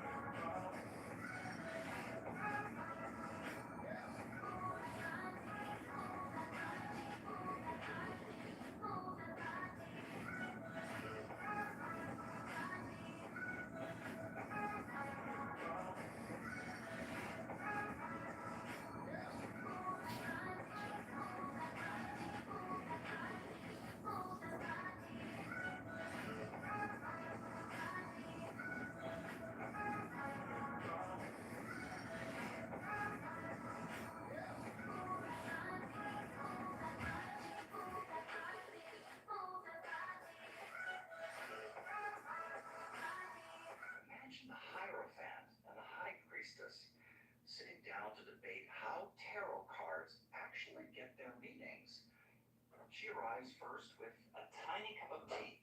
He sits down and plops 12 massive textbooks on the table. The Hierophant goes first. His position is simple. Tarot cards have established meanings. Learn them. Learn from teachers. Study the history. Respect the tradition. Because without a baseline, tarot is just a mirror for whatever random nonsense might be floating through your head. At this, the High Priestess dramatically leans across the table. She says, "Would you bring a 3-ring binder to a seance?" Your point is that established meanings are generic. Nobody lives a generic life. Take the Emperor. Baseline meaning, authority, boundaries, structure. But in a real reading, the Emperor might just mean, "No, Cheryl, you cannot volunteer me to chair a fundraiser again." The Hierophant looks appalled. He rests a hand protectively on his books. Because his concern is that people can call anything intuition. As in, I pulled the hermit and felt very strongly you should buy a ferret. Tradition keeps the reading from becoming psychic improv night. The High Priestess just smiles a Mona Lisa smile. She looks down at the table, says that tradition can also become a hiding place. A reader pulls the 5 of Cups, recites grief, loss, regret, and moves on. Technically correct. Spiritually deceased. At some point, you have to close the book. Look at the person sitting across from you and actually listen. Of course, you need to test intuition. An impression is not a divine subpoena. You say, "I'm wondering whether this card might be pointing towards this. Does that fit?" And then you listen again. Well, at that, the Hierophant loosens his tie. Maybe they really are on the same side. Study before the reading. Listen during the reading. The Hierophant gives the card a stable center.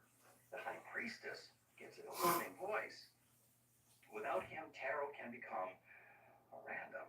Without her, it can become a vocabulary quiz. At the end, the Hierophant invites her to his study group. She says, "I can't do Thursday nights." He says, "How did you know we meet on Thursdays?"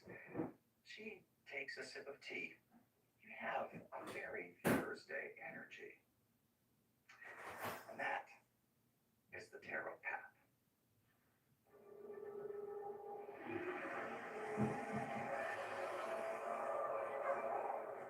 You call this a match? My brother's dragon could swallow your hatchling whole. Size doesn't measure ability. Still playing tough. Do you even know who Brandon is?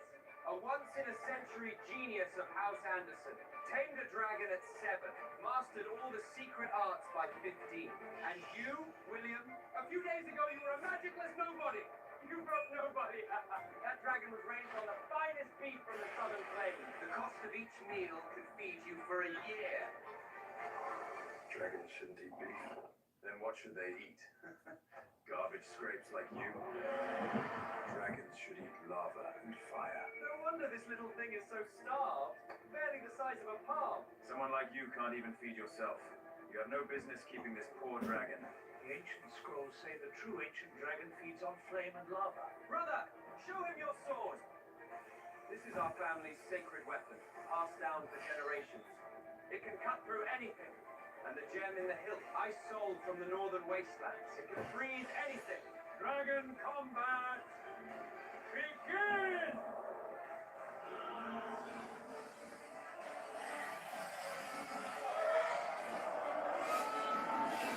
Ice blade!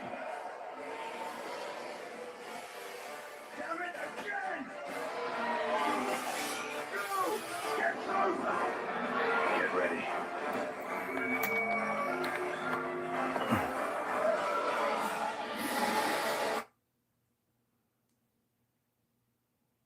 Power off. I am opening the power options menu for